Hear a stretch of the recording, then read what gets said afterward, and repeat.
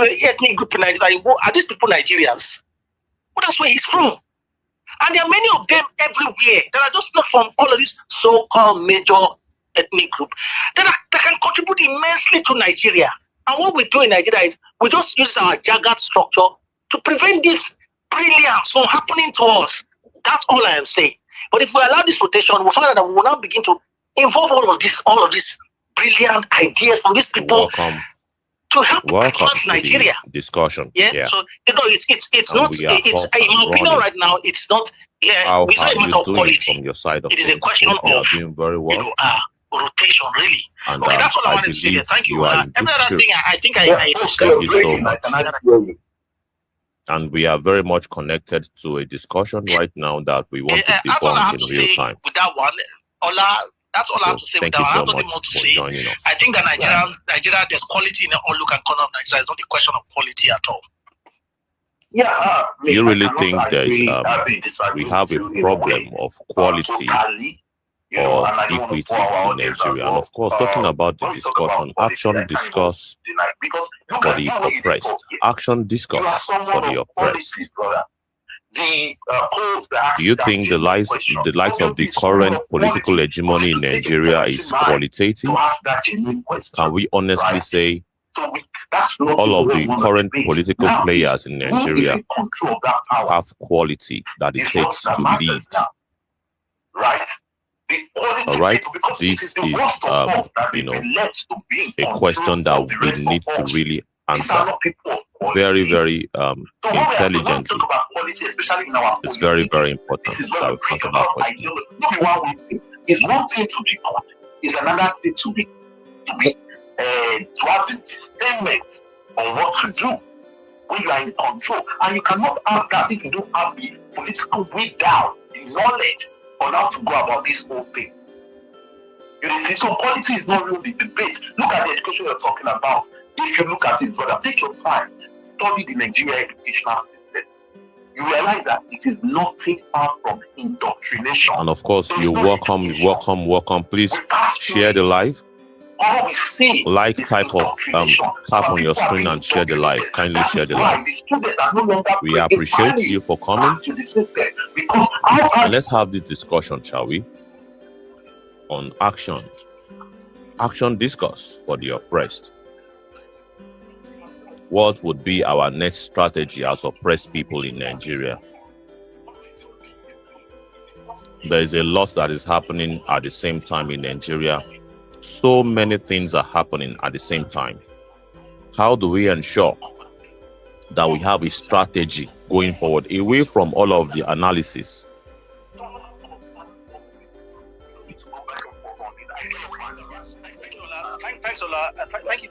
Away from all of the analysis, what is our action plan or pathway moving forward as a people? Direct or indirect legalization of regional rotation. Let's have your thoughts, please. Thank you. Okay, thank you so very much. I think we have to leave the space currently now so that we can focus on this live. I think it's very, very important we focus on the live video. And of course, we are very, very much interested in hearing what our people have to say, what the people have to say on the action discourse for the oppressed. What if? There are so many what ifs that we have to consider moving forward as a people. All right. In terms of awakening collective critical consciousness. Awakening critical consciousness is very, very important. We take a look at all of these steps one by one. And of course, we are going to also be looking at many contents that really point to these facts. Contents that reflects what we have been, what we say essentially. It is important we have that knowledge, and of course, let's share the space, the live stream. Let's like it, and of course, if you have not followed us on YouTube and our various platforms on Facebook, Civic Space NG, on X, please do that. Follow, and if you like contents like this, All right. If you love content like this, do well to follow us, and we'll be more than willing to follow you back. All right. So what is our action plan moving forward as a people?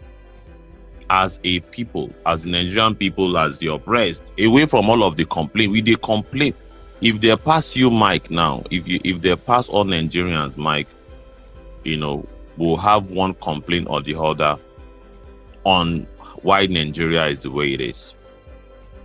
But what is our strategy moving forward? That is the question that I will ask you, my dear audience. What do we want to do? What is the solution? What is the pathway? And part of the pathway is what? Awakening critical consciousness. That's one of the pathway. What if the oppressed systematically educate themselves and each other about the true nature of their bondage, exposing how political power serves economic exploitation, how political power serves economic exploitation. Many of our people are still yet to figure it out that our problem is political. You still feel, say, everything in Nigeria is happening by chance. It is not happening by chance. Everything is indeed political. Everything is political. Nothing is happening by chance here. It is entirely, completely political.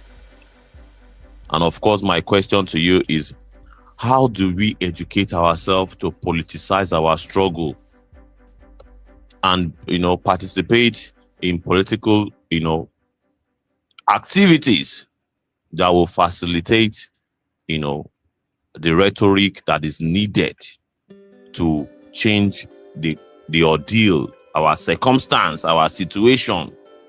How do we change our circumstance if we do not want to participate in all of the process involved? There are processes involved in participation in terms of making sure that you solve a problem. You participate. You don't look from afar. You do not look the problem from afar. You participate, and bring about a solution to the problem. That is what we will do. How division, ethnic, tribal, religious, class are engineered to keep people weak, and how internalized oppression make people accept inferiority. It is very, very important because we accept the barest minimum in Nigeria a lot. We are satisfied with mediocrity. We are satisfied with mediocrity.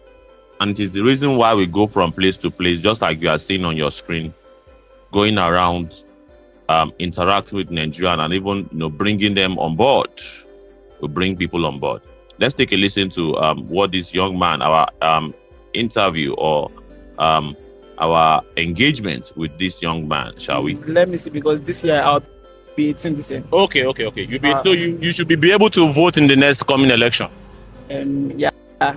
Do you know what is called election or around voting or choosing the next leader for Nigeria?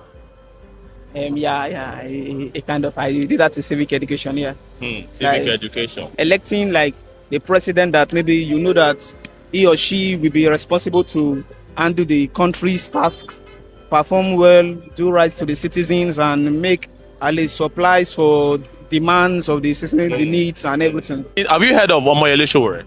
No. Sowore is a presidential candidate that also wants to actually lead this country. He's revolutionary, radical, that can bring about. He wants to bring about the kind of change that Nigerian is like. For instance, now free education. How do you think is cool enough that throughout your university education it is free of charge? How cool is that? That would be. Because as it is now, it's not free. Yeah. But what do you think about the government that is saying that free education for all youth and even study allowances? For instance, instead of giving you student loan, you are being offered grants like stipends every month, like 100K every month. What do you think about? But At least I'll say that, if you have a candidate like that, would you vote for such candidate? yeah, that most times that some candidate or some people that maybe wants to go into the governance, that might be doing some promises which when they take over the position, they might not accomplish that promise. So, but if that is the promise, yeah. And let's face it, all of us, we are voting just because of what we stand to benefit. And as a student, that is what you stand to benefit. Would you rather vote for such person? Yeah. All right, yeah. So African Action Congress is the party. This is a way of introducing the party to new minds, young people like yourself. That is why I'm introducing the party to you. AAC party, you have a smartphone? Yeah, I have a smartphone. Okay, you consider going into aacparty.com. aacparty.com. What do I call it? aacparty.com. aacparty.com and make a decision. You see that it's a very, very digital, youth-oriented political platform. And we need young minds like you whose destiny is going to be shaped. Because you can see all of these babas that are doing politicians all up and down. The country is not getting any better. So we as youths, we must begin to think towards a different direction, towards the kind of candidacy or presidency that will support what we aspire of: qualitative, free education across board, and even stipends and study allowance. Isn't that cool? Yeah.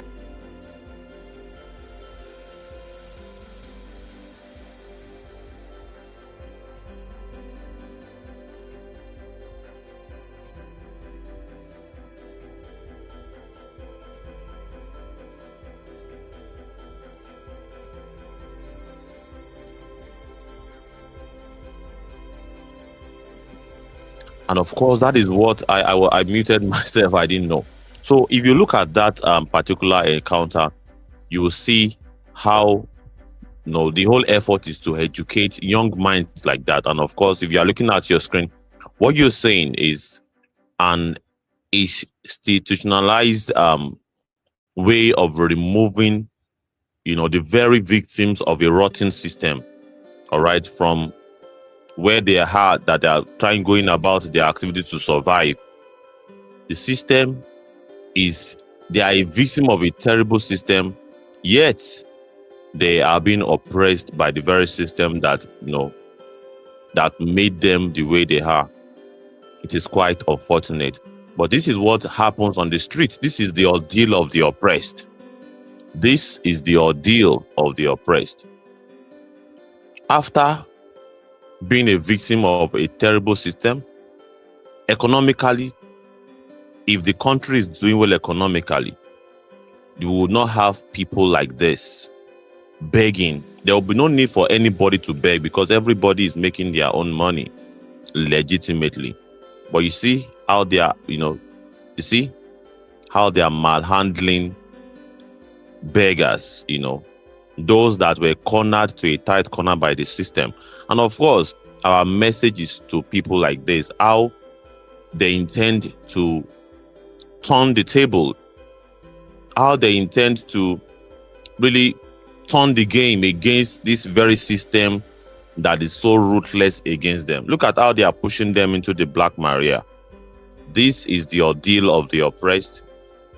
And of course, the oppressed have to do something. Action. What is the necessary action that they want to take? And we are talking about the what ifs. What if the oppressed are educated? What if the oppressed, not even the 4 walls of education, of going into a classroom, getting them to be aware that there's a system that has made them, that is actually responsible for where they are right now. And the need to bring about some level of leadership that would solve their problem, that will bring about policies that will solve the problem. Ladies and gentlemen, thank you for coming. We are happy to see you here. We are happy to hear from you. Thank you so much.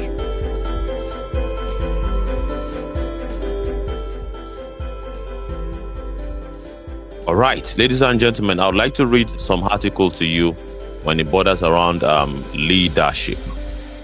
Leadership in countries does not emerge by accident. But what emerges is determined by governing values and collective national ambition, or the absence of one. The election simply puts a stamp of seemingly legitimate or outcome of elite bargains. Let me break that down.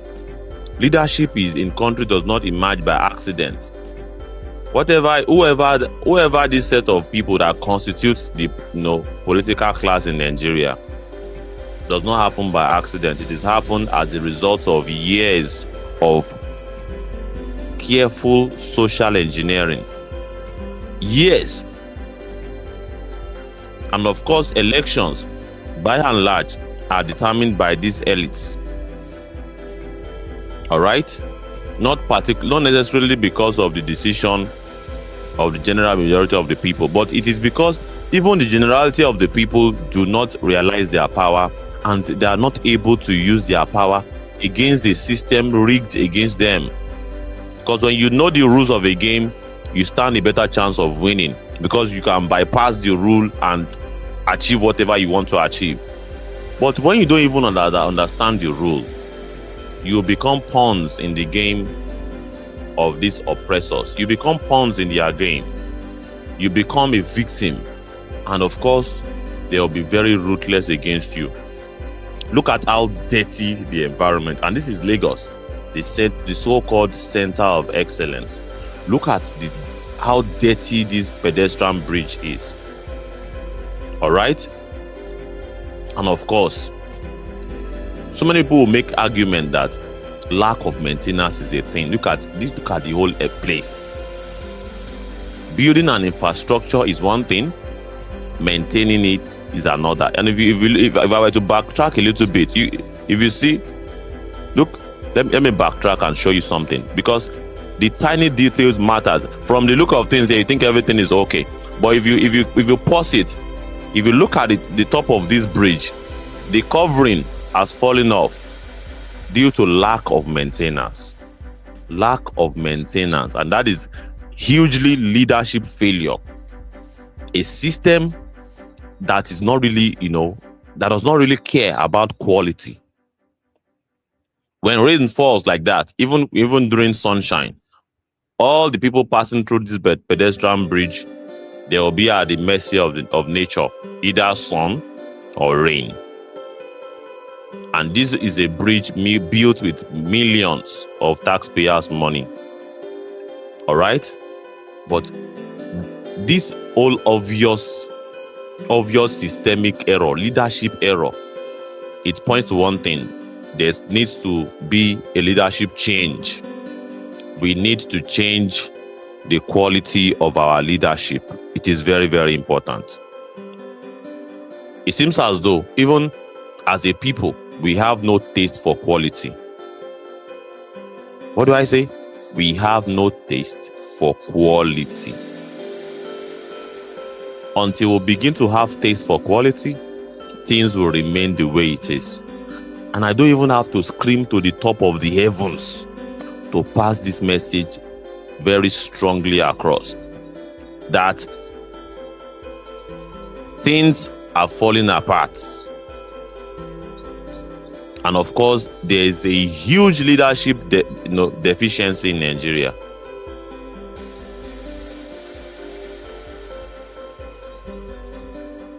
There is a huge what?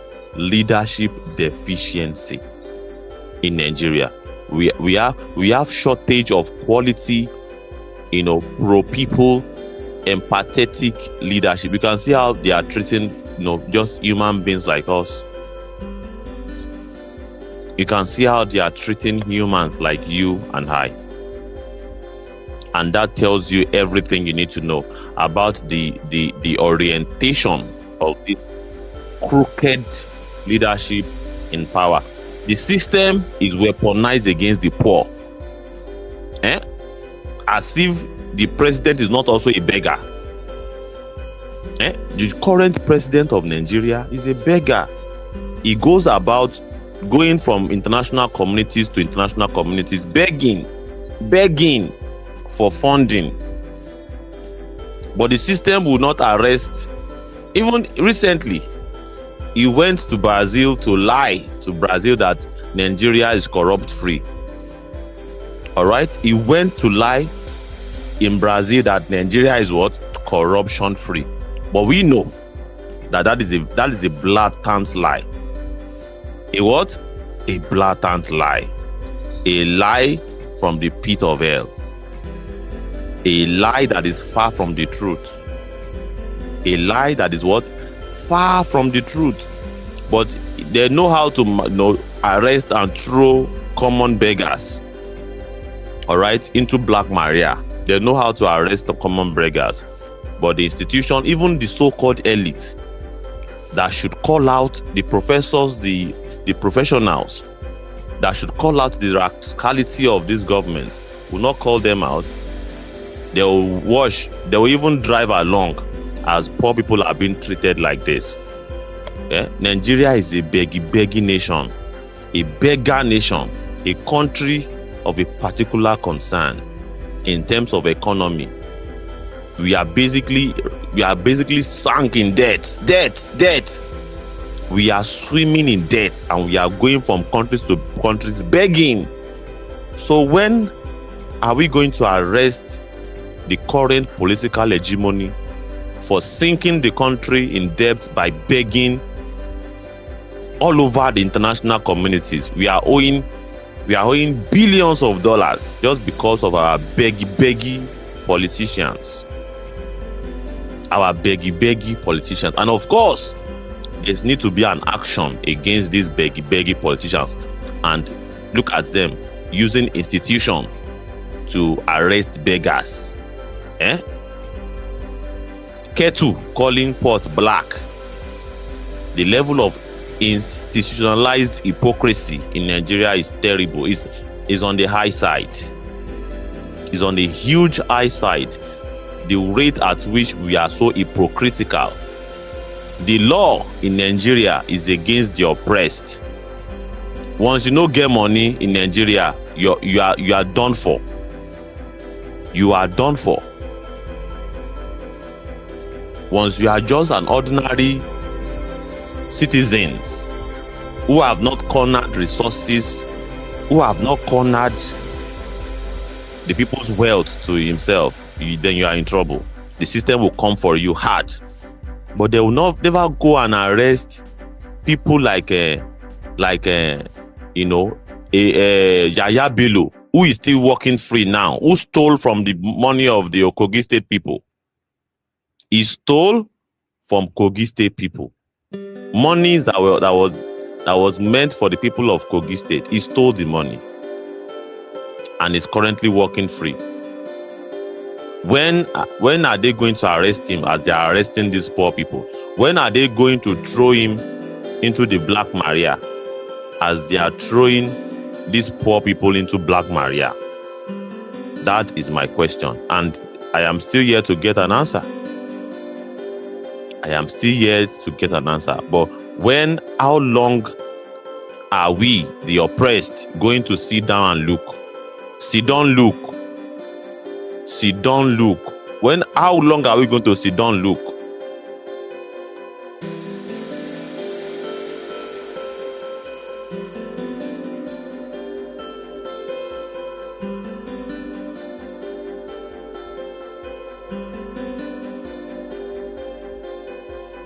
And people know this. I hunger they catch me. And they drink Gary and Nepa. Gary and Nepa. It's very important that we highlight our situation without any pretense. When are we going to fight against a system that is ruthless against us as a people? The system is ruthless against the commoners. And the commoners that they are arresting, they are equally, they are guilty of the same offense.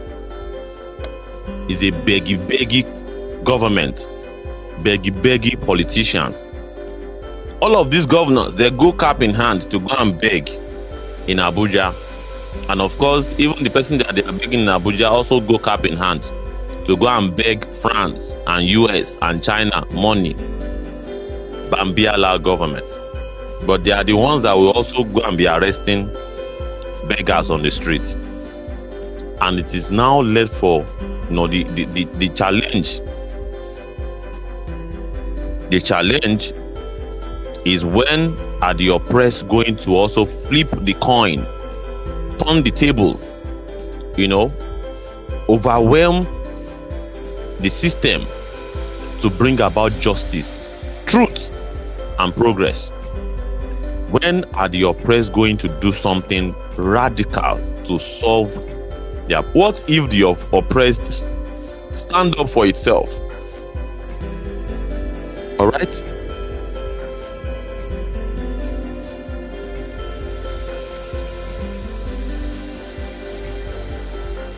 Okay. I can get I got the message. Let me try to, yeah. I think I have sent the X link to the best of my knowledge. Let me just go copy it. Yeah. Just 1 minute, my listeners. I have to just respond to messages.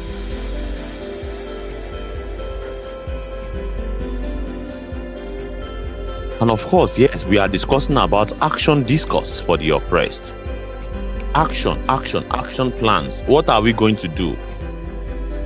Having been, a victim of a rigged system, what are we going to do about it? And one of it is educating ourselves. And it does not have to do with the education in the four walls of a classroom.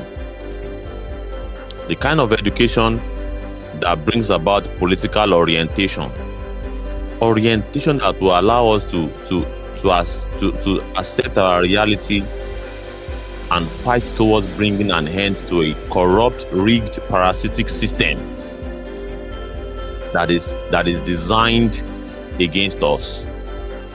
A rigged system that is designed against us. A system that, after making us a victim, will now weaponize and, deal with us ruthlessly. You can see how they are arresting beggars. And it is the very system that made these people beggars. Look at the environment. Look at the pedestrian bridge in the center of excellence. And you can see some of the roofs are already, look at the roof. Because of terrible leadership, no maintenance culture, and of course the very people that they accuse are a product of a very terrible system that they have created over time. All right, and we need to sensitize our people, including you, dear listeners. We have to sensitize and, of course, create awareness. And it is the reason why we do what we do, to create awareness. Let's even know where our problem is. Let's know where the problem is coming from first. Let us recognize these politicians for who they are first and foremost. Make we know who we are dealing with. Let us know who we are dealing with first. That we are dealing with a very, very ruthless political class. Our people still believe that the current political hegemony is playing with them. I will show you videos of the ordeal of the people of Makoko. Makoko has been demolished completely right now. Complete demolition. Complete what? Demolition. The system refused to provide public housing. And public housing is not even rocket science. You can go as not too far as the time of Jakonde, when Governor Jakonde that built housing estates in Maitu, and of course in Festac. All right, Festac for the poor, housing estate for the poor. But the successive parasitic capitalistic governors that have taken up the mantle after Dababa's governorship have refused to provide housing, but when people now provide the housing for themselves, they are now saying that they want to demolish everything. They are demolishing houses on an industrial scale now in Makoko. On an industrial scale. On an industrial scale. The level of demolition is unfathomable. The poor people have decided to build house for themselves. Poor people have decided to build house for themselves, but you decide to now begin to demolish whatever it is that they have built on their own. And yet, many of our people are still in the mood of begging the very system that has brought this sort of ruthlessness against them. It is time to rise. And that is our recommendation. That is one of our recommendations. Do not cower. Do not koto. Do not be afraid. Do not be afraid of a system that is designed to take you out. A ruthless system designed to take you out. And of course, what do you have to lose if you decide as an oppressed person, if you decide to take on a system head on that is designed to be ruthless against you? Are you going to do it, or you are going to really remain subservient, remain docile? Are you willing to remain docile, or you are willing to fight for liberation? That is the question that we are asking, dear listeners, and it is the whole idea of action discourse for the oppressed. If you need the link to join us in the studio, kindly indicate. We are seeing comments already. Big shout out to you, sir. Big shout out to you. Thank you so much. Thank you so much. Good morning, Civic Space. Great job. Thank you so much. Thank you. I really appreciate it. So, and of course, the comment section is very, very open, and we can see comments from X also, from Omologo reposting the live stream. All right, Omologo, thank you so much for reposting the live stream. It's important that we get this to as many people as possible, and of course, interact with us. Send us a message that you want to join us. This is a platform of the people. It's a platform of the people. It is not an agenda platform that want to gag you. No, you are free to come and say your mind, and let's have a discourse. Even if, let's say, you are against what we do, you are against whatever we are saying, come, let's have that discussion. Let us have the discussion. It is very, very important. It is important we have the discussion to move forward as a people, as oppressed people. Let us make progress. Let us what? Let us make progress. Very, very important. Let us make progress as a people. Otherwise, we just keep complaining without solution. And of course, we are very, very much a solution-driven platform here. We don't just want to come and complain. We want solutions. We want solutions, not complaints. And one of the solutions is recognizing our problem first. Know that we are in trouble. Let us know that we are in trouble first. Look at Malami. Abubakar Malami, just given a bail of 500 million, having been caught red-handed with properties over 200 billion naira. All right? Having been caught red-handed.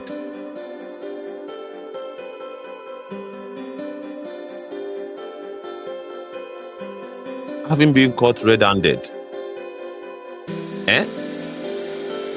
Now, the question now is, what will be our action plan as oppressed? Having known this, having been exposed to this reality, what is our line of action? Majority of our people will just sit and, accept their fate and just, whatever my ordeal, it is well with my soul. Is that your own resolution too? As we enter into this is a new year, are you still going to say whatever my lot, whatever my ordeal, it is well with my soul? Is that your next line of action as a person, as an individual? How can you say it is well with your soul when you have a Tinubu that is, basically taking loans that will take Nigeria back to the Stone Age? Loans that will take Nigeria back to the Stone Age, and putting policies in place. Policies like this. Look at the environment, a very terrible environment, very terrible center of excellence. Arresting beggars as if they themselves are not beggars in the international community. Go and ask Donald Trump whether or not Nigeria is not a beggar in the global community. But in this very same system, look at how they are treating people. The very victim of their anyhowness, of their incompetence. I was reading an article before, and of course I believe I have sent link to those that I should send it to so I can concentrate now, because my mind is so quite divided. I needed to just cross the T's and dot the I's. But now I think I have done all the necessary homework just to focus and discuss. Talking about leadership, all right, I was reading an article to us. Instead of focusing on merits and capacity, we in Nigeria focus on street popularity. Are you not guilty of this, dear listeners? Are you not guilty of one of those that are some of the people that are pushing for popularity contest? Popularity contest. Is that the way to go right now as a people? The most popular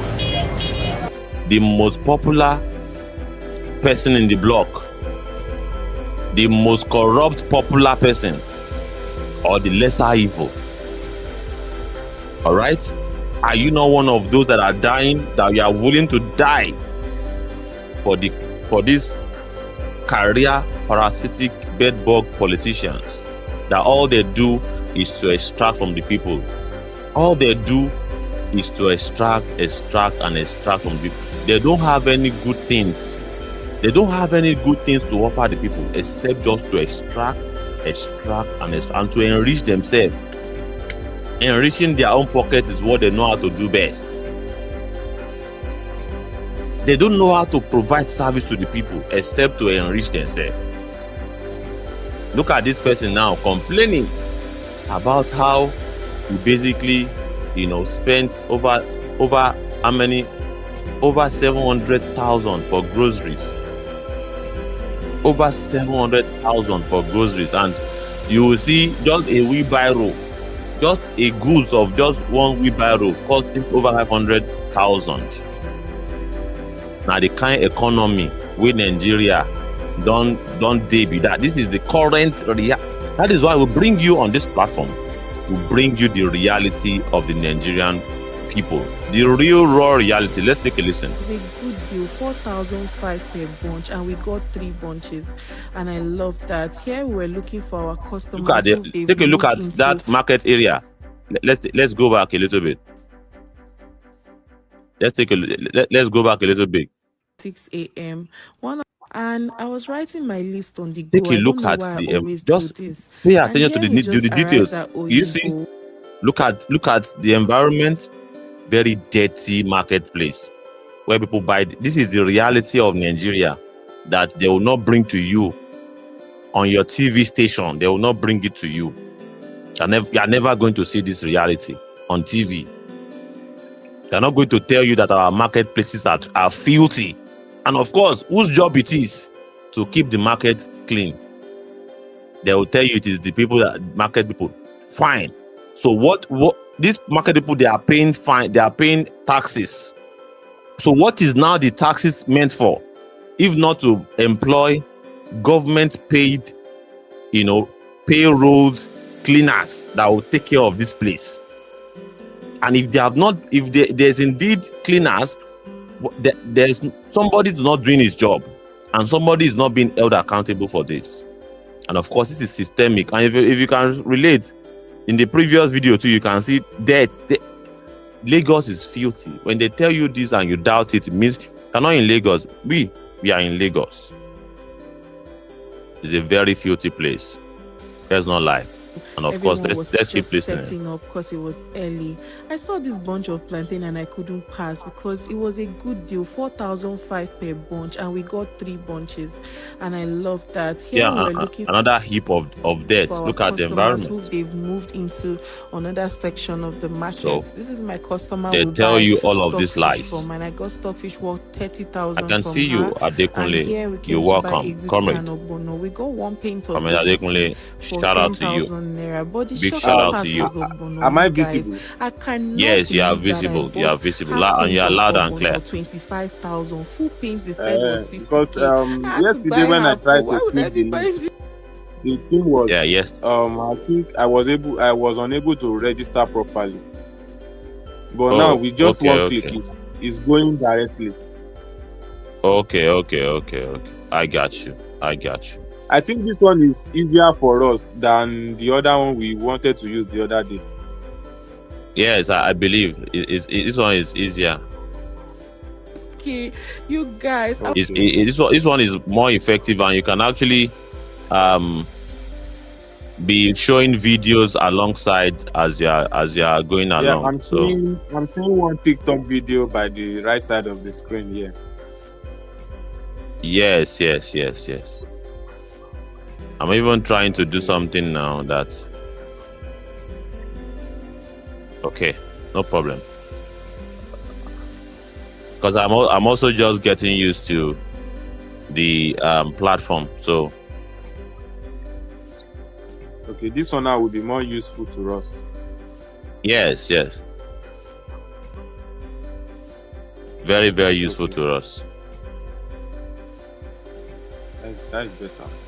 Anybody Okay. can host, then people will join. Yeah, everybody can come and join and have to speak, and as you are speaking, people are seeing your face, they are hearing your voice, and we are streaming across multiple platforms at the same time. We are streaming on 4 multiple platforms as we speak right now. 4. We are speaking. We are streaming on 2 Facebook platform, then YouTube, and of all X. People on X are seeing us like this now, like this. So we are streaming on X. So, yeah. So X people are seeing us I right can see now. your logo from here. Yeah, our logo has you'll see comments of people also. Let me bring some other comments up. So yeah, this is another comment. So you are live on So, X right now. Is live. We are live on all platforms. Yeah. Under the Movement Radio platform, we are live on X, and of course, Civic Space on Facebook. We are also live on YouTube with the Movement Radio. So we are streaming across board. So, but what will be your comments as far as the topic is concerned? Action discourse for the oppressed. What if, for instance, I'm giving my own what if. What if the oppressed are more educated? What if the oppressed are more educated? They know the reality.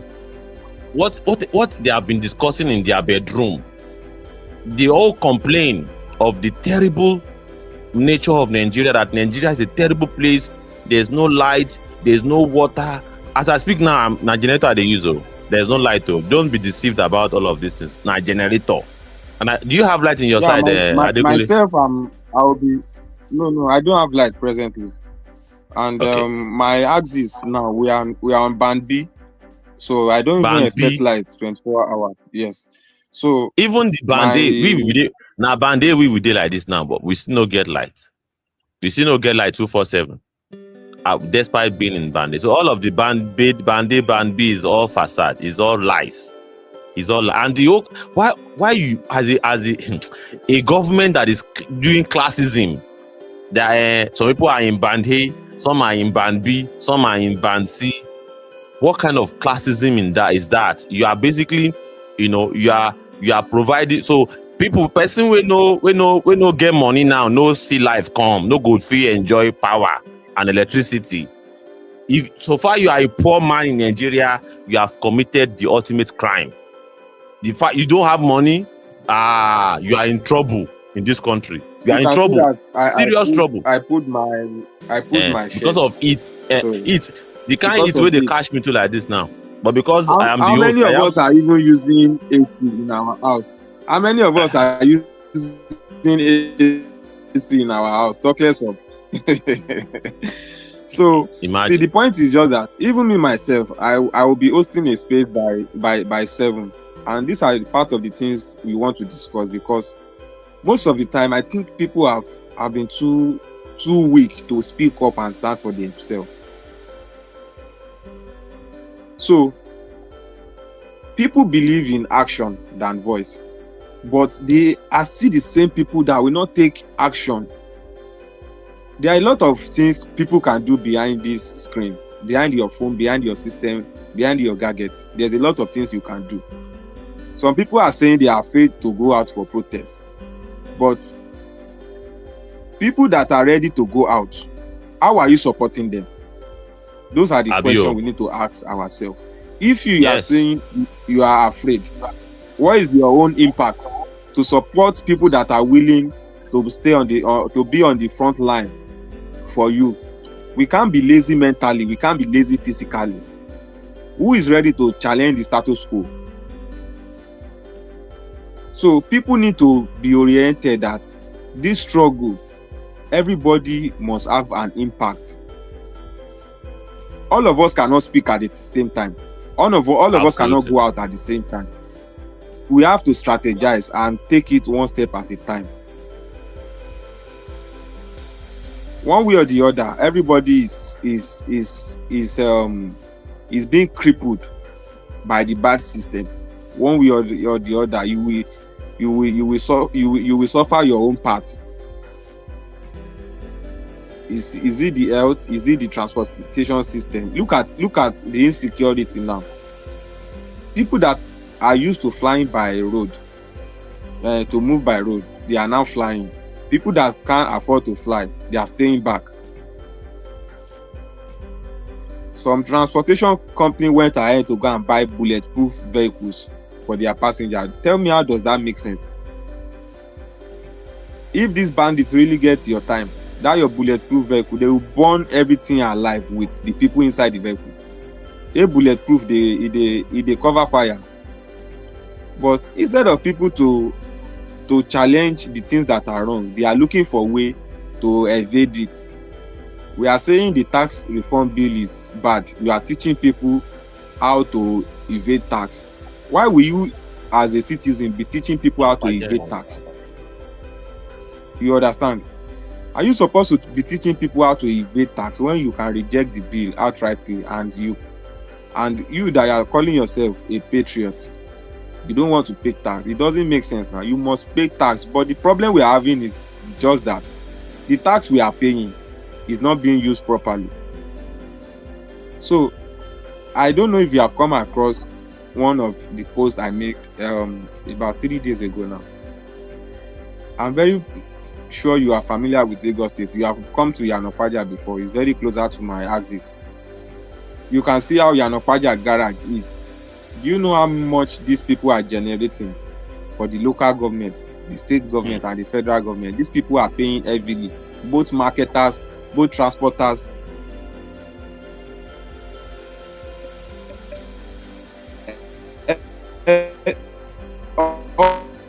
All the traders in that market, they are paying heavily. The working park, the air in the atmosphere is very is contaminated. That's the truth, because lot of your network, comrade Adekunle. This network, you pay me. But well, it is what it is, you know. That is the reality that we have to deal with. You know, the network is crazy, you know. Especially if you are subscribing for the lower plans.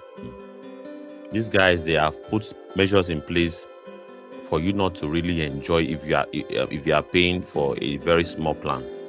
You only have stable network if you are paying for a big plan. I Am have I back? experimented this. This is not strange. I've experimented this. Okay, Commander Adekunle, are you back? Okay, we can see you now. Yeah. Are you there? Okay. Yeah, I'm here. Yeah, the So, network was This fluctuating. Yeah. this is part of the problem we are facing. Other countries are stable on 5G. We are still struggling with our home. The NCC, they are the body that is responsible for stabilizing the communication channel.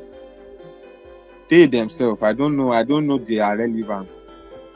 People are paying heavily for data subscription, for airtime and things like that. At the end of the day, they are still getting low quality service. So my own is just that Nigerians can't keep quiet and allow all these things to continue like this. One person has to stand. Others have to join.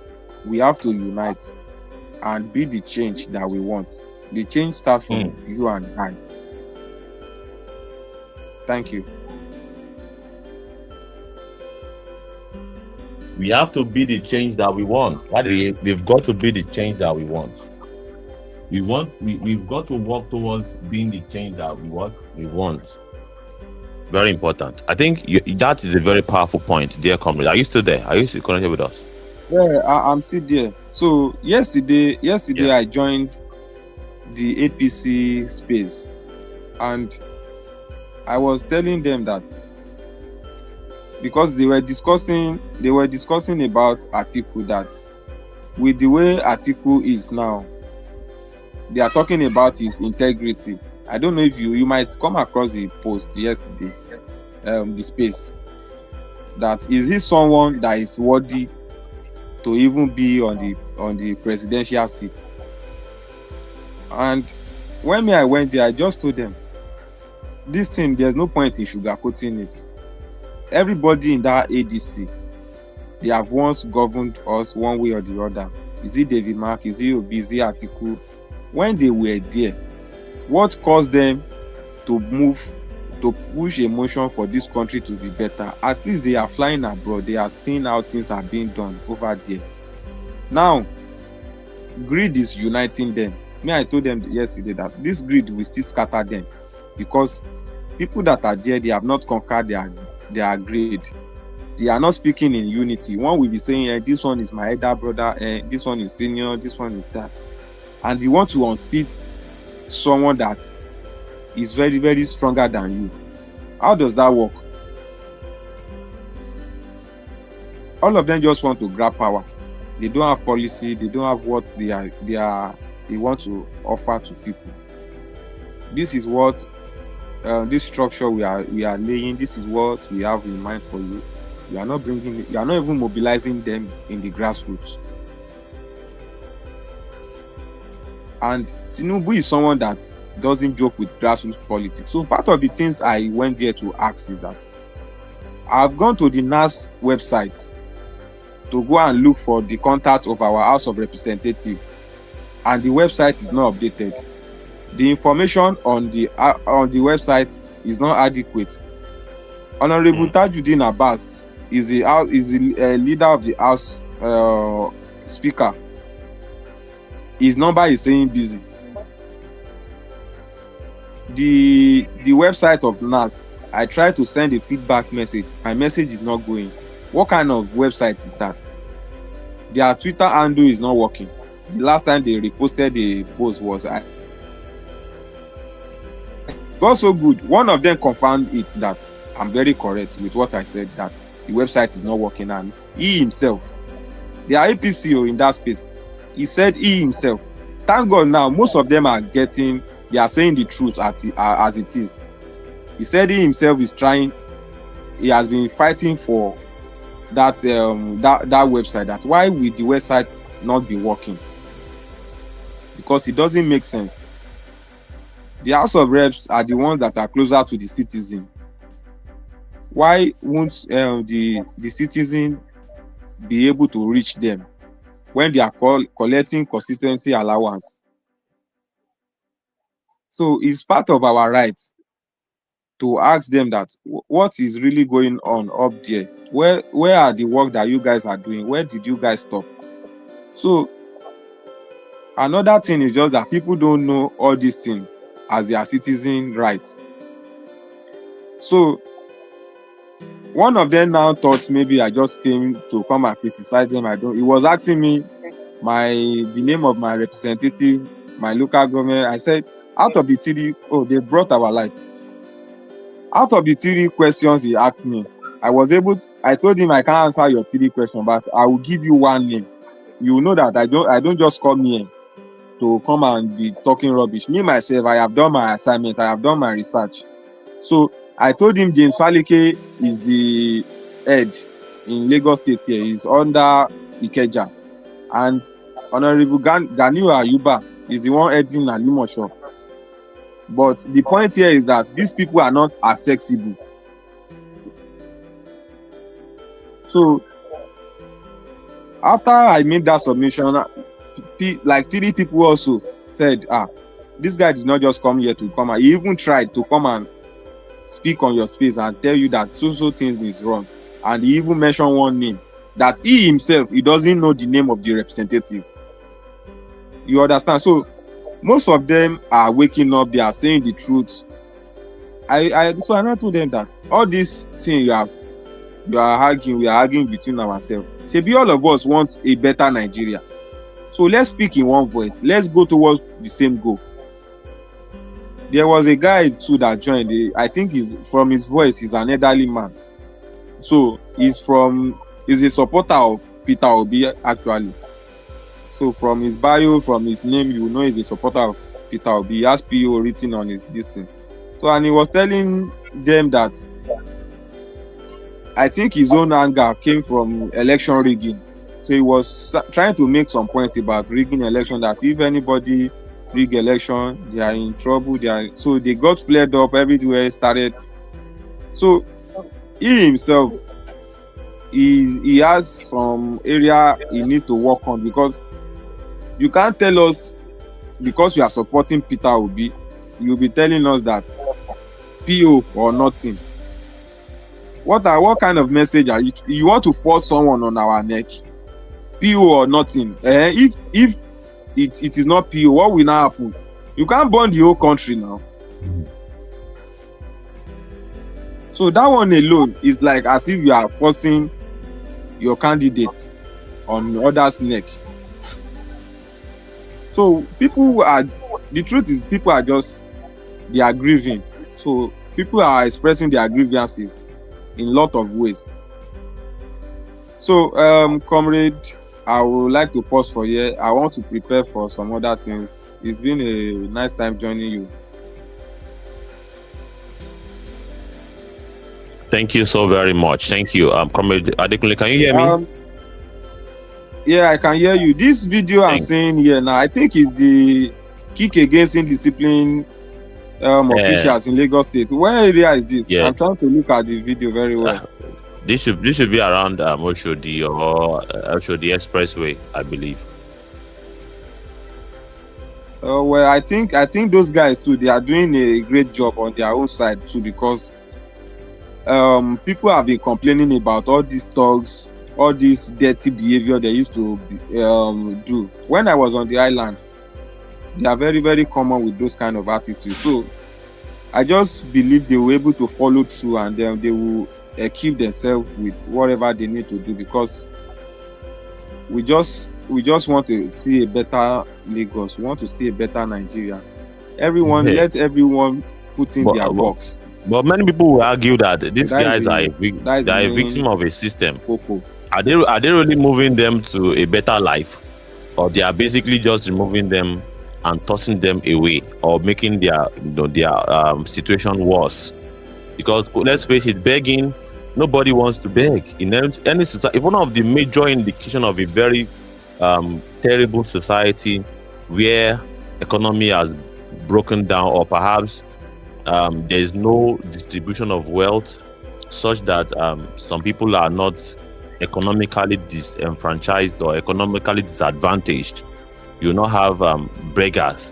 But when you have beggars in society, is an indication of a bigger problem, an economic problem. Look at this one now. Is a disabled person.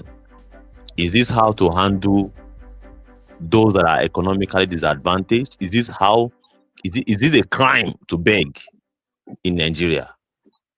And of course, you now begin to see if they can treat them like this on camera, you can imagine how they will treat them off camera.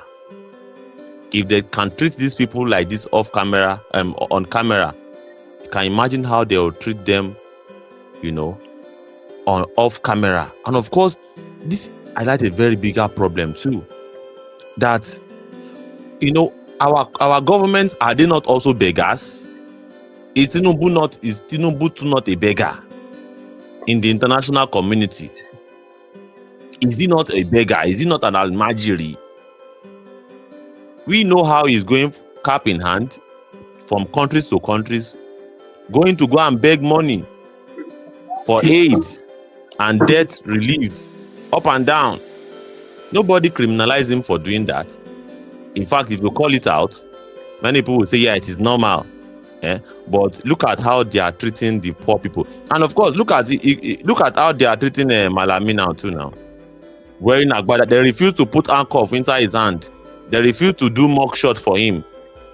All right, but if na poor man and he steal money, we know how the system is going to go all out. We know how the system is going to go all out against poor people. But it seems as though being poor is a crime in Nigeria, and we have gotten the memo, obviously, that it is a crime to be poor. And of course, look at how undignifying they are treating poor people. And of course, it also brings to the fore that what are we going to do to actually, as an oppressed, how can we turn it around against these people that are weaponizing and of course treating the very victim of an institutionalized segregation? Because let's face it, there are many countries in the world where poor people are not living this kind of life. There are poor people all over the world, but you never see some poor people all over the world begging money because they have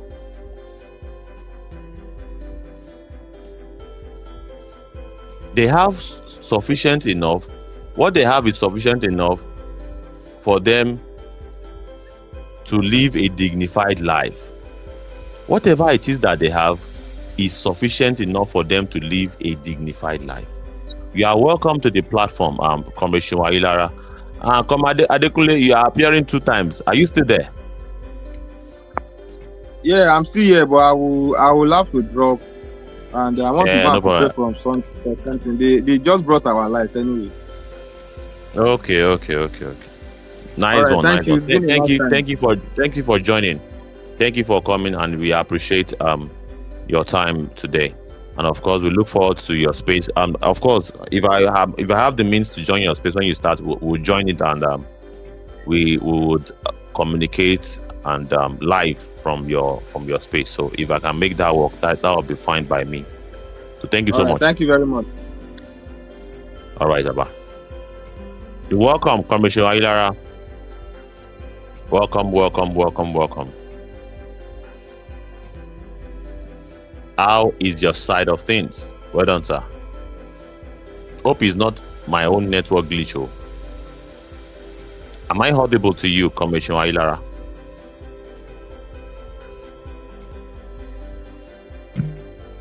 Yes, comrade. Good evening from here. Outside the day. Nice one. Evening. Yeah. It's allowed outside. I did outside. Yeah.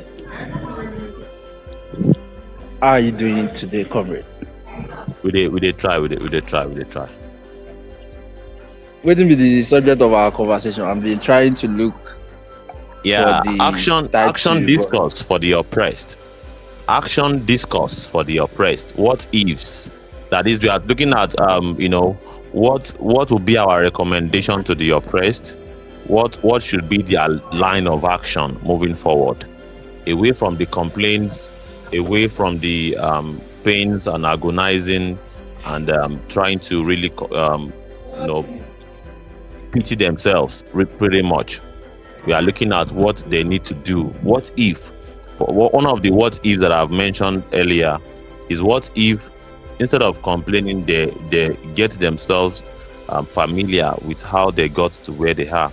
How did we get here? Familiarization of educating themselves that, okay, how did we get here? Who are those responsible for our problem? What if they educate themselves well enough to have the orientation to move forward and to chart a course, all right, and also become members of political organization that is carrying their interest, and of course, as a conglomerate of Nigerians or people that share their pains, share their struggle, basically. So politicizing their struggle is one of the what ifs that needs to be done. Looking and yearning for quality leadership that can actually bring an end to this whole suffering.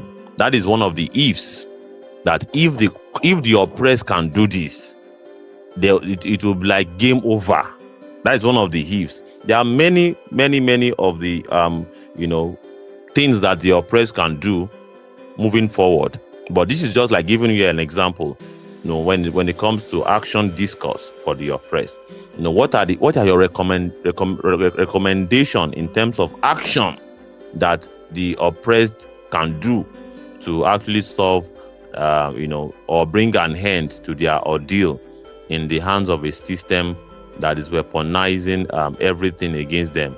Weaponization of poverty, weaponization of hunger, and even political weaponization against them. They have captured everywhere.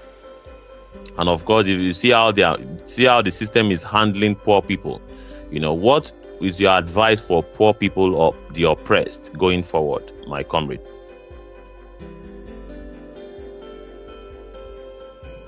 Thank you, comrade, for that summary, and I think that did justice to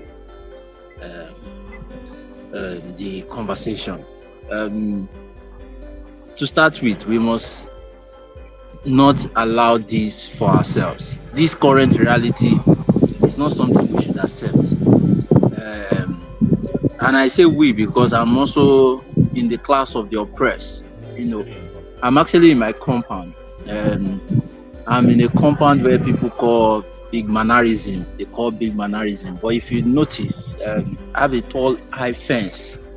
And this, in a way, this is my compound anyway. So you could see how tall my gate is, right? But this is not ever acceptable by me.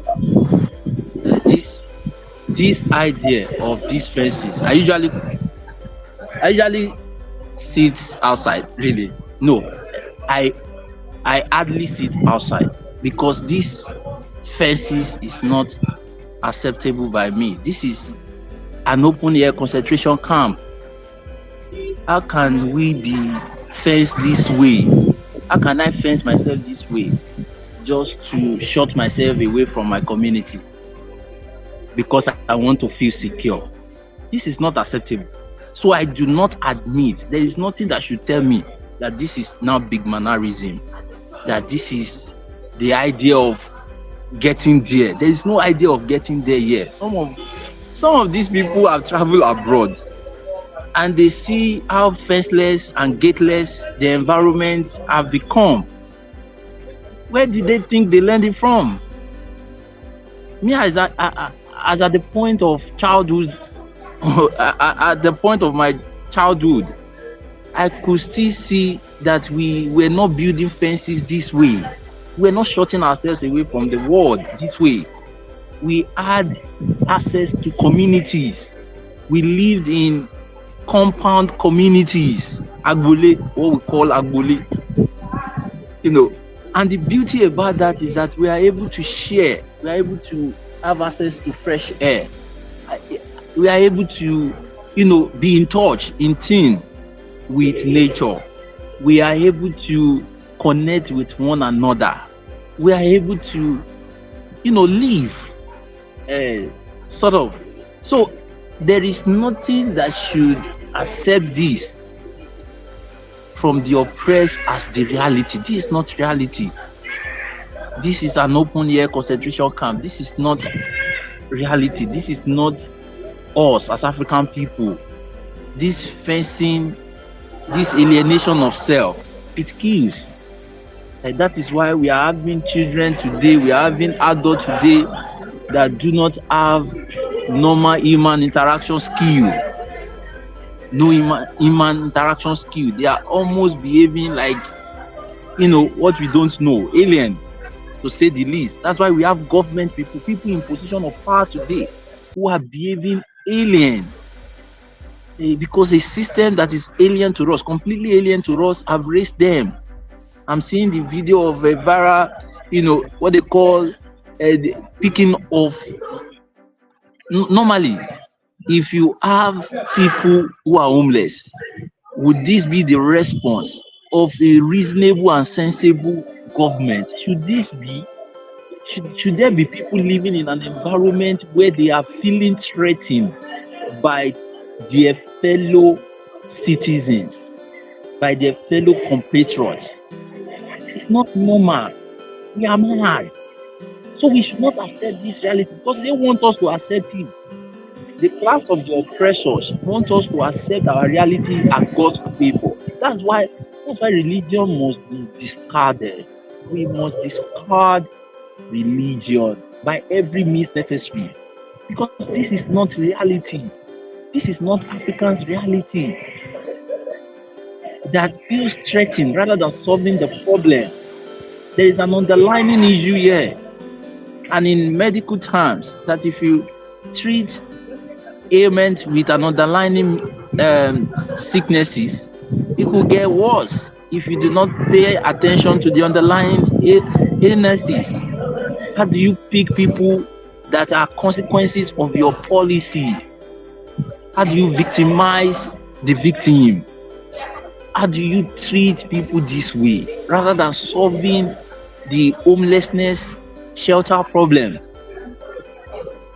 rather than solving the lack of food problem? Because if we solve the physiological needs of human, we will not need this. I will not need this gate. We had gate. I'm not saying that we do not have gate, because some persons, they think, of course, because you're out of skin. We had gate, but it was never designed for human. We had gate for animals, to keep pets within the confinement of the environment in which you want them to be. Go and check it. Go and ask your parents, your grandparents, and those you can ask. It was for pets. It was not to prevent human from entering. We had open policy, what they call in business, open office policy. Some of us are just learning idiotic stuff now that we think is new. What is inherent with us as African people? We're not secretive. And so we must not accept this to start with. The oppressed must not accept this as the norm. I know that some of the idiots too, some of our people that follow these idiot politicians are behaving like the idiots themselves, and they will say, "Yeah, pick them up. How can they be on the street? Are you fucking serious? How can people be on the street? People who barely earns $1 per day or spend $1. People who barely spend $1 per day. How can they not be on the streets? And in a city where 2 years of rent will be demanded." To start with, and government has failed to regulate the rent system, and they cannot regulate it because at the end of the day, even the landlords too are victims, because we would also have to purchase other products or produce. And the same way, inflation, that is the systemic negativity about some of the policies, economical policies that is being funded and sponsored by the so-called ruling class.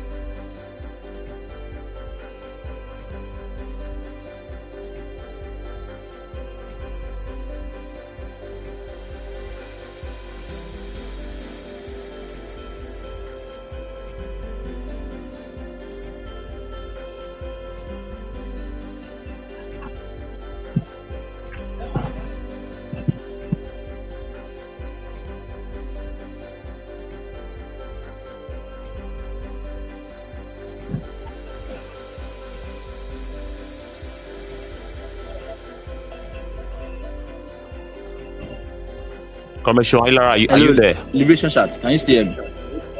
Yeah, can you hear me too? Can you hear me? Can you hear me too, Yeah, I am Commissioner here. Ilara? Can you hear me? Am I coming out clear? I can hear you now. Okay, please. We Yes, lost you for yes, like now, yeah. 5 seconds. We lost you for like 5 seconds. Yeah. All right. I noticed. So yeah. So the oppressed should not accept this as the new reality. This is not just like we have accepted rubbish before. We have accepted in answering to power, electricity. We've accepted I better pass my neighbor as a solution. The oppressed had made a mistake, because by the time we accept some of these individualistic solutions, we alienate ourselves. It was what Karl Marx called the alienation of self from self, because we are alienating ourselves and we are losing out really in solving problems, because humans are meant to solve problems. Not just humans, even plants solve problems. Without the plants, we would probably not get oxygen, and without oxygen, we cease to exist as humans, right? So we ought to be solving problems. We ought not to be hiding away or blaming the victim for the human problem caused by human. Scarcity today in this country, it is not legal. It is not rightful. Scarcity is human error. Scarcity is not God made. It's not universe made. Whatever is telling us, deceiving us, that we should accept this new reality, that the poor we will only have in our midst, that thing is a shake up in the mentally. The landscape and the land size of this country is enough, capable enough. Lagos alone is capable enough to house. How many are we? How many are we in this country? Barely about 250 million, thereabout. Lagos alone can house 250 million Nigerians. By the time we are serious, how many tall high building do we have in Lagos? But let's even now say that Lagos should not even be a living city, majorly for residential. Let's say it's even a business hub. What is the distance between Lagos and Ogun State? What is the distance between Lagos and Ibadan?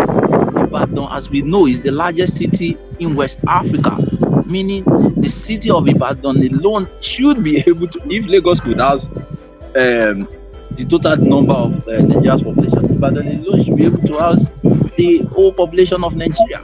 But we don't even need a singular city to house us, because that's not how functional system builds. You don't want to build based on your head growing in a different manner from your total body system.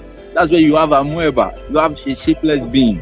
So you want every part of your system to continue the growth in a order that complement each other, right? So if that is the case, then we look at what are the transport systems that we have that we can set up. The distance between Lagos to Calabar by sea, by trail, should not by train system, fast train system should not be more than maximum 3 hours, 4 hours. I'm not talking of this epileptic train system that they are creating, that they are renovating fainted and expired train machines and using the same old tracks, old tracks that cannot, move at the speed of light. I'm not talking about this idiotic stuff that takes Ibadan to Lagos in 3 hours. No. Of course, it's because we are used to scarcity that much, we will celebrate that because that's how deprived we have become. Yes, now that's how deprived we have become. It's like You know, they see food shop, person can't give you chicken. That's why Nigerians, they rejoice for Christmas Day. They don't know that it's psychological. Because now only Christmas Day we dey eat chicken. So at the moment, the likes of let me not attribute it to, because they killed the chicken business of Nigeria. We were eating chickens, we were eating chicken before, but because we had access to land and we were planting. But what the point before I take it to another level is that we must not accept it. This is not acceptable. Humans should not accept this for themselves, and they should not even look at others and accept this for them. Yeah, because if you do unto others as you would want them do unto you, it was the saying of a progenitor of one of the Abrahamic religious stuff, right? The psychology behind that is that my people will say, because meaning the person that wants to give us clothes will check his own to look at his look to see whether he's actually well dressed. Because if he's not well dressed, he wouldn't have the luxury or the capacity to ensure that the other person is also well dressed. So, what is the psychology behind that? Psychology behind that is that when we accept the lack of dignity for others, we are also undignifying ourselves. When we accept dignity for others, we are dignifying ourselves. Remember, people will say, show me, that people are my clothes. And what is the figurative symbol of clothing?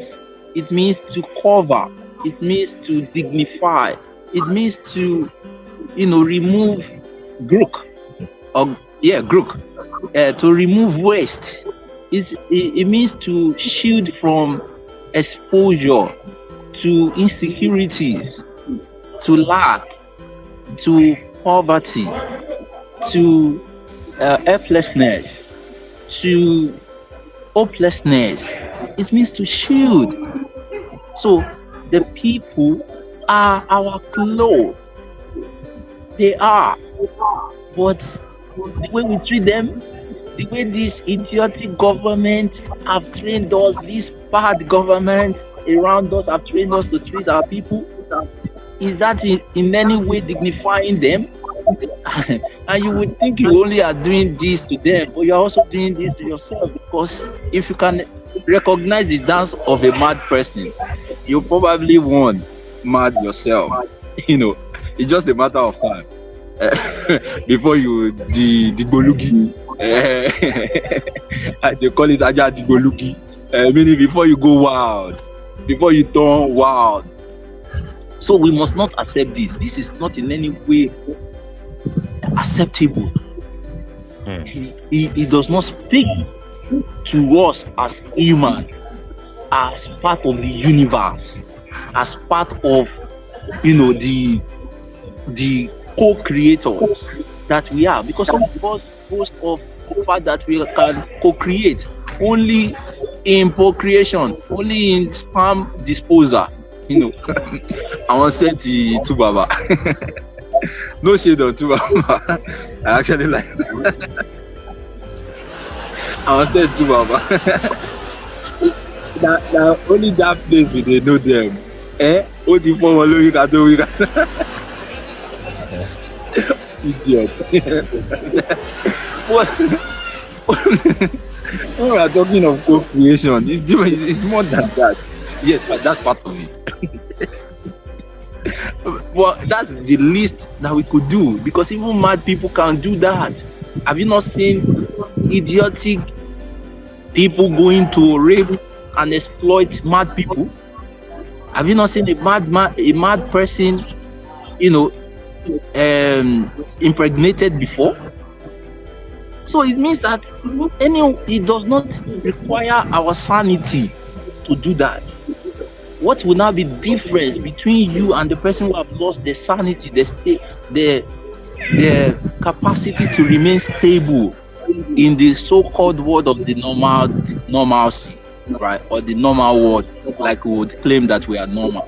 What is now the difference? If your only boast too is that you could procreate, you could, impregnate a girl, you could dispose your sperm. But not Polono now. No, you to think about it. That's what they want. They want to resort us to that point, to breeder. They call it breeder. For some persons who have, been in the pet industry before, or dog industry before, you must have had breeding, the word called breeding before, where you bring your own Caucasian dogs to come and meet with the German Shepherd, and then they give birth, and then you say you are breeding. It's the same thing they want to resort us to. In fact, we that the best that the oppressed are doing today is to only do the job of Paraseka. There is actually a guy named Paraseka, and he was a real life breeder during the slavery time. So, but we must reject this. We must reject this. We must reject this. I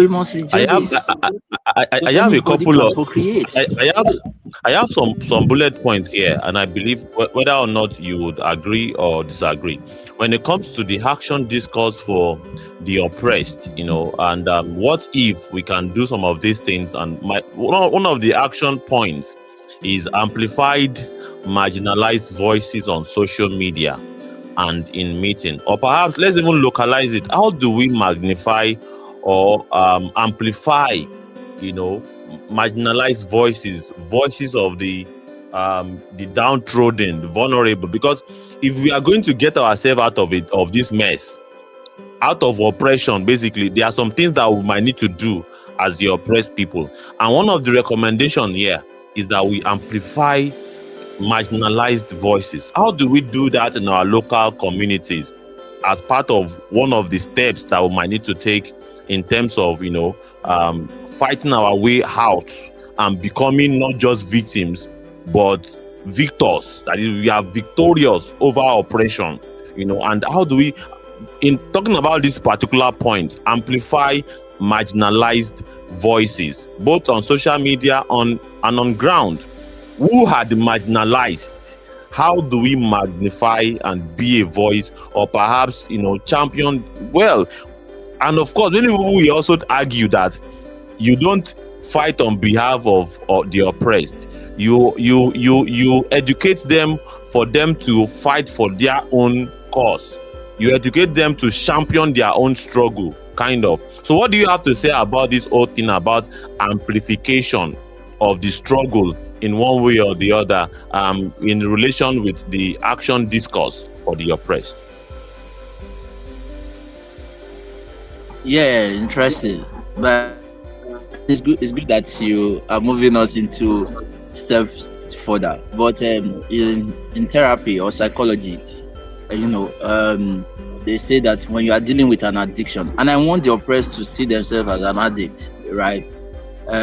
Because when we say Stockholm syndrome, that the oppressed are stuck with the voices of the oppressors, and we say that's Stockholm syndrome, meaning they are trapped to only be in gatherings of their oppressors. That is a syndrome that would be showcased by an addicted person, an addict. So, and then because that has always been the norm, so it's possible that we are already an addict to our oppressors, to the situation. That's so in all right. What do I call the word therapy? You said they say that you don't continue on the journey of listing ways to do things or things to do if the person has failed to admit. The admittance is the first step, and to admit, we must see the problem. Not just that the person who is counseling must see the problem.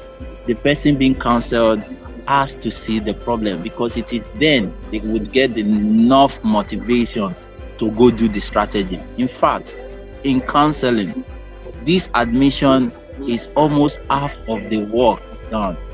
That once an addict can admit that there is problem, say wàhálà ti wà o, pé mo ti mọ̀ pé mo ti ní wàhálà o, is almost half of the job done, if not more than half itself. All right. So, and that's where I will major, because by the time we look at marginalized voices, the oppressed think they do not deserve to have their voice being heard. And what are the things that makes them feel that they do not deserve to have their voice heard? It's because they believe in this system. They believe that TVC, the oppressors media, TVC, AIT, ATA, channels, all of them, they believe that they speak for their interest. That is the undoing of the oppressed. That is us contributing to our oppression in one way or the other, ignorantly, I would admit, ignorantly. But to start from is to say that any media able to share this thought from the angle of my oppressor is not my friend, because this is not acceptable by any standard. That is why the idiotic environmentalist minister or commissioner they call them in Lagos can come and put it on Twitter openly that they are criminalizing people that are homeless, the victim of the system. That idiot, he's an idiot. And there are people underneath the comments saying, right on, nice job. You can see the madness. It means that they have not accepted that this is not acceptable. It means vast majority of our people still feel like government is doing this for their own interest, that they are clearing people on the street for their own interest. They don't even so they are addicted. They are suffering addiction. The Stockholm syndrome, that there is no alternative. If somebody is not feeling the need to say there is a problem, he's not feeling the problem, he's not going to look for alternative. He's not going to create alternative voices. The reason why we are here, why you are inspired to do what you are doing now, is because you have admitted that there is a problem. And I know that your first option wasn't to create a space like this, Liberation Chat. Your first option is probably to look at the existing media firms and say, how do we improve our media from there? But it is when you now realize that these media firms are not designed to share our thoughts. That's when you realize that, let's create our own. You see, you started giving attention to our own voices, the oppressed voices. Why am I here? The reason why I will not spend my time listening to one idiotic news on the mainstream media is because I know they don't share my voices. I know they don't share the interest of the oppressed. I would bother less about what they say. I will come here and pay attention to what you have to say because you hold my interest. I have accepted that this reality is not acceptable by me. So, because if you ask our people, without accepting that there is a problem, they will tell you, what can we do? We cannot do anything now. We do not have money. We do not have voice now. There's nothing we can do. Which I know that you have some of these excuses to share, but it's not limiting you because you have accepted. So the withdrawal syndrome. See, and the reason why the first stage must be taken seriously is because an addict face withdrawal syndrome. there is a reason an addict start the journey of isolating himself from his addiction, his element of addiction, and then after 2 weeks go back to it. It's not that he wants to go back to it, because there will be war. The element will fight war back. There will be war. There will be contradiction by this system. There will be a propaganda machines coming to the air to tell us why they have to jail people who are homeless. There will be propaganda machines to tell us that it's the people who are homeless that are causing criminality, and the biggest criminals are sitting in offices, sitting on top of our institutions, learning institutions, security institutions, transport institutions. They are sitting on our financial institutions.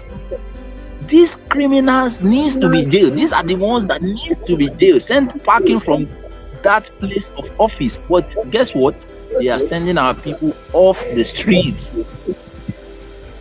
So it is important for me. So because it's not rocket science. If I tell you what to do, I know the oppressed are quick to say, tell us the solution, tell us the solution, tell us the solution. Because they do not want to accept. So they want to argue the solution. They will argue the solution. An addict that has not accepted that is an addict will quickly ask you to say, tell me what I should do. Then you will tell him. Why does he want to share what you have to say? Because he wants to look for excuse to justify that it cannot be done. And people will say that when there is a will, there is a way. There will be a way. We will find that way. In the words of our ancestor Malcolm X, he said, "It is by every means and any means necessary. We will find it." But addicts do not want to find it. They want to see. You tell them that come and join AAC, for instance. They will tell you AAC cannot win the election. Have you not heard it before? Many times. They will tell you that our election is not known. The people, so, because they are looking for, they are addicts. They are suffering from Stockholm syndrome. We say it now. We say that they are Stockholm syndrome. They have Stockholm syndrome. If a dog doesn't see his master, and people say it's because he loves, that means the dog becomes sick. No, that's Stockholm syndrome. And Stockholm syndrome could be based on the tertiary that he's seeing from the. It's not that could be. It's based on the tertiary because now the master they give the dog food. So some of them still look towards the master for charity or giveaways. They know, you know now. In fact, the association itself gives them opportunity to give away his party. To give away, they still look up to that. But is it that we also do not need such giveaways? No, it's not that we don't need more resources. It's not that you don't need more resources. It's not that I don't need more resources. But when that Stockholm syndrome happens, the willpower that have accepted that there is a problem which should not be accepted begins to move us further, and we will realize that there will always be that way created by that will. So it's the same way in psychology. They say that when you want to travel distance from point A to point D, for instance, that you necessarily do not need to see the end destination or your destination from that beginning, from point A, but you only just need to trust the process. You see, the addiction is never going to stop anybody to start the journey. So they will be at point A and then argued what is in the point C. They will be coming to you and arguing it with you. Me, I'm not going to waste my time and argue point C with somebody who has not left his house. He does not want to do anything. And give the person solution on what to do. Of course, for documentation's sake, we will give solution. But I'm not giving it to the so-called, and this is where my focus of the solution would not be towards the ones stuck in the syndrome, stuck, the one trapped already in the closet, like one musician said it. I'm not going to waste my time because I'm speaking to the air. you know, it's not. I'm not going to personally. I'm not going to waste my time. I'm going to give solution, as if I'm giving solution to another generation coming, or some of our brothers and sisters who have made, because it's not just us. It's not just few of us, really. And that's where we have to organize. There are many of us coming into consciousness. Many of us. Because this system, it was Kwame Kure that's... Sorry, I said Kwame Kure. Make I don't murder my ancestor's name. It was Kwame Ture, formerly Stokoko Michael, that said that this system we live in, this system of oppression, cannot but produce rebellion. There is nothing. No matter how you see, the level of what people, shamelessness of what people have to do to make money 20 years ago. If they ask them 20 years ago that the things they are doing today, that would they have done it 20 years ago, they will tell you they will not. The level of lack of shame for the sake of just making money that people are displaying today is rebellion. It shows that there is problem. The fact that people have to undignify themselves. I don't know. You are on TikTok now. I was hearing some things on TikTok. It was like as if I was hearing a horror movie. Like I was what some of our brothers and sisters have reduced to make money for just the sake of money.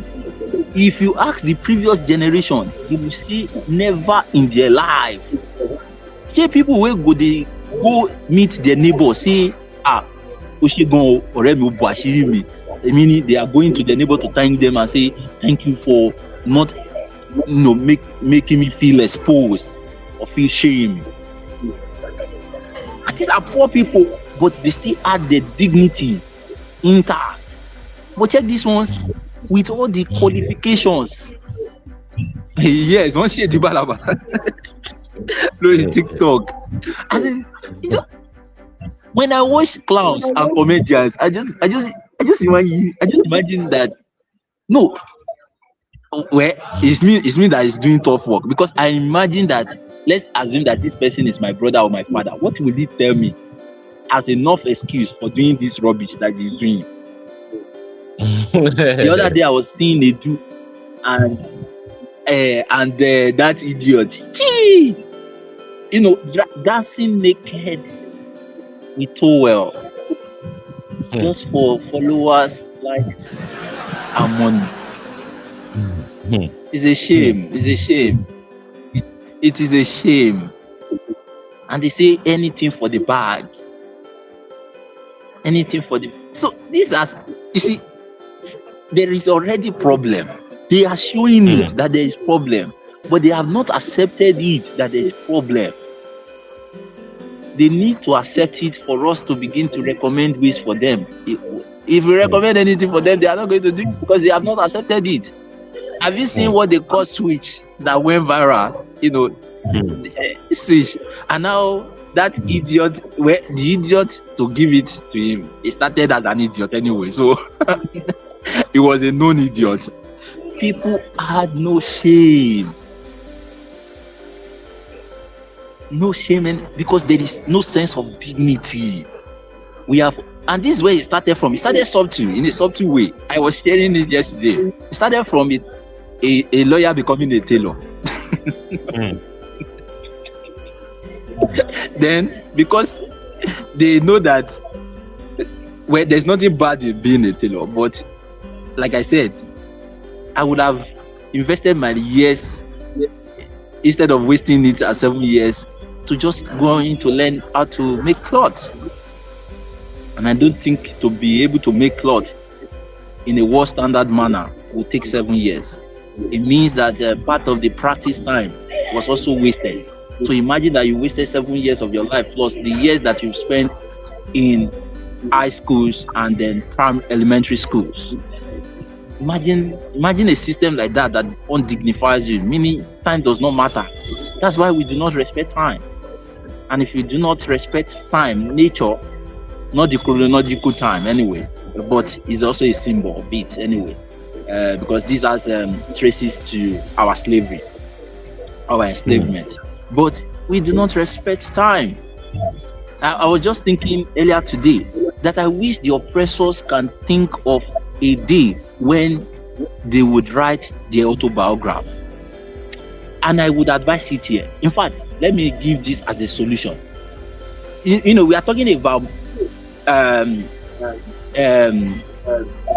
increasing the voice of the oppressed, increasing the volume of the voice of the oppressed.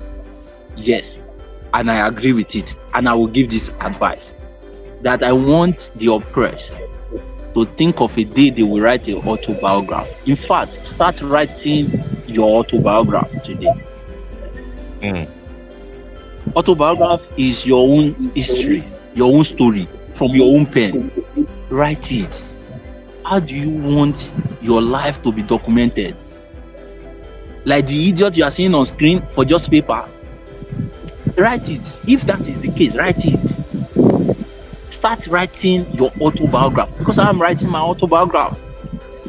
I have been consciously writing my autobiography for the past 5 years. I knew I was going to write my autobiography as that the last 10 or 15 years ago. So that informed, imagine that, but I do not want to, if you start that journey, it is one of the most beautiful things you can do to yourself. And what is writing the autobiography also means, really, is to say that you have existed, is to reject the fact that they want to see you as just numbers. Because the way some of us are living, we are living as just numbers, statistics. Is to humanize ourselves, and that is the symbolic part of voice. That you only think your voice deserves to be heard when you have started developing the capacity to humanize yourself. If you don't get money, hide your face. That's what they say. Because they want to undignify us. They want us to dehumanize us. They want to dehumanize us. They say that paper printed in America now is equivalent to exist living. No, we must reject that. We must dignify ourselves. We must put faces behind our voices. We must indicate that we've lived. And see, Maslow hierarchy of needs portrays this. And everybody wants to get to the highest level, which is of influence. It's not even power. Of course, some person call it power, but it's influence. It's not necessarily power. Because you could have power and still not have influence. Example, African leaders, uselessness portrayed. They have power, but they lack influence. In fact, the idiotic Anambra state governor, current state governor, could not motivate, inspire half of the registered voters to come and vote for him as a sitting governor. That is how bad. About 2.5 million persons registered to vote in Anambra previous election, just election that ended.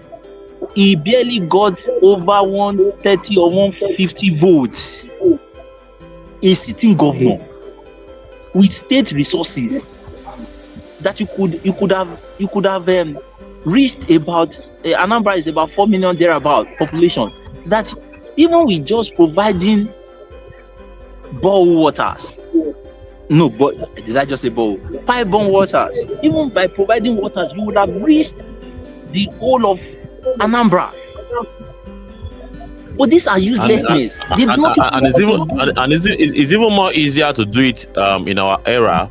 To provide water is far more easier now than before, like 10 years, 20 years ago. The technology is far more advanced and, of course, more effective than before. Yeah. So it's like a deliberate attempt to just be a bunch of failures. Yeah. Is that, and is there lack of power? Uselessness. I was describing that you could have power but not have influence, because these people Yes. don't know what power is meant for. Power is meant for influence. So you are a sitting governor, 2.5 million registered voters, eligible voters, only 100 persons voted. In fact, for you, only about 100,000 thereabout, 150 thereabout voted for you. The total election, the total number of people that voted was barely 200,000 persons, and they declare you as a winner. You raise hand, failure. You raised hand now because you don't get sense. People like me, not hate you. Do you know the percentage of that mark in mathematical terms? That's less than 10%. It's called less than 10% of the mark available.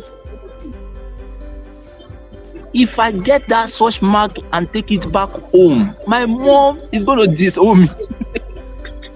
Say I get 10%, I use less than 10% win. You have no people, you know, this bunch of uselessness don't even know how to measure themselves. It's the same thing as the presidential election, just the concluded presidential election in 2023 with all the riggings.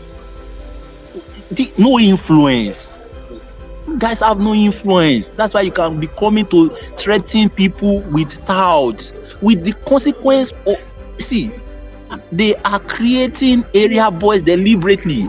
20 million children are outside school as we speak. Over 20 million children. These motherfuckers, these idiots, and they think that is influence. Giving people cutlass to go and attack electorate during election is influence. These idiots. All of you are, see, we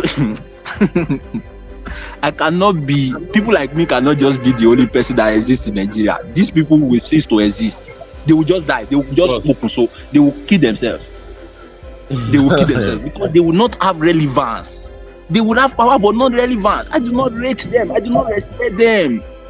Many will also argue that if there people is like nothing you in me are in that power, made somebody with power but is not using the power to create influence.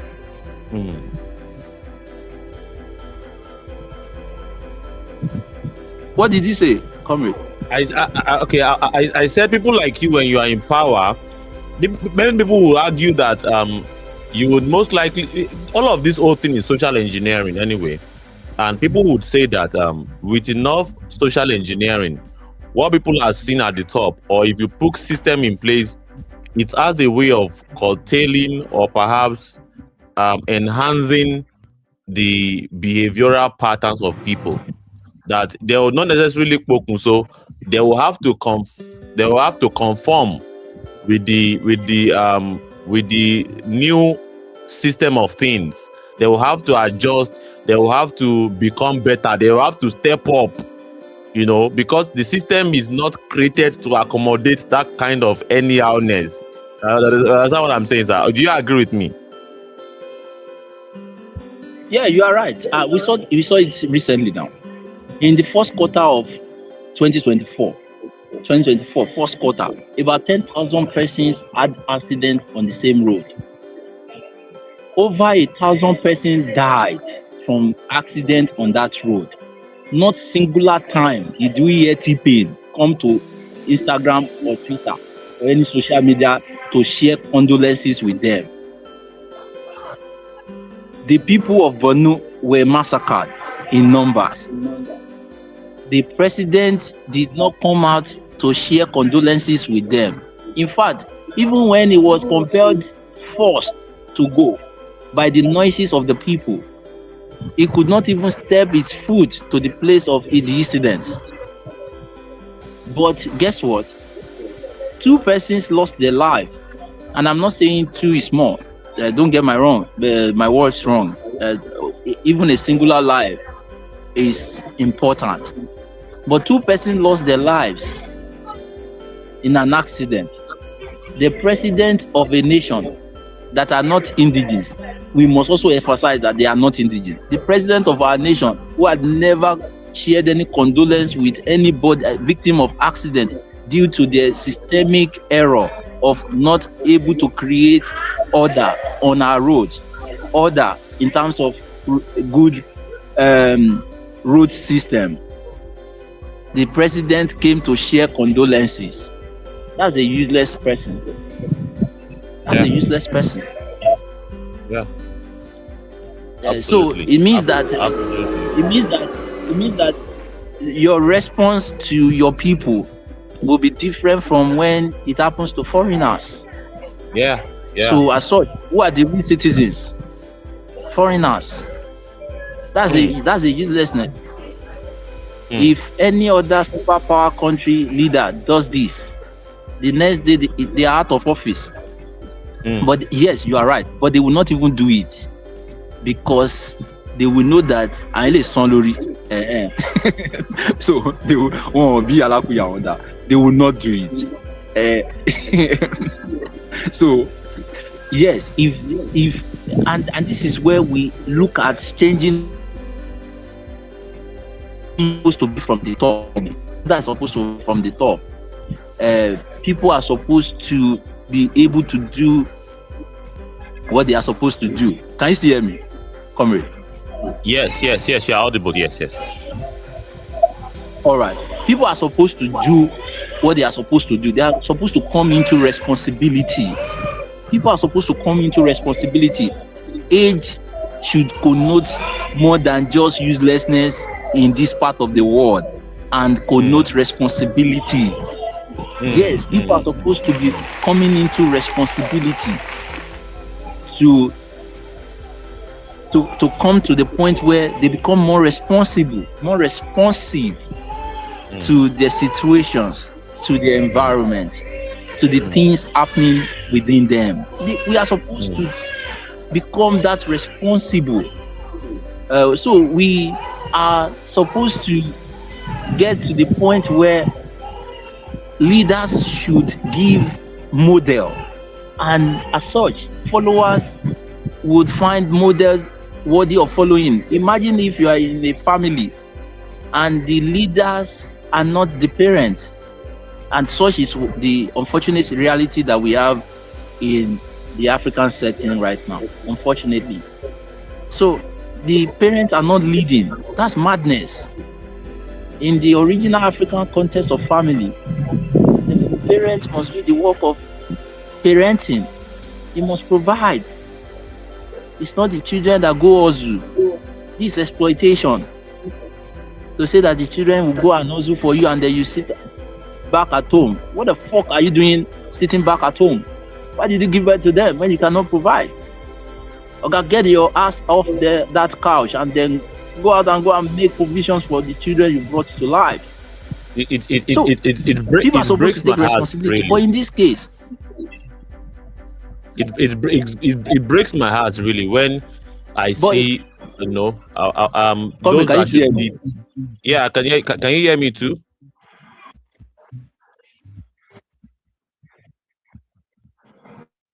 Can you hear me too? Can you hear me, comrade? Yeah. It was breaking before.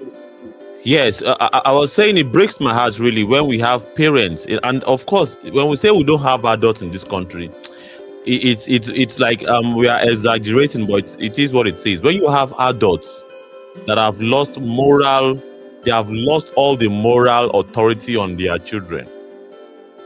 They are basically telling them that, you know, some parents are even buying laptops for their children to do fraud, to do yahoo in Nigeria. Some parents are encouraging, whenever their female child goes out, you know, he goes out and comes in anytime that she wants, in as much that the child can bring something, you know, and give the mother 5,000, 10,000. The mother will not even ask, where have you been? What is the kind of job you are doing? Because the mother just want to sit at home and just expect the children to be. And of course, there's this mentality also. I got a Gen The Gen mentality is crazy, especially among the oppressed.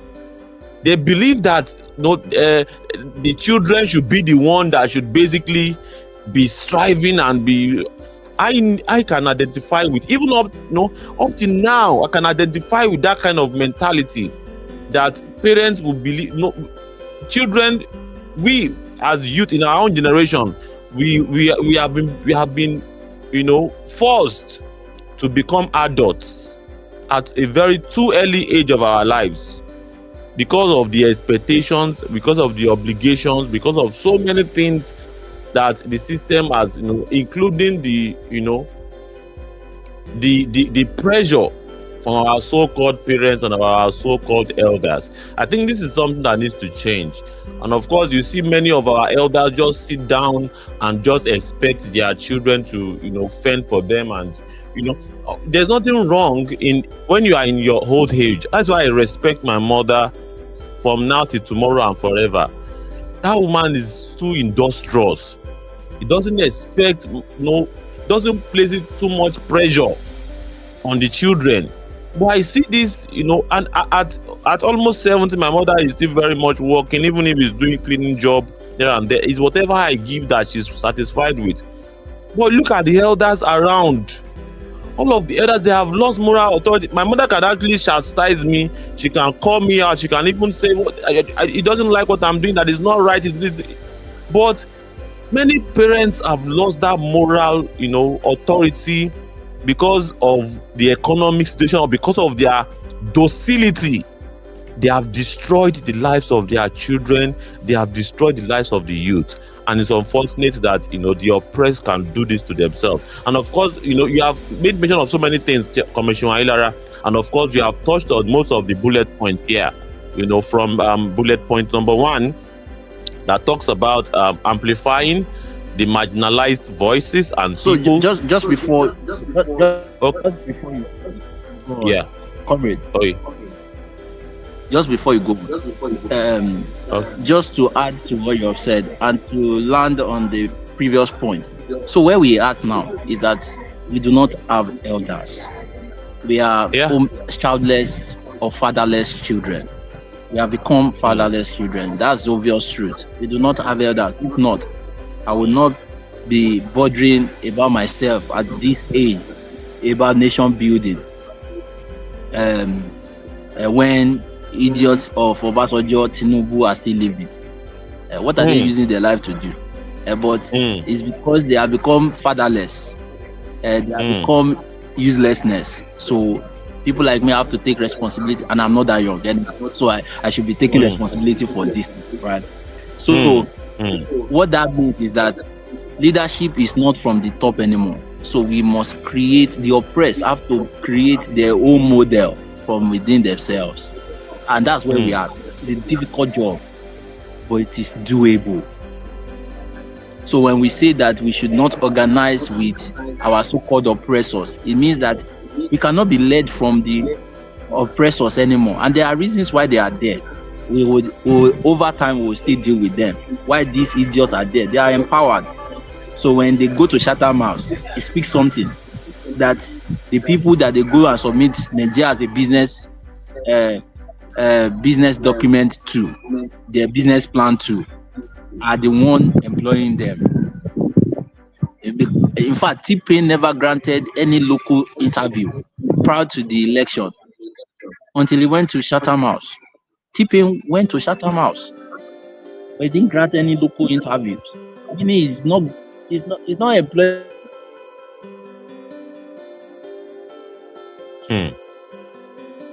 It seems as though we are losing connection with Commissioner Ilara. And I hope he reconnects back with us. And talking about Tinubu and the Chatham House situation and the attitude of the Nigerian politicians, they don't have any sense of obligation to basically serve the people. They have no sense of obligation whatsoever. They have absolutely no sense of obligation.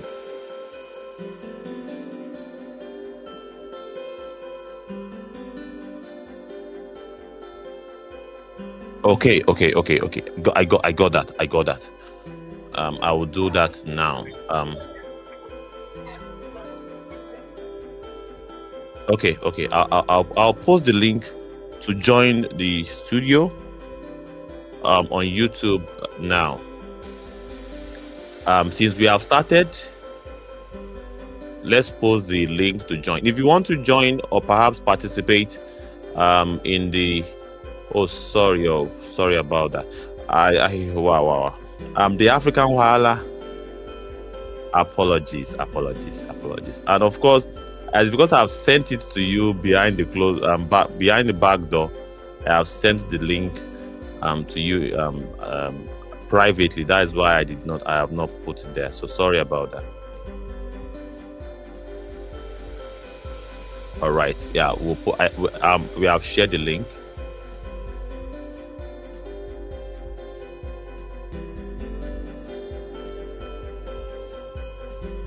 Thank you so much, everybody, for joining us. And of course, we have been discussing action discuss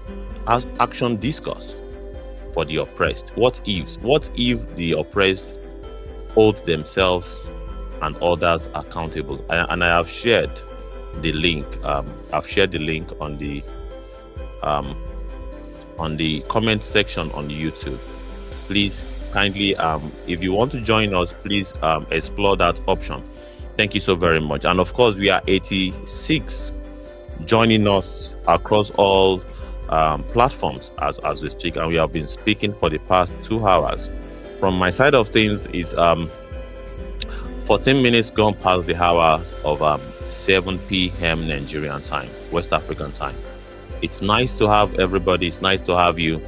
And of course, you're very much welcome, dear senior comrade, Comrade Alaba Ferreira of the Movement Radio. Thank you so very much. It's a pleasure to have you one more time. You have always been on our side, sharing us all the way. You know, we are rookies in this these efforts that we're just putting in. So, but with people like you at our back, we are very much bold to go all the way. We are bold. We are very much courageous that we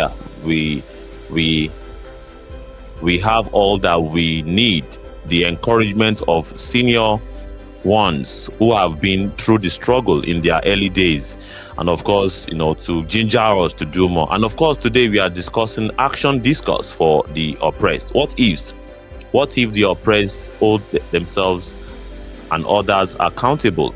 And the other bullet points that we have highlighted during the course of this discussion, we have discussed amplifying the marginalized voices and people, amplifying their voices. How do we do that? We have basically highlighted one of the ways we can do that. Educating self, to educate self consciously.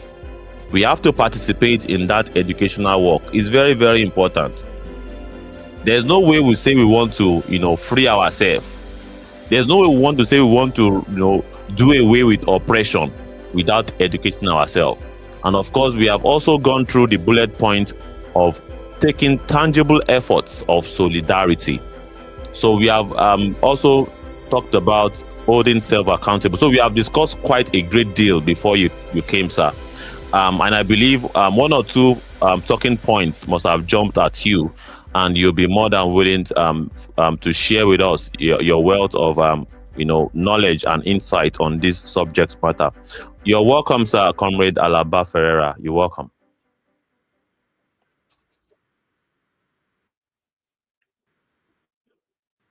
You're welcome. Are you still? Can you hear me, sir? Am I audible?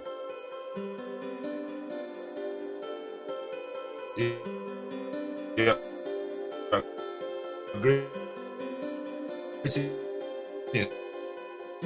Civil space. You're doing a very great job. Go continue.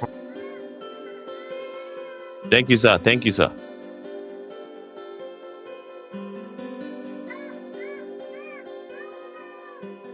You're welcome. Are you there? It seems as though you are having network challenge. You are freezing. Am I the only one? Commissioner Ilara, can you confirm? Can you Yes. hear me? Yes, we can hear you. We can hear you, sir, loud and clear. Yeah, before I go on, I want to say that you're doing a good job.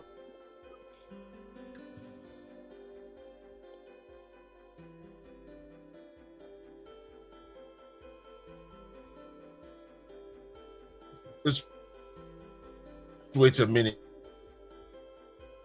and find out. Please. Yeah, please, check your network, sir. Your network. Can you hear me? You are breaking. You have been breaking. Commissioner Wailara, is it the same from your end? Yes, you're audible, sir, but you're breaking.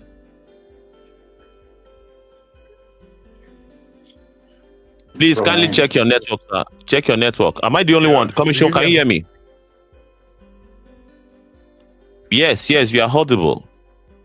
Wow, there's a network issue going on here. I can hear you, sir. Please proceed. You are audible. Wow. I hope it's not from my hand. Yeah, I believe so. I honestly believe it's not from my end. Commissioner, can you hear me? No. Yes, I can hear you. It's not from your end. Aha, it's not from my hand. I am very sure that it's from his own hand. Please, let me message him. Let me. Are you there, sir? You are still not audible.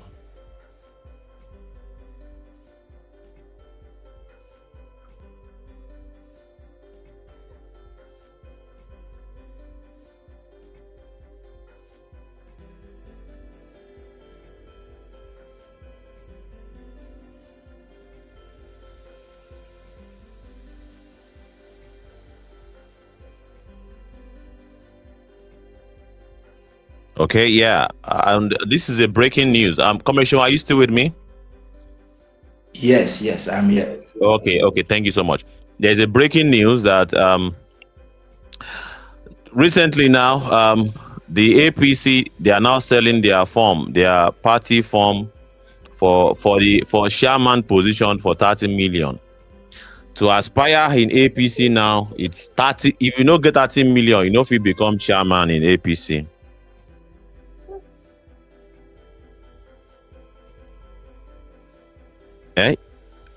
Before if you don't get 30 million now, for now that is almost $25,000 to be a chairman, to be a chairman Are you sure? no surprises. They have nothing. What does APC have to offer? What do you think they would measure if it's not money? What do you think the campaign ideas will be if it is not money? So they understand that they have nothing to offer. They are saying to us, the oppressed, that these have nothing to offer apart from paper printed on and sealed and as a sealed on. They have nothing to offer. So I'm not sure. I'm not surprised because they are a bunch of non-entities and empty heads that would not have anything to offer us as the oppressed. But the oppressed think that the equivalence of someone paying 30 million to come to office, will still have their interests at heart. That's the mistake, and we should not we should not continue making that mistake anymore. 100 million was the last presidential ticket they bought. One idiot bought 100 million only to send four naira text messages.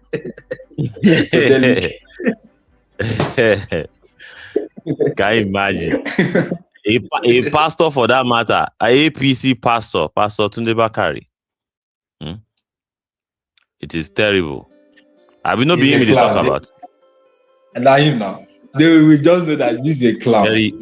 Very useless man. Very useless man. Yeah? And he will call himself an intellectual. What kind of intellectuals we are? We are so unlucky in this part of the world. We are blessed with terrible intellectual intelligentsias. Our intelligentsias are nothing to write home about, except just to exploit the vulnerabilities of the vulnerable.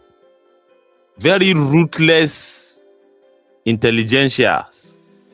Very ruthless intelligentsias that need to have a reflection. If this is what they are able to do in the past how many years, then I'm not impressed. I am not impressed. This is huge failure. True and true. Huge failure. So, but yeah, it is what it is. So maybe let's move ahead with our discussion. Talking about the current bullet point on the screen. Hold self and others accountable. Hold self and others accountable. What would be your comments about this? I won't go on, Jenabek. Please proceed. Commission, are you there? All right. Yeah, I did. So I'll be back. Sorry. All right. If people have said that they want to lead, and then you also have admitted that they should lead, but only to come and tell you that there are cabals that will prevent them from doing the job, which they didn't know before, and that you should not hold them responsible, or they get to the office and say to you, it's difficult to, it's because you have not been, these intelligences are mad people. They will say, you don't know what it means to be president. It's when you get there that you will know. Have you ever been local government chairman? Why did you not apply? Oga Fischele, leave the work. Hold them accountable, not excuses. We are tired of taking excuses. Aren't you tired, Nigerians? So hold them accountable. Hold self accountable for the past mistakes and past errors. So if you had made mistake in voting them before, share in that blame too. But don't beat yourself that much. Is to not demand that you will do things differently other than what you've done before. Admit your own part in how we got here. There's a popular song, a gyration revolutionary song that comrades sing at the battleground, during protests. That gbogbo wa la lọ́wọ́ ńbẹ̀, gbogbo wa la lọ́wọ́ ńbẹ̀, bí Nàìjíríà ṣe bàjẹ́, gbogbo wa la lọ́wọ́ ńbẹ̀. Me, I sing it this way. Gbogbo yín lẹ lọ́wọ́ ńbẹ̀, gbogbo yín lẹ lọ́wọ́ ńbẹ̀, bí Nàìjíríà ṣe bàjẹ́, gbogbo yín lẹ lọ́wọ́ ńbẹ̀. And I sing it not as somebody who is bragging, or from an humble spot that I do not participate in the destruction of this country. Yes. It is a conscious decision. I will not support those who bring destruction on my people. I do not rate them. Not just that my voice would speak against them, but even my body language is against them. If you see my look, that's why I have dread on. My body language is speaking against oppression. It's speaking against everything that connotes oppression. It was in the book, and in case you don't know, that African people, we are very figurative people. We speak in every manner and every possible ways we could. Dress speaks to us. In the book, A Man of the People by Pashino Ashebe, there's a guy called Odinga. Yes, that's his name, Odinga. He was a reporter, a journalist. And in the description of that guy, you could see that he's rebelling against the establishment system that Nanga represented. Because they said that he kept his beard long which is a rebellion against the system.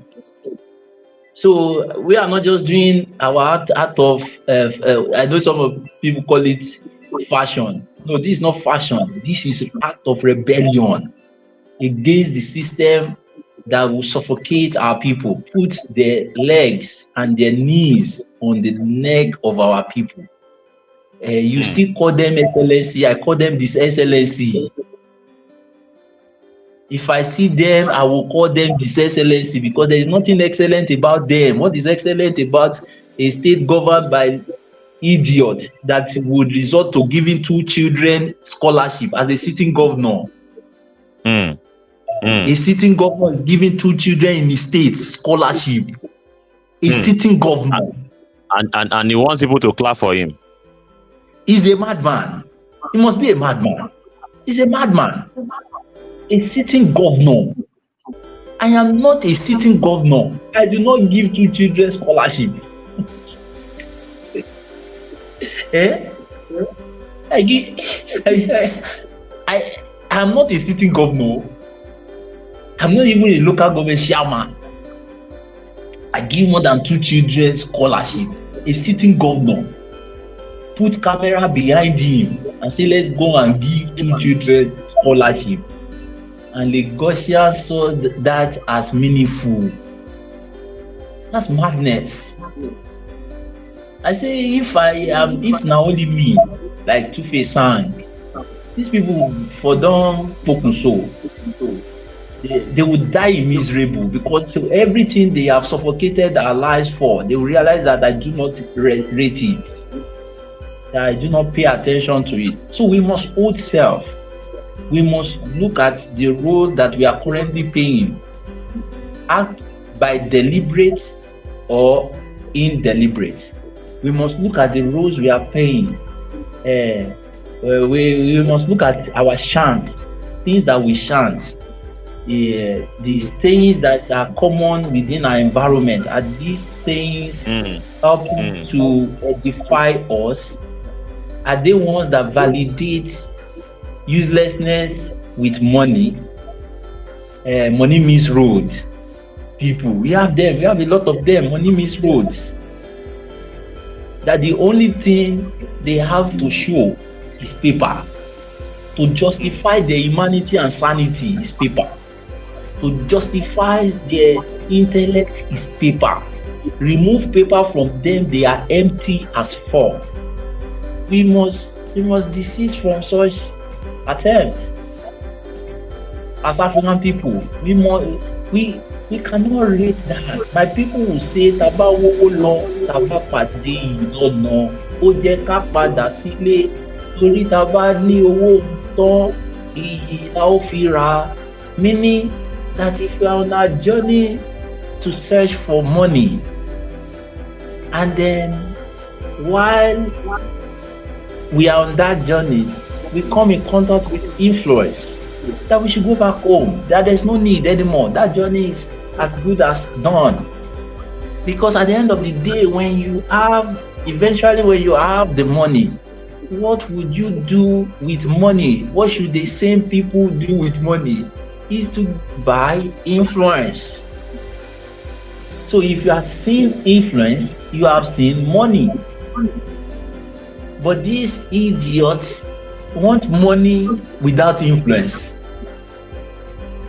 They want to do Dorime, even though the same thing. The reason why they are doing Dorime is influence. The guy want to go and oppress some set of his idiotic friends too in the club, and want to dignify his humanity with a bottle of champagne, fake drinks. I must say, idiot. You know, an idiot that does not know that the place of money in itself does not replace influence. Is supposed to complement influence. Is supposed to work for the interest of influence, and that is what we have lost as Nigerian people. So we must hold ourselves. We must deliberately not chant the idiotic sayings that within our environment. How can you be saying that you are a capitalist but you do not control any means of production? You do not have money. You do not. I was sharing recently that how can we say that we have a business institute and there is no seed capital? Nigerians don't even know what seed capital is. That the best of our venture capitalists, they are showing idiotic display on TVs. And they will ask you questions out of your life before 1 naira can drop. And they say they are venture capitalists. You don't know what seed capital is? Seed capital is seed capital. It means it can go bad. It means before minimum viable product. I see one idiot coming to ask, do you know MVP? Do you know MVP? I think that venture capitalist. Do you know MVP? Somebody is coming with their idea. He says, do you know MVP? Yeah, that's minimum viable product. He say, yeah. I say, you don't know MVP. What is MVP when you need seed capital? But we don't even know what seed capital is. Because we don't know. But let me portray. Now, the money where they say you collect from your family, friends and family, now that one. But in the same climate, you collect it even from so-called investors. That we are supposed to live in an environment where we just our idea. When we meet with financial institutions, they understand the capacity of the demand of an idea to move from just an idea into MVP. The process alone would have frustrated a lot. That's why when they say the businesses die in their first 5 years, it's not because they die in their first 5 years out of the fact that they didn't do any technical, any rubbish, any stuff, blah, blah, blah, blah, that they teach in their business schools, rubbish lessons. It's because they did not have seed capital. You still need to eat, you still need to wear clothes, you still need to house while developing an idea. That process of time, who pays the bill? We don't even know what that is. There is Angry Bird. Angry Bird became popular in the 2015 thereabout.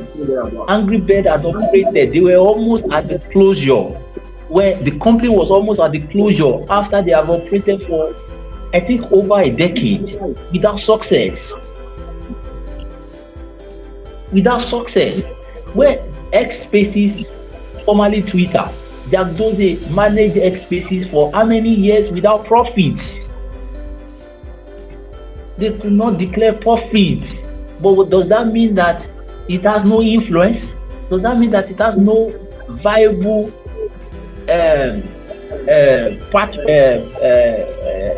traction? Call it traction. Does that mean that it has no traction? Does that mean that it's not providing a visible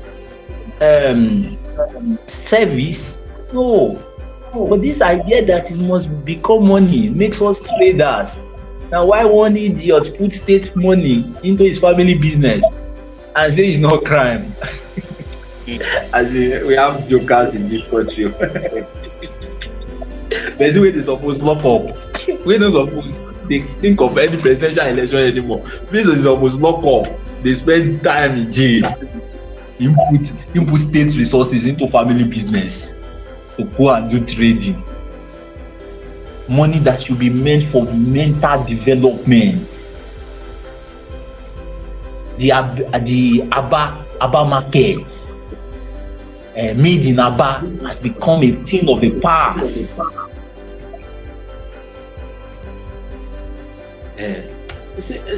So we must hold ourselves, our own part in the game that has played. We must share. We must acknowledge, internalize where we also miss it as individuals, and we must not decide to do determined to do the same again or repeat the same error. Only once beaten is twice shy. That at first, when you are scammed, you are ignorant. The second time you are scammed, you are a fool, because you have participated in one way or the other in your downfall. And that's what we have become to these idiotic politicians, scammers, because they are scammers as a man. They are as a man. That's why they can buy 30 million for form of a chairman. Form does not mean that you will be elected though, as in their primary, even though they will rig it nationally. Because we are playing a role to permit it. They cannot rig 140 million people coming out for vote. In the last presidential election, the eligible and registered voters was between 70 to 80 million eligible voters that registered. How many eventually turned up? Let's just say about 20 million persons turn up during the election. Let's just say that 35 million people are on the side of the people and they say they want to turn up. What is 6 million? What is 8 million? What is níwájú kíní kan?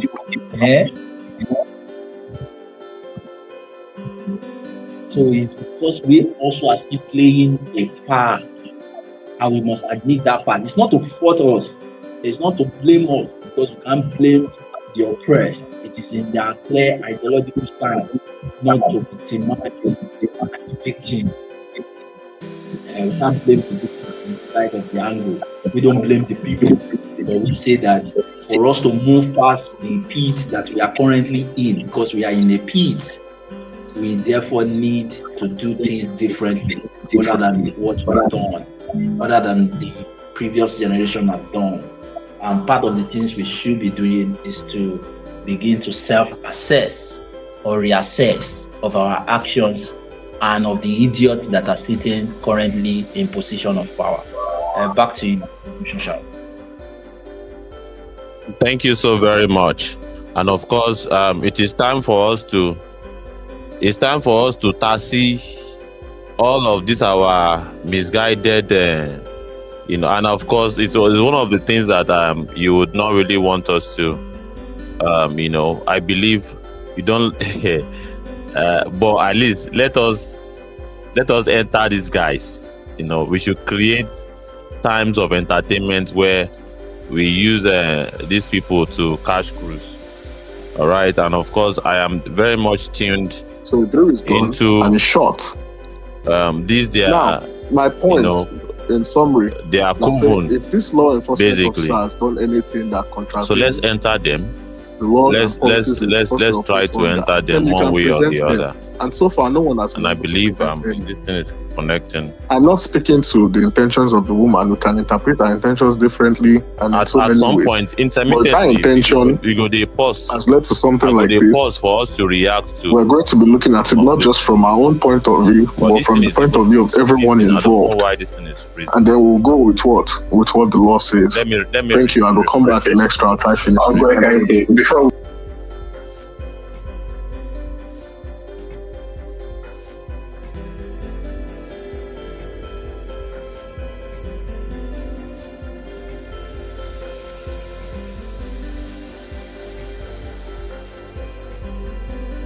Approached in a different manner, do you think we may have had a different outcome?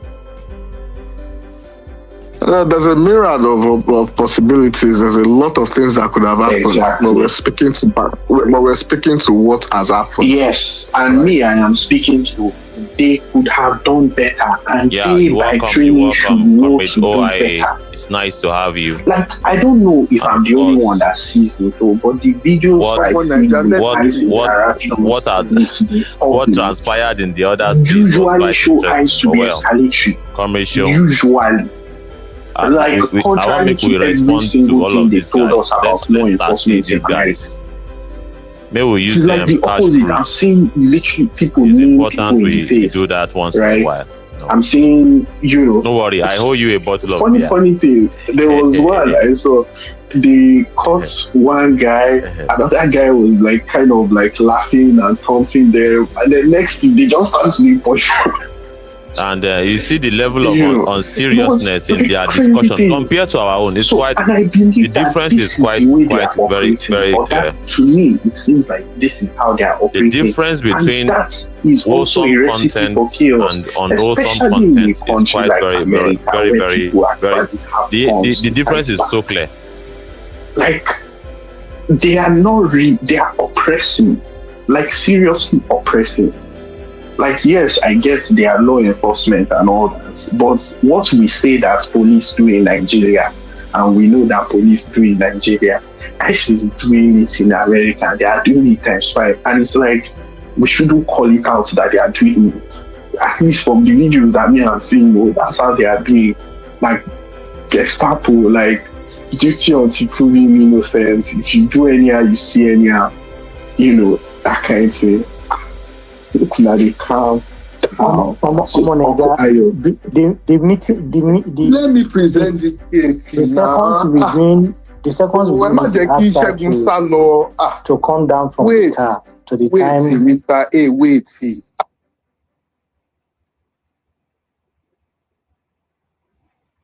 So the beginning, the news press conference say, I think people do today. Say I tell you, this is how it's supposed to do.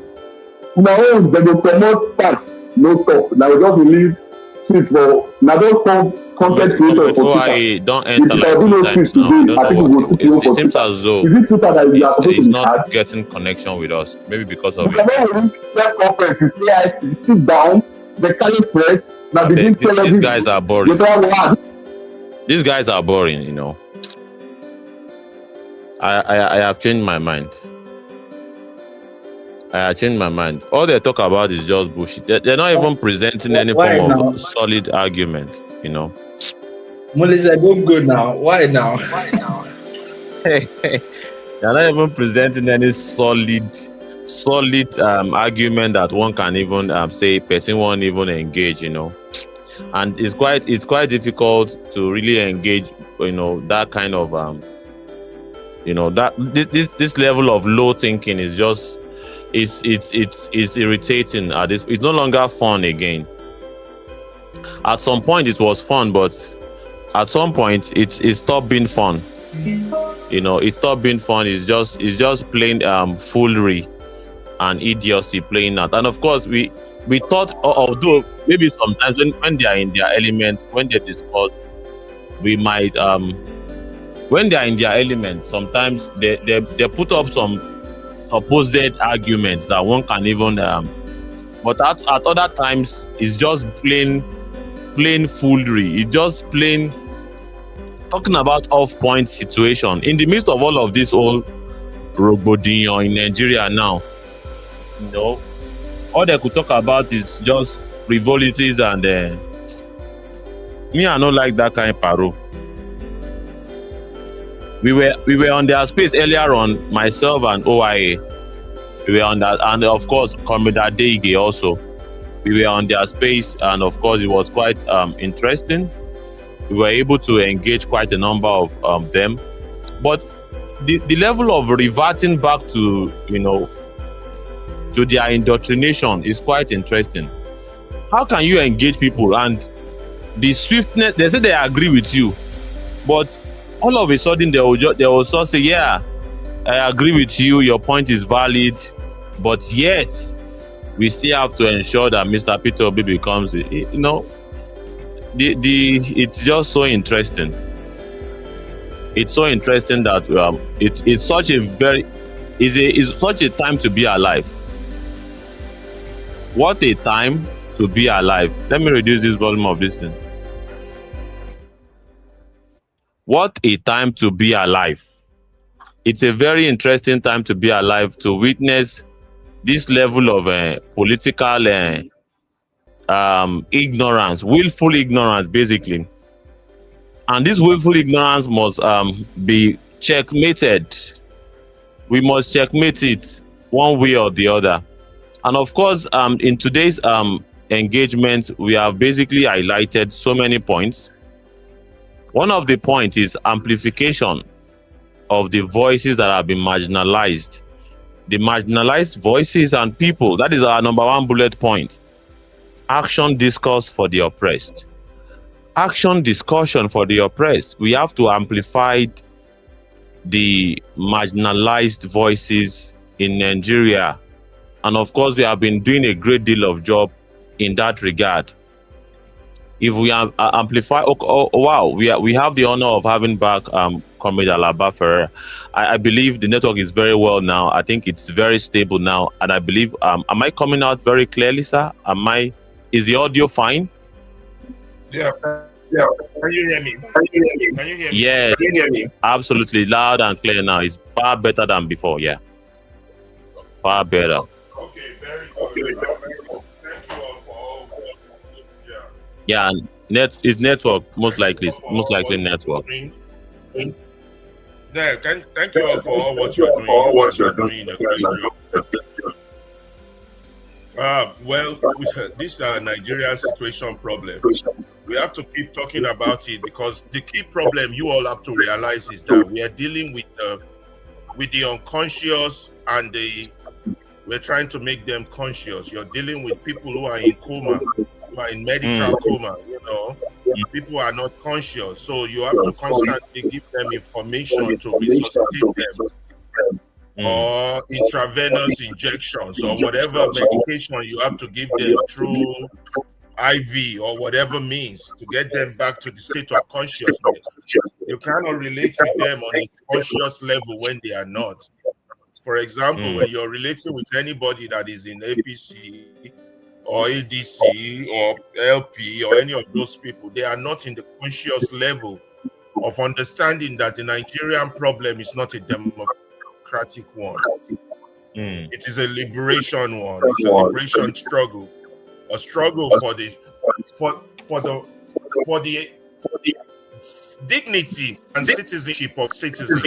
We're not here yet. What we have inherited is the colonial handover of slave master relationship, and we have perpetrated that as part of the normal.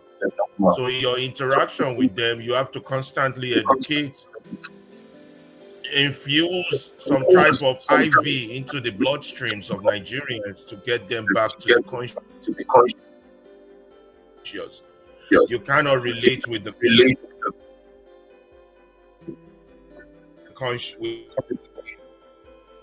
with the unconscious. These are the issues that we call our elites. They are in a state of unconscious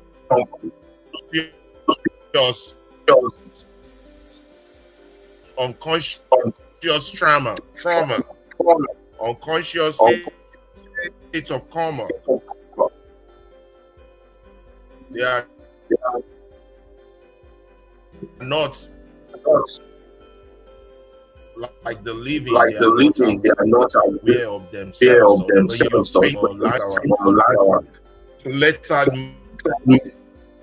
men and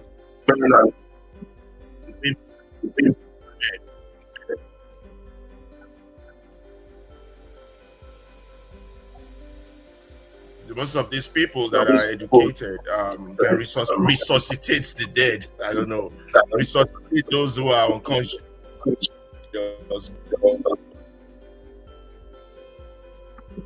Wow, it seems as though network has taken out Comrade Alaba Ferreira again.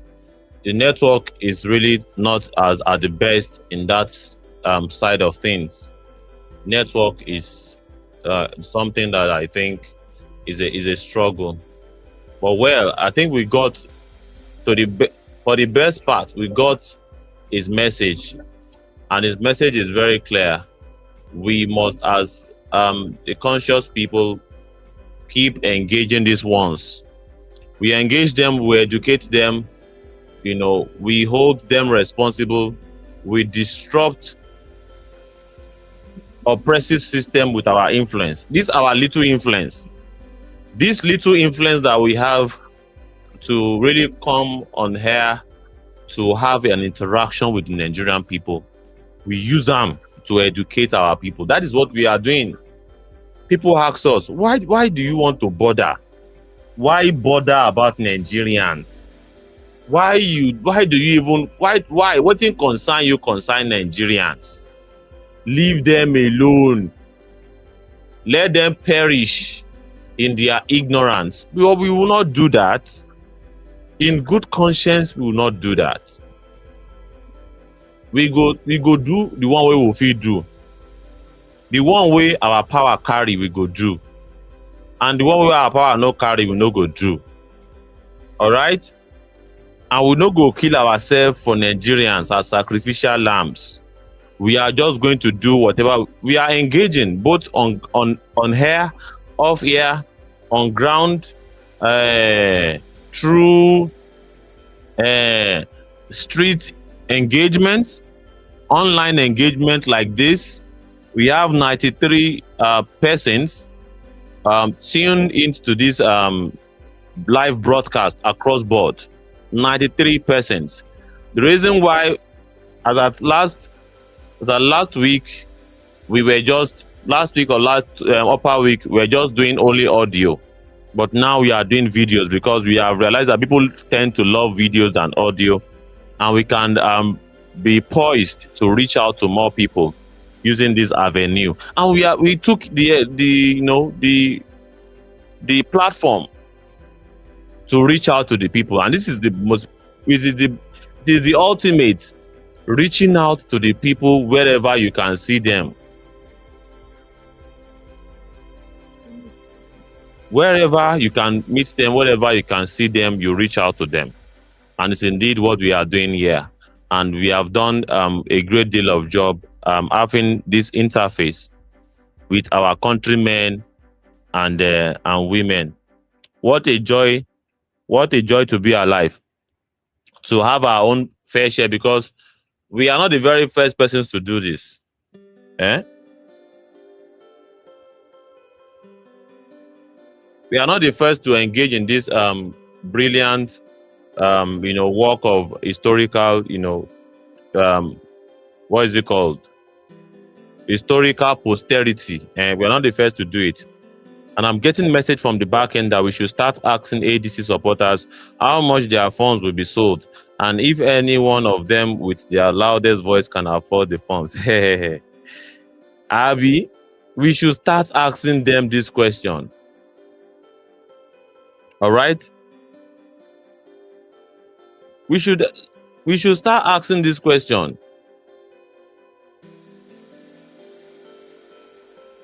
Because they make so much loud noises.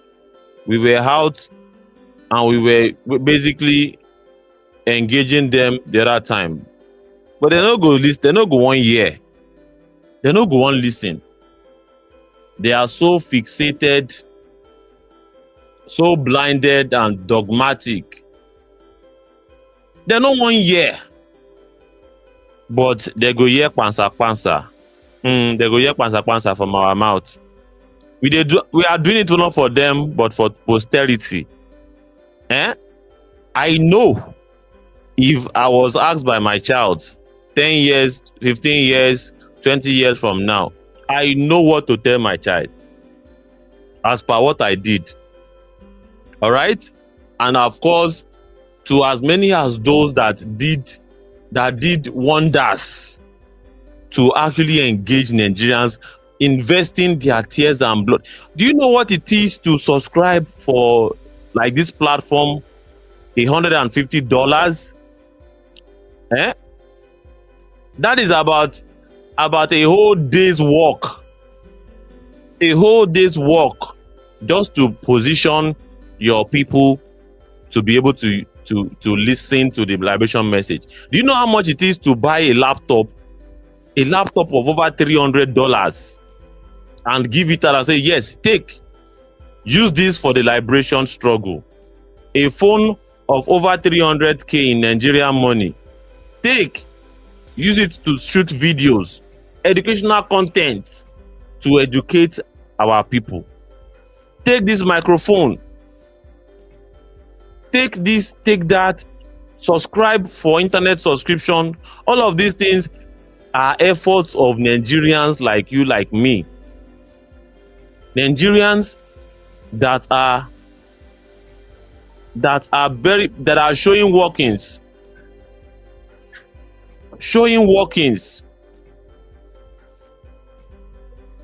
And they will have something to show for it.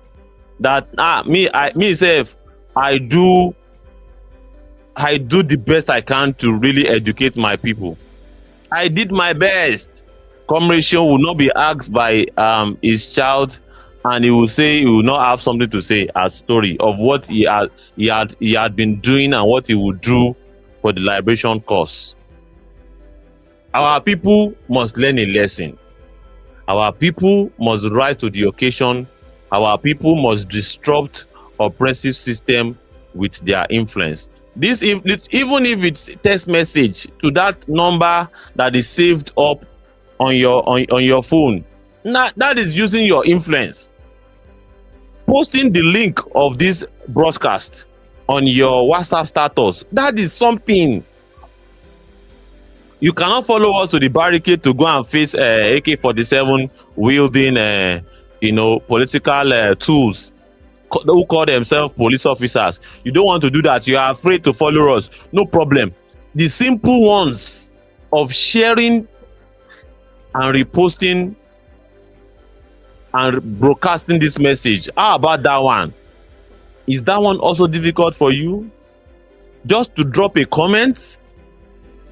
To drop a comment under the broadcast. You are doing a good job. This is my own contribution in terms of my submission to the topic.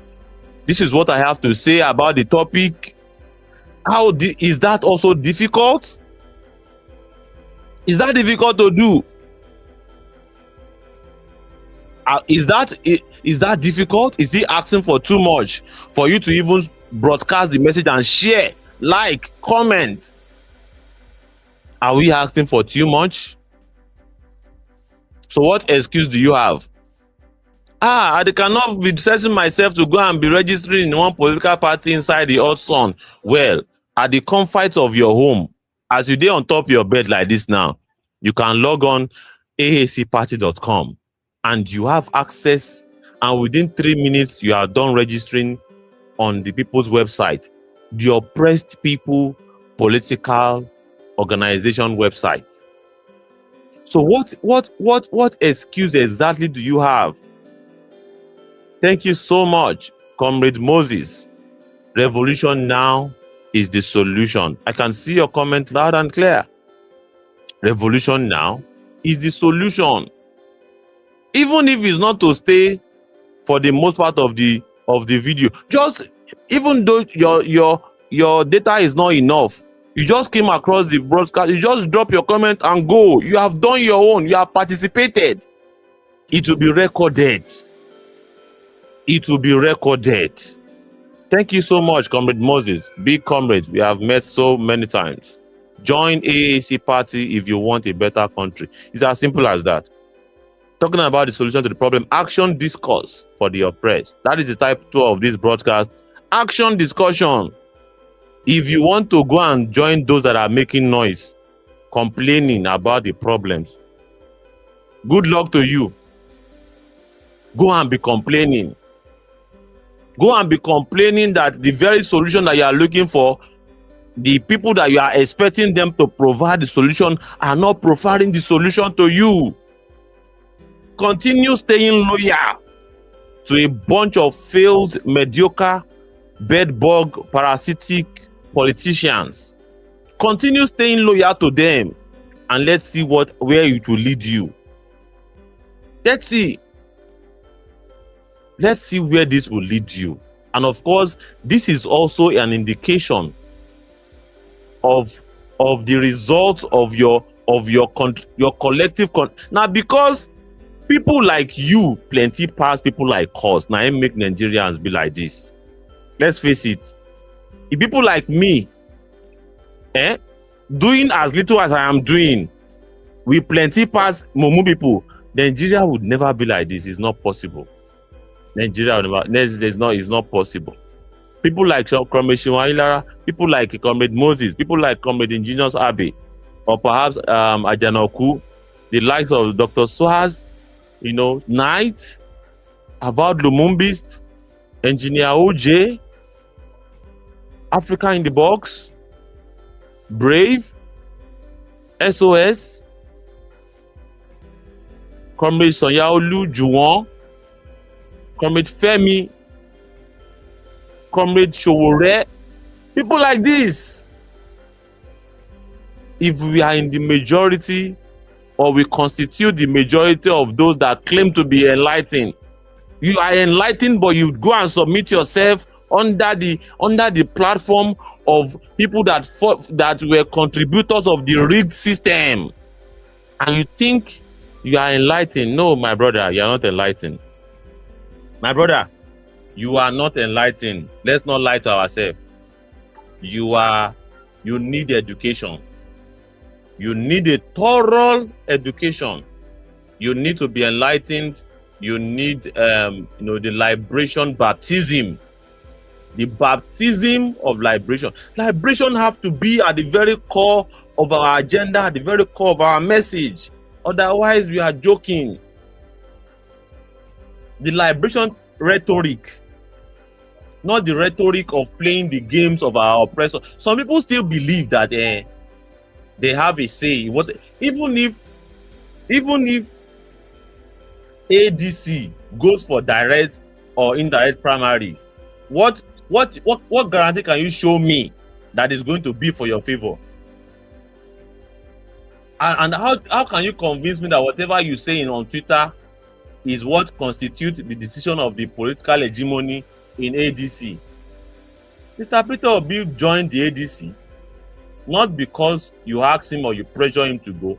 In fact, with what we have noticed, majority of those that are supporting him do not want him to join that coalition. But he joined anyway.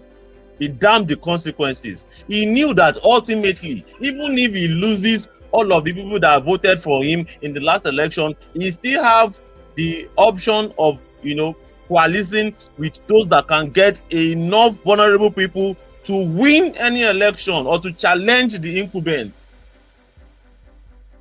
Are you telling me that you cannot, if with the right money, you cannot buy the votes of 7 million people? But 7 million vulnerable people in Nigeria. So who the hell are you? Who the hell are you? And if what you want is good governance, what are you doing with such criminal crooks? What are you doing with such crooks? A political crooks that will sell forms. I am interested to even know how much they want to sell their form, because with the news getting to us from Engineers Abbey, salutations, thank you so much. APC they sell their chairmanship form for 30 million. Chairmanship form for local government election, for local government chairman, 30 million. 30 million. So how much are they going to sell governorship form? How much are they going to sell governorship form?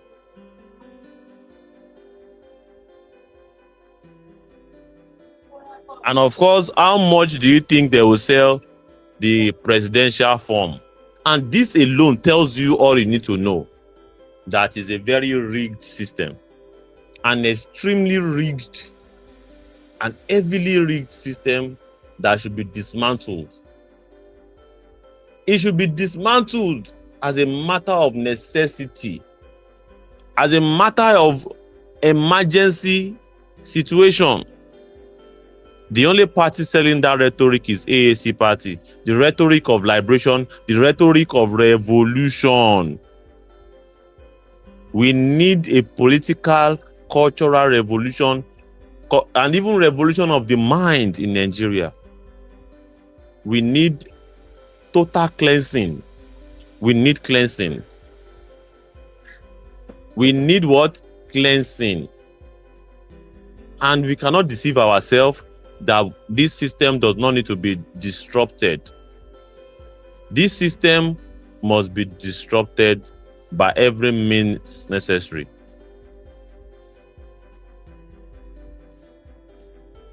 By every means necessary, this system must be dismantled. And that is why we are here. And we've been exactly 3 hours into this discussion. Exactly 3 hours. And of course, based on our time cap on this platform that I am right now, 3 hours is our time cap, just some few seconds to 3 hours. And of course, it is replaceable. You can replay the whole recording. Of course, we can replay it. We can replay the recording back and over again. All right, we can replay the recording. It's very, very much available on all platforms. And we have had a very strong deliberation today.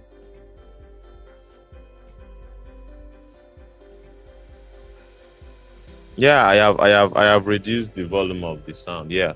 So yeah, thank you so much. Oh wow. Wow. Wow. Okay. Interesting.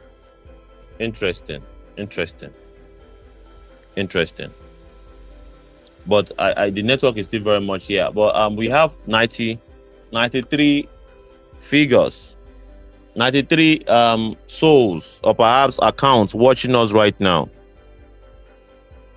Yeah. Okay. Thank you so much. 93 participants that are watching our show right now. It's nice to have every one of us. What is your own contribution in all of this? Tell us your contribution. Do not be shy to pick up the microphone. You will see the link on the YouTube charts. Under the charts section of the YouTube, you will see how you can come in and talk your mind. This is a people's platform. It's not a platform that is meant for just an elite group. No. The reason why this platform is set up is for you, for me to have a voice. For you and I to have a voice. That is why this platform is set up. So, what do you have to say? Action discourse for the oppressed. Action discourse. And we have outlined, or we have examined so much action plan for the oppressed. What is your own take on it? What is your own take on the action discourse for the oppressed? We have talked about education. What if the oppressed educate themselves? And to educate yourself in a modern world is not even as hard as they paint it to be. It's not as hard as they paint it to be. To educate yourself is one of the most simplest things that you can do. Educating yourself. Are you prepared or committed to educating yourself? Or you want to keep wallowing in a state of ogamoga, in a continuous and perpetual state of political ignorance? How long do you want to keep wallowing in a state of ignorance? How long do you want to keep, keeping silence and not speaking up for the marginalized people? People in Makoko are in trouble right now. Iduro si joko si fento gbodomi.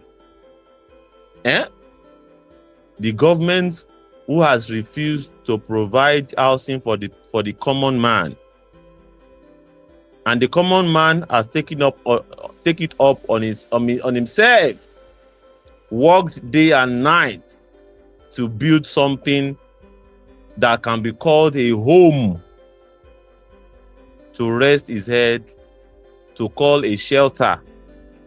But what would the government do? Just give them notice and demolish whatever it is that they have set up and sell it out at bigger prices, as industrially high prices for the elite, the ones that can buy it in a very higher amount of money and pocket the profit. And you think you can have peace in that kind of society? There's no way. And of course, that is how they shamefully, having created this terrible society where there's no peace, they are now extorting from providing forceful forceful provision of peace, they still collect security votes after creating a system or a society where insecurity thrives. In fact, they are the pioneers of the insecurity. They are the ones that cause the insecurity in the first place. Now, them cause the insecurity in the first place. But having caused the insecurity, they are still very much monetizing it, milking from it. And you, the oppressed, listening to me, you are looking at them as they go about this executive and political recklessness. What will be your action? Now to just throw your hands up in the air and say, well, I surrender all. I surrender all to Jesus. I surrender all to Jesus. A'udhu billahi minash shaitani rajim. Bismillahir rahmanir rahim. Is that that is your strategy against a government that is ruthless against you? You think going to mosques and churches is your best strategy? And since when you have been going to church and mosques, have you found solution to the problem? Have you found solution to your problem since when you have been going to mosques, you have been going to churches? The prices of food, has it come down? Are you one of those that even voted to power this current apocalypse called APC? Apocalypse Congress. That is the short term for APC. Apocalypse Congress. A party that created a country of a particular concern, a country of a pathetic concern. When are you going to detach yourself? I am currently playing a video, a content of a Nigeria that spent 700,000 buying groceries, and 700,000 worth of groceries barely filled the boot of a car, of an SUV. Even from the buying of the goods self, 500k na in fill wheelbarrow. You know wheelbarrow? 500k worth of goods na in fill wheelbarrow. And of course, she bought other things. Na in make the boot of the SUV even full small. And if the middle class, the so-called middle class, who can afford to buy, groceries of 700,000 naira for a monthly groceries needs, you can imagine how poor people are surviving. Our currency has turned to tissue paper. Our currency has turned to tissue paper. And of course, the complaints this very same person did not mention the inadequacy of the government for even once throughout the video that I'm playing right now. If you want to see the visuals, if you have 2 devices, kindly go to Movement Radio on X. You will see us live and direct there. You will see us live and direct. If you are on Facebook, go to Civic Space NG. Civic Space NG. You will see us live and direct on Facebook. And of course, we are here on X for as many as those that believe that video live streaming consumes so much. Of course, we agree. But the audio space does not consume as much data. That is why we are giving this provision. So what excuse do you have, ladies and gentlemen? What is here? Because we know the kind of numbers of minutes you spend on TikTok. We know how much data you spend watching videos upon videos of content that does not even make sense. That does not dignify you. Neither does it even improve our cause. as a people.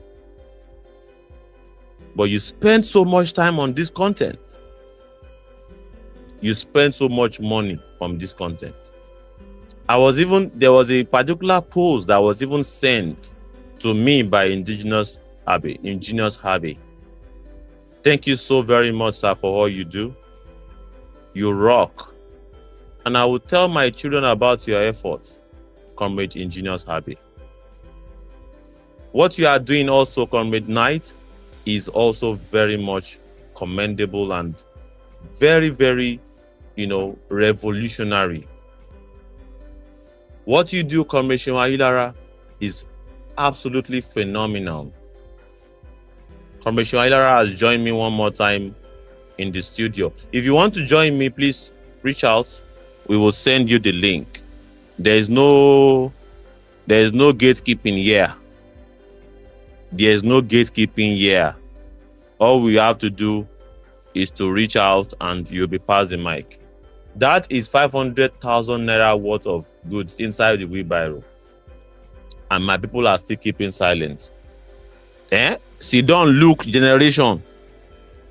See, don't look generation. And you can see, we are now 100. We dey drop, we dey increase, we dey drop, we dey increase. Sometimes from this 100 now, we feel drop, enter 70, 97, 96, we climb again. So we are now 100 persons on this live right now. Now the reason, you can imagine if we have sat tetere on spaces, they are boycotting our space. This bunch of idiots are boycotting our space. Now we are back at 99. This bunch of MFs are boycotting our spaces. Hence the reason why it is important we step up our games. I was reading earlier today on Shore's post where he mentioned the graffiti campaign. I was there when we had that graffiti campaign, and of course I can testify to you that the graffiti we put in Mende is still very much there. So we have to keep inventing new ways to challenge this system that wants to silence the voice of the conscious ones. And guess what? While I wanted to go and get my NIN the last time I went, the sticker where I put for, there's this street light pole in Obanikoro is still very much there. I am mentioning name now. Obanikoro bus stop. The sticker that the Shore community on X, the UFOs printed, that first one that has AAC party and barcode on it. If you still go there now, you still see that sticker on that pole, and it's using over how many months already? Now over 6 months. That is the power of using every means necessary, every method. This very method of live streaming across many platforms is a bit expensive, but well, if it is indeed what we need to do to reach out, you can imagine we are now how many on the space now? About just 4 of us on the space, and it's just like singing to the choir. But I'm very sure there are many people that are tuned in now. That they are tuned in on YouTube, on Facebook, and on X, video live streaming, and we are able to reach out to them to sow one or two seeds of liberation message in their lives. Take tangible efforts of solidarity. Action discourse for the oppressed. The next bullet point, take tangible efforts of solidarity. Are you willing to take tangible efforts of solidarity, or you just want to keep complaining? Commissioner Ilara, are you back? I believe you are back now. Are you back? Let me just do some sound checking. Commissioner, are you there, sir? Commissioner Ilara, am I connected to you? I think I'm sure it's not from my side. Sorry. Okay, thank you so much. Very well. We are back. Nice one. Salutation. Please proceed. Please proceed.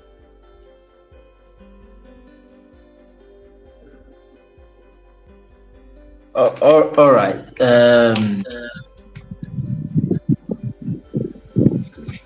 Give me some moment, please. Okay. When you are back, let me know. All right. Once you're back, just indicate. Let me meet you for now. So you just unmute whenever you're back, sir. So talking about tangible efforts of solidarity is the reason why we are exploring every means necessary to reach out to our people. Making tangible efforts, very important. The effort can be costly, it can be expensive. Trust me, it's not easy to sit down for hours like this. Just trust me on it. If you think na joke, you self try am. I am forced to even eat Amin's live stream. And before that time, we have also been in a space where we had to engage with our fellow Nigerians. So if it's easy, you self try am. Making tangible effort of solidarity. If it's easy, you self carry your old day's wage. Even if you are working in a country where they pay per hour, carry $100. Carry subscribe for platform. Just because you want to reach out to more people. And you see whether it is easy to buy laptops. We even have a projector. We have a rechargeable projector given to us by a great revolutionary mind. If we want to have an outdoor now, if you want to have an outdoor program that will involve many people now, and we rent sound system. We rent sound system. We begin to play music, and of course in the middle of it play them visuals. We can do it, but you know how much it is to even rent a hall now. If you are even going to use outdoor, you still have to go and use money to rub the hands of one baale somewhere. Otherwise they will scatter the equipment, they will scatter everything that you brought there. That is the kind of system that we have right now. You have to settle boys. You have to settle both big boys and the small boys for you to even hold an outdoor program at a very suitable location where you can have the access to meet with the people. Go and ask all of these pastors how much they spend on outdoor programs, and you'll now be wondering why they are extorting people on the crusade ground. You cannot wonder, because themselves, they don't spend so much money. So it is what it is, and of course we are exploring every avenue to reach out to our people. And what our message has always been is that they should hone their struggle. All efforts are being done to bring the message to them, one way or the other. Are they willing to take the chance, or they are still very much, obsessed with the very system that has kept them where they are perpetually? Are they willing to take a decision? Are you willing, my dear listeners, over 99 of you now, are you willing to take a decision? Take tangible effort of solidarity. Are you willing? Or you want to recycle the system again and again? I'm talking about the next bullet point. Are you willing to educate yourself consciously? Are you willing to hold self and others accountable? That's your principal.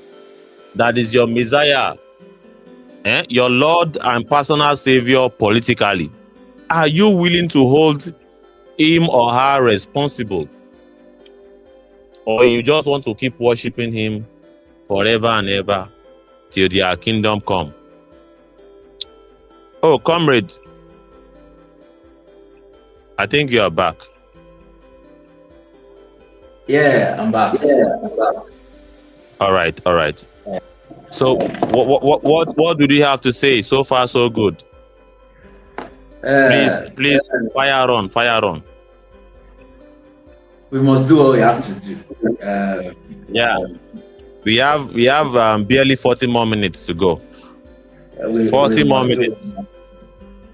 So, and I like the talking points, right? The point that you have highlighted that the class of the oppressed must first admit that they are oppressed. Admission is very important. They must admit but not accept it as the ideal situation. Our land is arable. Talking about feeding ourselves, feeding food should not be a problem within us. Being able to house ourselves should not be a problem within this terrain. Being able to, clothe ourselves should not be rocket science. We are not going into the moon, In fact, being able to go into the moon should not also be rocket science in itself, because we have the human resource to do such. We have such a youthful based population that can think, that can dedicate their time and their life to research, quality research. Because some person will be saying, oh, if we have all these things, what are we now going to be doing? How do we now find the assistance without hustling? You are going to be doing what humans are supposed to do, which is to think, which is to, to create rocket science, to space ourselves into, propel ourselves into the moon, into the stars, into the realm that is not visible yet to us, not for now. So there are a lot of things to do. So we must not accept this trapped situation as the reality, where we have to scramble for resources, where we have to, is a survival of the fittest, like they say, even though that smart saying has to stop, where we have to literally kill ourselves to find, solace in scarcity. Where prayer points like, so that your enemy can, all those minute level, we must, we have to discourage ourselves from accepting this reality for our brothers and sisters, for ourselves. It is not dignifying. And then we have to increase our own voices, because the major media realm are not going to speak our interest. They don't speak our interest. They don't address the things that matters to us as a group, as a people. So we therefore have responsibility to power our own voices. Such is what Liberation Chat is doing. Such is what the investment behind this is, right, or are, that the investment of getting the software to power. Because before, if you are going into the contemporary or the traditional media houses, we will be talking about millions, to be given a chance to, address ourselves, to address the people. Even that will be screened, that if music of Fela Anikulapo could be banned, removed from the mainstream media. Or when was the last time you were listening to the radio and you had, or TV, and you see Fela Anikulapo music displayed? You think he does not have video songs? He had video now. He had the places where he went to shoot, and then that covered in video. But it does not, it does not sit well with the traditional media and the people in power. That's why they have, removed such song from the mainstream. So we don't. When last did you hear ọmọ mi ṣohun rere tìrẹ á dára o, ọmọ mi gbọ́ tèmi tìrẹ á dára o, tíyá mi bá ṣeun rere gbàdúrà fún mi, tọ́mọ mi bá ṣeun rere gbàdúrà fún mi, ayé tí mo wà yìí kò mà yé mi o, ẹ̀yin lọ́lọ́run kejì mi láàyè, bàbá mi mà ṣeun rere. Because the leaders now are not inspiring, they are not the good fathers, so they cannot sponsor such music. Such music will be obakumbe, it will not sit well because it will be addressing something in them. You know, there are no examples. So we are not seeing songs rather than open yansh, you know, those songs that further leads us into destruction and distractions. These are the songs in the mainstream media, and they are sponsored for a reason. That's why the likes of the Yeye show that they do, you know, can get, you know, mainstream support, and that is where they divert the attention of the young minds. So meaning there are enough reasons. I can go on. The one I'm talking about is the Big Brother Useless Naija that they say they do, which is to distract young minds, and it's heavily funded. Plus the fact that we also pay for it. There was a particular one that they did that they said they generated about $30 million, if not more, just by voting. So we have the people of oppressed have money. The only point here is for us to think of how we can now begin to use our resources towards media that would enhance our lives and not, you know, disenhance our lives, you know, not do the opposite to our lives like we are seeing. So we have to propagate our own gospel, the gospel of liberation, the gospel of the fact that Nigerian people deserve more than this. We truly deserve more than this. We have the natural resources to do so. There is hardly a state in this country that does not have one or two commerciable natural resources, apart from human resource. There is hardly will you find a nation in this country that does not have two mineral resources at a commercial level. Hardly. So why in the heck is the point for us not to have, you know, a gold-plated street this time around, not waiting to get to Aljana or paradise like they call it, because it's a lie. They want to distract us. They want to distract us from paying attention to the Aljana, to the paradise that we can experience here on the earth in time, and to promise us a place that would not exist. So we must understand the purpose of this media. This current media, this current traditional media is not designed for our own liberation. So what do we have to do? What are we doing? We have to sponsor our own media. You have access to social media platforms. How are you engaging it? How are you using your social media platform? Oh, shedi balabala. Oh, you could shedi balabala. Well, after you have, you know. Oh my shit, balabala straight. You're young to do balabala straight. Interesting. So we cannot be using it for the same purpose that leads towards our destruction. So I've been deliberate for the past, because what we have to show is to show. That's the school of revolutionaries, to show a system, to reveal a system that is better than the system we are living in. We have been living consciously on social media towards liberation for the last 10 years. My social media has been designed for things that address my situation.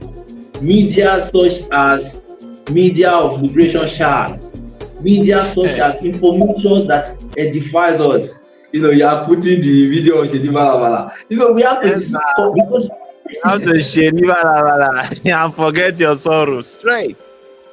But it doesn't work. That is what. See, if you go to TikTok now, this is what our young people are doing, and it's quite unfortunate. This is exactly what they are doing. If you go to TikTok live now, it's crazy, man. No, we have to do better. We have to do better. So we have to take hold of our own media, and we have to invest into it. You have to use your own media, Facebook, your own Facebook page, your own Twitter page, your own YouTube page, your own Instagram page, your own TikTok page, towards the furtherance of your sustainability, and not just sustainability, of your total expression as human. So we have to give that voice. We have to share content like this. They do not need to beg you. They do not need to lobby you to share it. How are you using your WhatsApp? The last time I checked, that when you use sport bet and football bet, people they use WhatsApp for. What the heck? What the heck? So use your social media, use your own platform because they are not using it for the traditional media are not going to use it. There is something that happened during NSAS, which we forget. Let me remind us that it was a proven fact that NTA media was present during the time that the armies or the soldiers were sent to attack peaceful protesters. This useless administration under the APC flag murdered peaceful protesters carrying the national flag, that even at war, you are not supposed to shoot people who have surrendered with just white flag. That is war front. That any other shooting that happens after people have surrendered by putting in a white flag, it is crime against humanity. But not just that people were raising white flag, they were raising the national flag, which is the highest level of declaring their loyalty to the sovereignty of the nation. But this is where you see the madness, that they sent soldiers and still that was not able to stop them from shooting at sight peaceful protesters. But that's not where I'm going. But did you know that NTA never reported the news, even though they were on site that day? This motherfucker NTA never reported the news. He took the motherfucker. But what happened? The sound of NTA, this burst my brain. The sound they use since when we did small. Since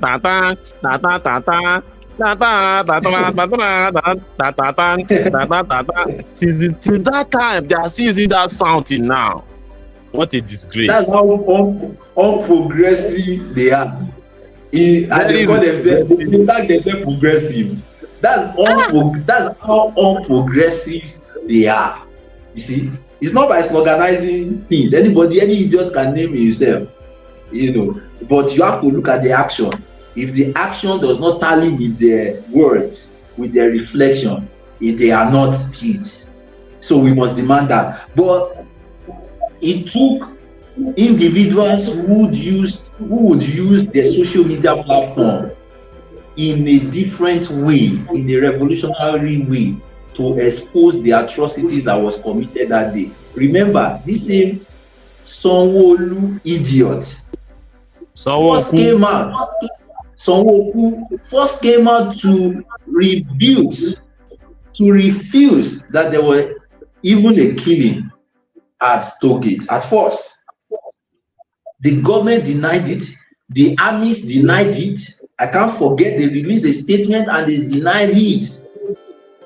But if not for medias that were independent, when I talk of media that are independent, it was the people against all us that use their phone in a revolutionary way, in a way that does not support the existing narrative of the institutions, that deny the atrocities that they would have committed if they were still having monopoly to media.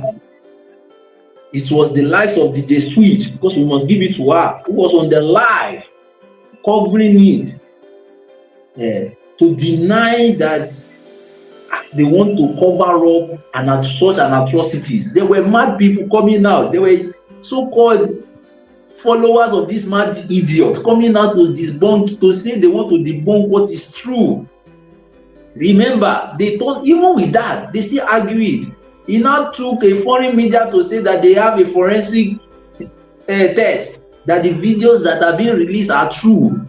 And still till today, it had to take them months or days for them to admit what they have done. They wanted to disprove it. But check what? None of the regular traditional media played a role to it. Maybe with an exception after the third day for some of like TBC. But we are not, me, I'm not deceived to think that they are revolutionary media. No. But I think the people played the part. We played the role. We have shown before that when we have the access to this power, we can fuck the medias that speak for the interests of our oppressors. We can F ourselves from it. We can boycott it. It is the same thing that Rosa Parks, of our blessed ancestor memory, did or led in the emancipation struggle of the Americans. That the black people were only subjected to the back of the seats of the bus. That if they at any point sitting in the front row, and the moment a white person steps into the bus, they have to give up their seat. Even if there is no longer a seat anymore, they have to stand. But it was it took the defiance of a grandmother, not a grandmother, but a great mother called Rosa Parks, my ancestor that I'm proud of, to resist the attempts to degrade her, that she will no longer continue to take the lies of the establishment. We must not continue to take the lies of the establishment. So therefore, we must create our own. We must support our own. We must build our own. You must use it constructively towards our desired goal. Or don't we want a better life? Don't we want a life in which we can call a home, indeed? And rather than, trying every means possible to escape our land, only to go and find survival in another person's land. Not mean survivor in another person's land. So that we must aim at that level. We must support it. We must put the resources where it's needed. So you must support stations like this. You must support it in any way, on every shape you can. If the way to support it is to tune in. If the way to support that you can afford is to share the video, share the message, increase the visibility and the traction of the message. If the way to share it is to comment via the comment box or the sections, then use your text. Argue with the keyboard, like they say. Use the text box, right? And then if you need to come in and share one or two thoughts with ourselves, request for the link, and then the link will be shared, with us. So we have opinion to speak freely, to speak to power, to speak like citizens and not masses. I hate that word, the masses. I am not a mass. I am not masses. To speak really? As a citizen. And if somebody comes to my house, it is my responsibility to protect and to maintain order in this little confinement that I am in. If an external force comes into it and wants to behave anyhow, it is in my place to ensure I maintain and I sustain order by any means necessary. by any means necessary. Let me repeat that again. By any means necessary. So this is our country, this is our nation, this is our land.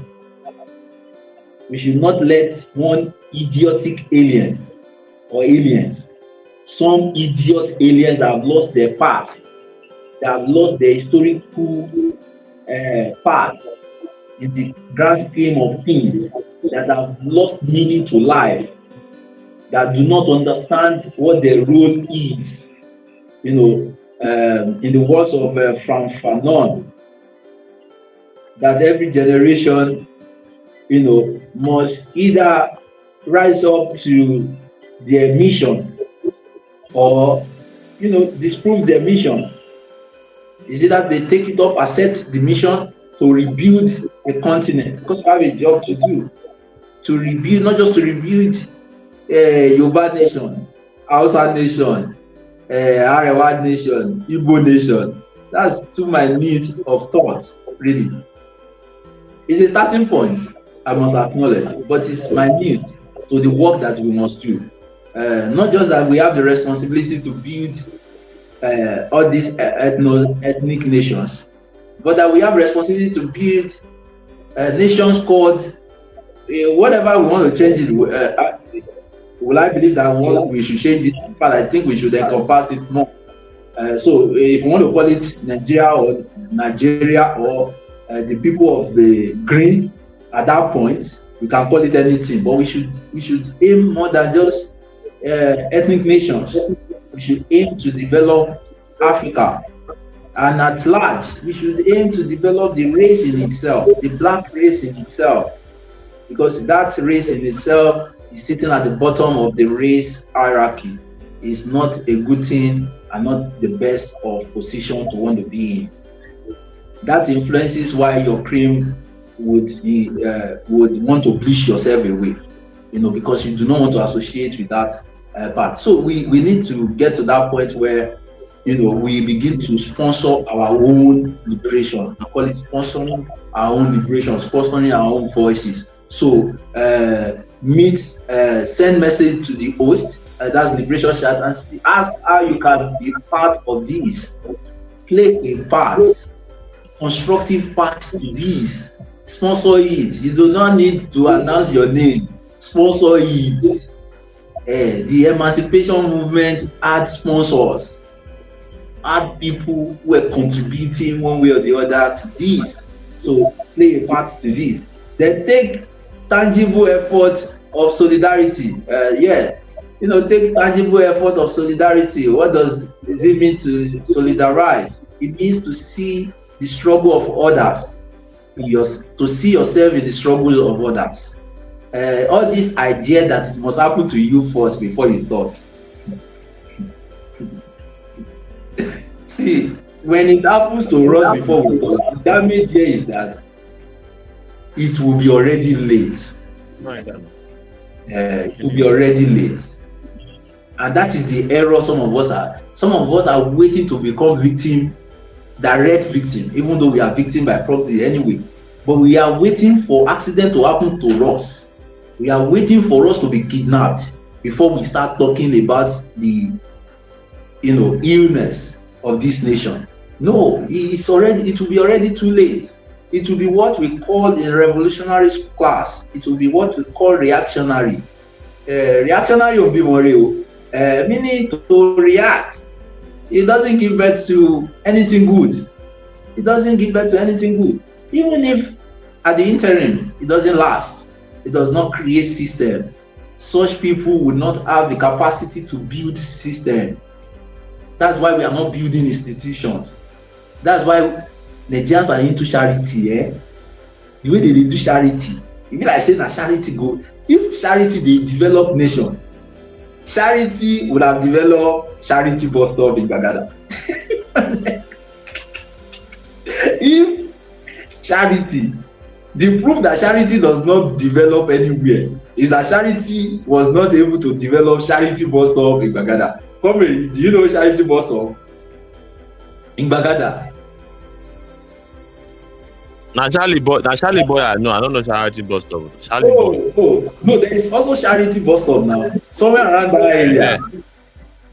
Now Charlie Boy, now ain't there for back outside. I mean, they joke myself. And there's Charity bus stop. Yeah, Charlie Boy did. I think there's Charity bus stop too, along that route. Oh wow. Okay. I be the jokes. Charlie Boy, Charlie Boy, I know, sir. You know, you sabi there's Charity bus stop too. Boy, did Charity bus stop today, right? So, but charity does not build any nation. In fact, let me. So, some people who were taking delight in charity 20 years ago are now offering their phone because they realized that they thought in their mind, that it would just be one singular person in their network that will be demanding money from them.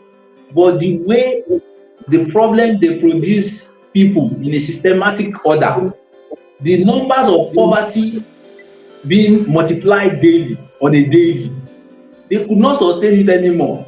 Because you have done for Shade, now Ngozi has called. You do for Ngozi, Amina called. You do for Amina.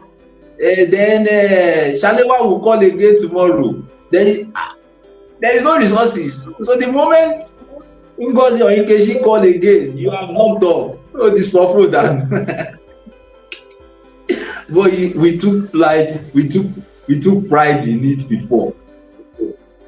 It's not sustainable. It does not build places. Charity do not build places. And that is, charity is what integrationists can offer, reactionaries can offer. They want people to beg them. They find satisfaction, useless, meaningful satisfaction in when people come to beg them, rather than contributing towards a meaningful systemic change and order. When we pay attention to our politics, we are paying attention to a systemic change. When people sponsor the political parties such as AAC, African Action Congress, such as MOP, Movement of the People, they are paying attention to a systemic change. When you support candidacy of Omoyele Sowore, because it's people-centered candidate. Is a people-centered candidate. Is people-centric. When you support his candidacy, you are supporting a systemic change. He is saying that he would help you he needs you to help him, so that he can help you, so that you will not need to be called daily for stipends, for daily 2K, because he will have sorted the people who should be calling you for daily 2K. But guess what? Is that who you sponsor? Is that who you commit resources to? Is that who you are helping? You are not even seeing it as an advantage for you too, as a win-win. Because we are not taught how to solidarize with ourselves.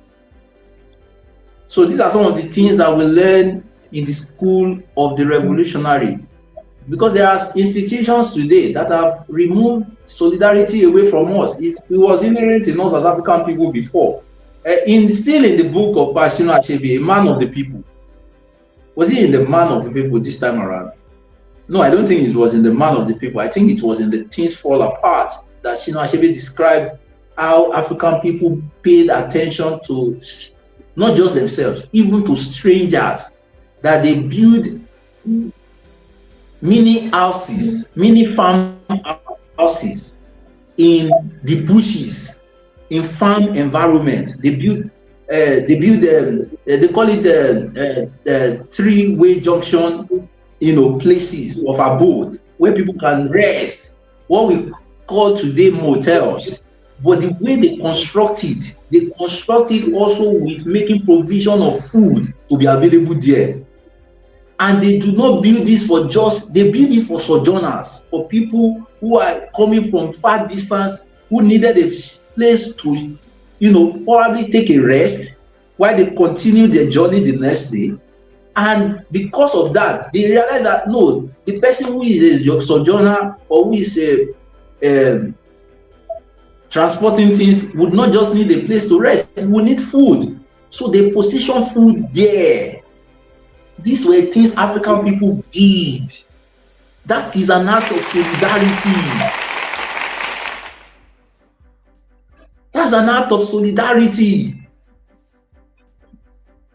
It's an act of solidarity. But we have lost it. Religion, Abrahamic religion, is saying that you should take pride in your useless, meaningless life because I am doing lesser. You are deceiving yourself. Even though the person with in the same bus, you know me. Now Nigerians still they know themselves. If they are not impressed by your life will be miserable. That's why you are still they still have audience. But if they will say mo dúpẹ́ wé borí àdúgbà.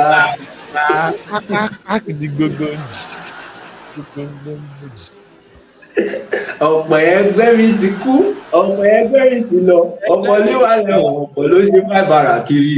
Kí ni ìbánisọ́ bẹ́ẹ̀ ayé pé mo ẹ ti ya wèrè. Look at the song. Look at how they have denigrated you to compare yourself with the worst of the worst. Instead of you to find solidarity with the worst of the worst.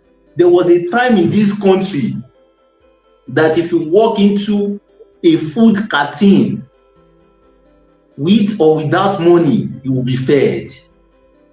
You will be fed. But religion has come. It has dabarooed the mind of African minds that was feeding, that knew that the essence of work is not to make money.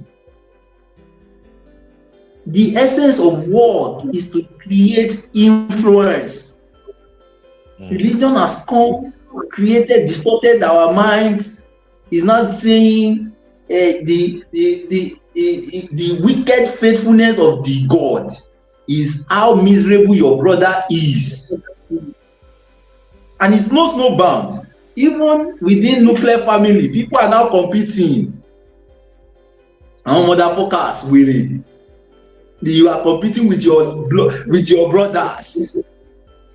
You are finding solace that you drank garri, but that your brother could not drink any food. They does not have any food to eat.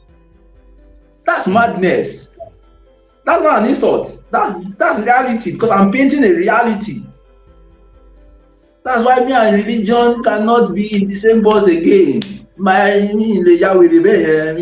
I can't be mad. I can't be mad. I have to solidarize with my people. I have to look at the people who are doing Bambiala and not say, at least I thank God for my life that I'm not begging. None of my family members is begging. We have to ask ourselves, why should these people not beg? See, when you do that, when I do that also in revolutionary class, you will know that you are not doing anybody a favor. Shall be prepared to buy a gun. I hope you are saving enough. If you still want to live in this country without fixing the children on the street, I hope you are saving enough money to buy a gun, to be able to afford a gun. Because 20 million children outside school. Guess who is recruiting them? The Boko Haram. The bandits are the Boko Haram. So you think that you are doing anybody a favor. That's why you see, that's why me I cannot be begging anybody, because it's just a matter of time. The consequence of our inaction will catch up with us. Solidarity is not doing anybody a favor. You are doing yourself a favor. Oh, okay. You thought to take vacation needs money. Now that you have the money, can you now take vacation? Even to travel from Lagos to Ibadan. You will hear, I cannot come home. Is that pay slave? That's not safe. in your own country. So our inability, and what has caused this problem? Inability to solidarize with the oppressed. So you are not doing anybody a favor. You are not. Some idiots thought that 30 December is the way to go. 30 December is the way to go, when you have not solidarized with the people. They learned it in a hard way. 30 December in this place, they were not even kidnapped. They didn't lose their life at the gunshot, because there are things positioned by this system to take our lives at will, at any time you want it. Anything that could kill can kill. We heard that some lost their lives to accident due to bad roads and bad road management. Some lost their lives due to lack of medical attention and care. And some lost their lives due to poisoning. Want to come and do 30 December here? No, you don't get sense, me. You don't get sense. In a place where you have not solidarized, you want to come and build a house. Meaning, house, the resting point afterward is home. That is a home you have invested in.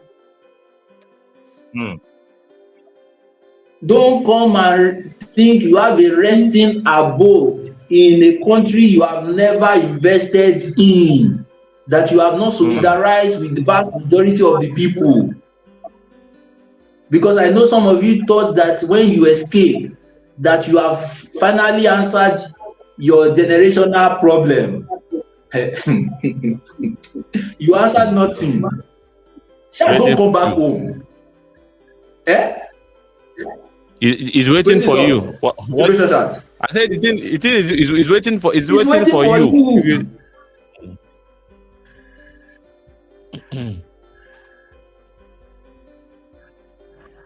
Exactly. My people will say that the cane that was used to flog the first wife for the new bride in town should not get it twisted. It was only kept, not destroyed after use. And such as the fact that it was used on the older wife, it can be used on the newer wife. The cane is not loyal to any face. There's also this other proverb that the trees think that the cutlass is of their own because they saw the handle made of wooden elements. But that the handle was made of wood does not mean that he is not going to cut trees. The sharp edges are going to bring out trees. So, and this is where this mad religion, because there's something we must talk about this religion. And it's not just this religion that alienates us, this education that you have also received, that thinks that the whole essence of your education is to make money, is a bad way. Is a miseducated generation. You need to read a book titled The Miseducation of the Negro. You need to read it. You need to read. The miseducation of the Negro. This education that is just money that is our head. After learning, money, paper. You to sit down and think about it. Do you actually need money? Do you actually need knowledge to make money? Think about it. To sell pure water, let's start from there. To sell pure water, do you need money to make money? Do you need knowledge to make money? To make money. Knowledge cannot just be, of course, you are going to make money at a different level where you have some certain knowledge. Yes, I must admit. But do you need the school knowledge to make money?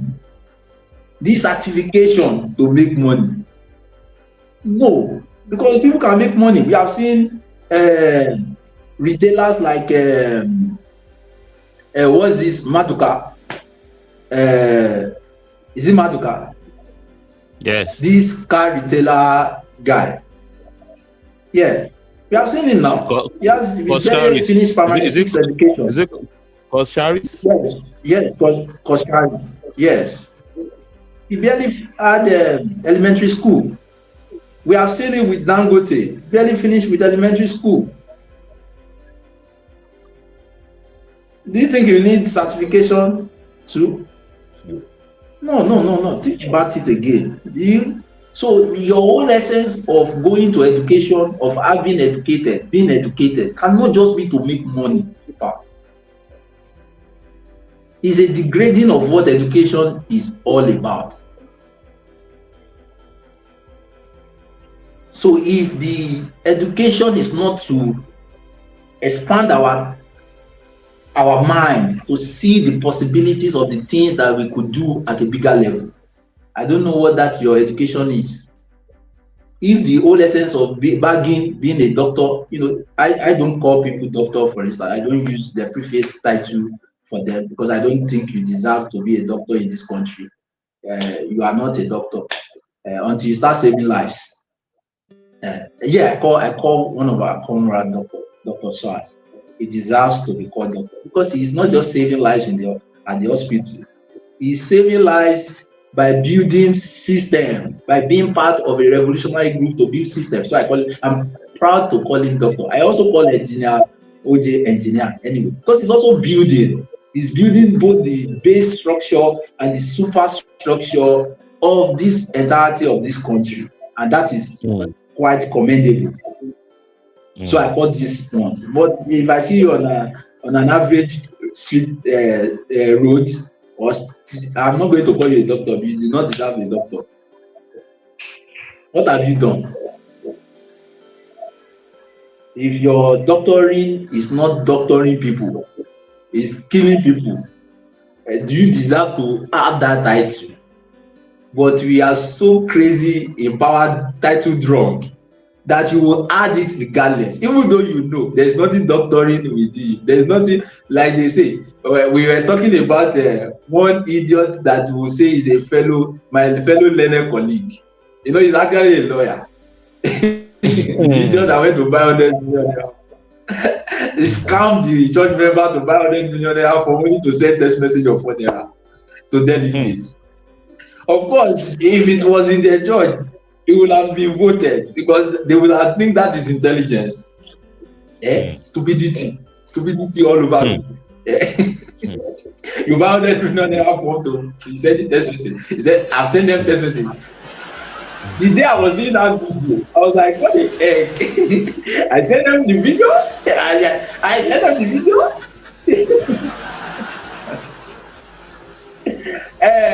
This is the way it starts. By God's grace, God has revealed to me that President Muhammadu Buhari is the 44th president. Yours truly is the 40th.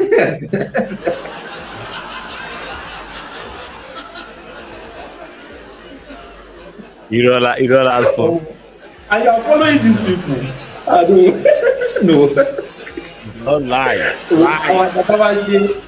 have a culture of deception in this country. Deception. That's not even deception. Really? That's madness. See, let's even assume that they have successfully caged our brain from functioning as human in this time scene. But in timelessness, where our capacity knows no bound, where we are not bounded by physical body anymore, where it is also possible that our consciousness is not bounded, is not caged, because even sleep cannot bound our consciousness, our unconsciousness rather.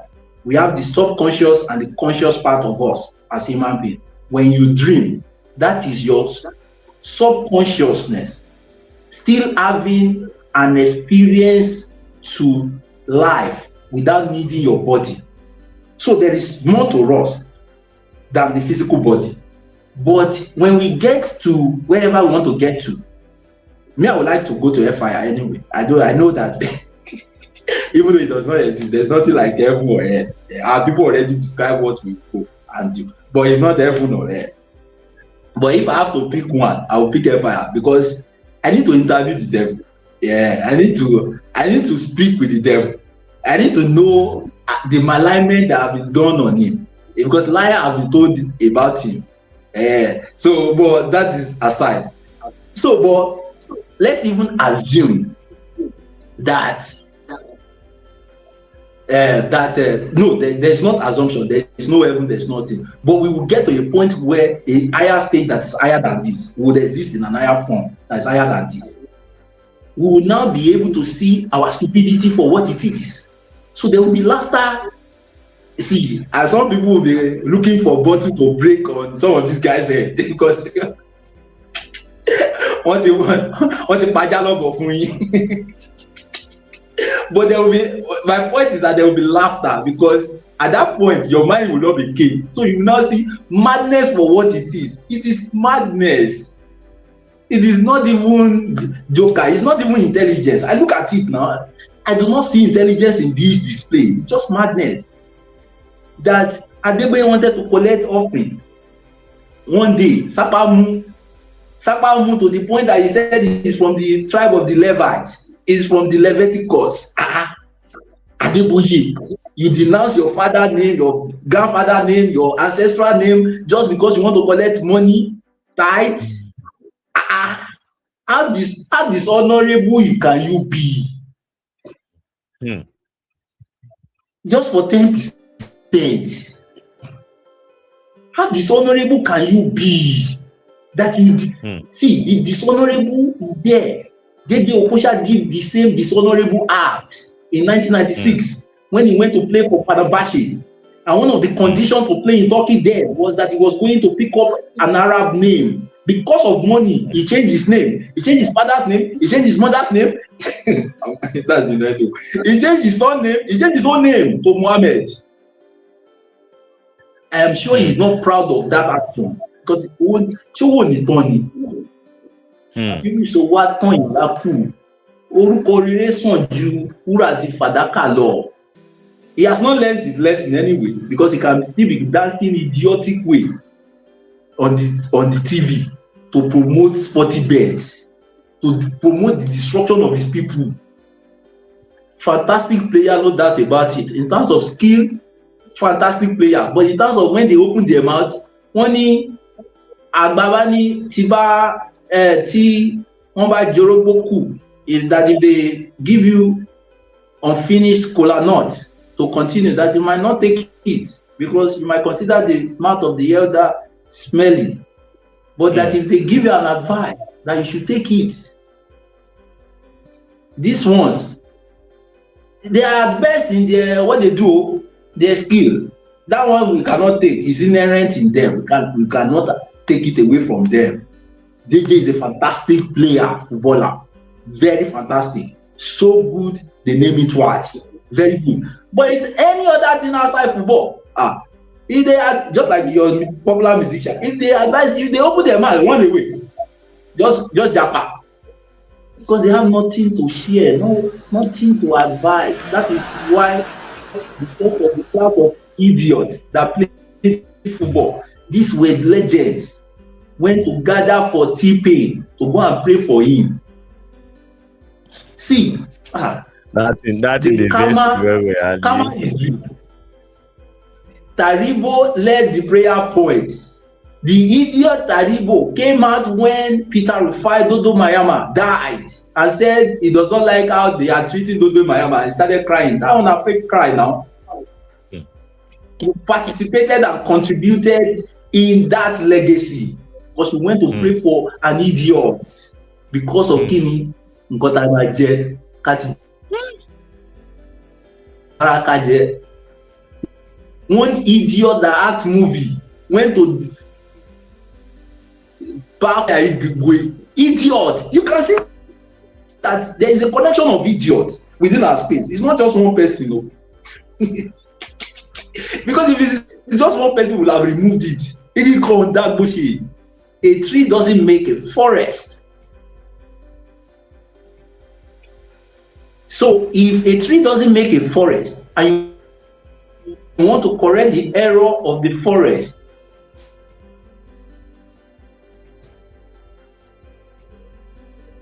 you attack the roots and not the branches. It's not by charity. It's not by I'll give away. How much can you give people today that will solve their problem in a year? It is madness. If they are able to solve your problem for the rest of the year, that means they will not be relevant. They want to be relevant now. They want you to come and do, hey, Babake, all right, sir, boys, area boys upgraded to with social media platform. They are doing it on social media. They are doing it virtually, electronic. Those things that your parents saw that the other children were doing, and they said, no, don't go and mingle with them. You are now doing it on social media platform. They are now reaching for you and clapping for you. It's the same way some other parents do and say, with the those idiots that say on Twitter, on TikTok, but without addressing the problem, without solidarizing with one another, their children will do worse. Maybe their children people are already having sex on TikTok. Yeah, it's already happening. Yeah, there was this popular idiot called DJ Chicken. Yeah, he had done it like twice now on TikTok, live, right? And if you go to TikTok live, you'll be seeing something similar to that, And this is what attracts the views. If you want to get views, these are some of the crazy stuff that you have to do to get views. Somebody was even saying on one of our spaces that the easiest way to grow an X account is to post adult content. That the easiest way to really grow your account on X is when you are posting adult content. It will grow like wildfire. But you are posting posts that have to do with liberation message, posts that has to do with solidarity. People will just look and pass.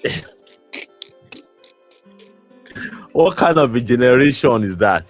So what a generation. What God must not do does not exist. It's not sharing grants, giveaway. So meaning that God obviously needs help. But what the help your God literally needs is not giveaway, it's not charity. They are not coming to admittance. Because if you say these things before, in 20 years, they will tell you that what they have to give, silver and gold they have not, but what they can give is better than silver and gold. So let me give you blessing. That idiot on the depot. Let me bless you. You don't need money. We need them bow with you.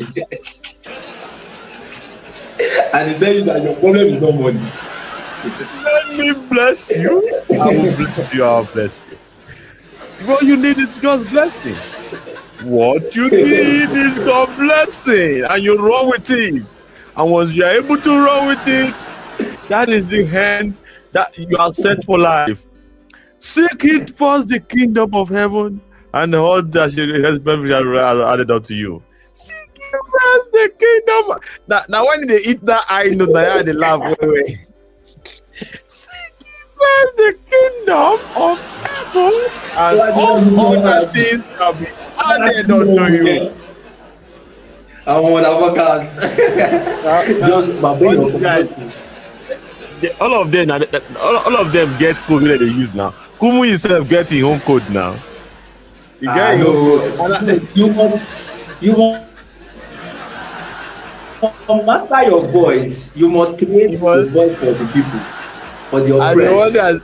And the one that say if Kumu want eat rice for him house, see that they talk to him maid. Give me some rice. I want to eat some rice.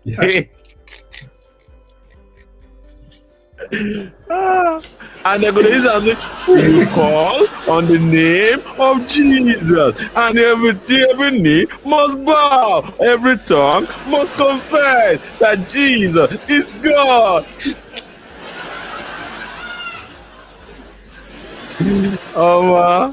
Nigeria. If you just get format for Nigeria, everything don't end for you. No mess. I better continue, my guy. Yes, it's true. For the moment, they thought that this moment was going to last forever. They thought it was. They never see long life for the oppressors is not a blessing. The reason why they still think it's a blessing is because the oppressed are still sleeping. Long life is for us to take a pound of our flesh. If you read Merchant of Venice, you will know that a pound of flesh came from there in a way. It's to take our own pound of flesh. Is to be able to jail. We can still jail only the Obasanjo. We can still jail him. $16 billion into electricity.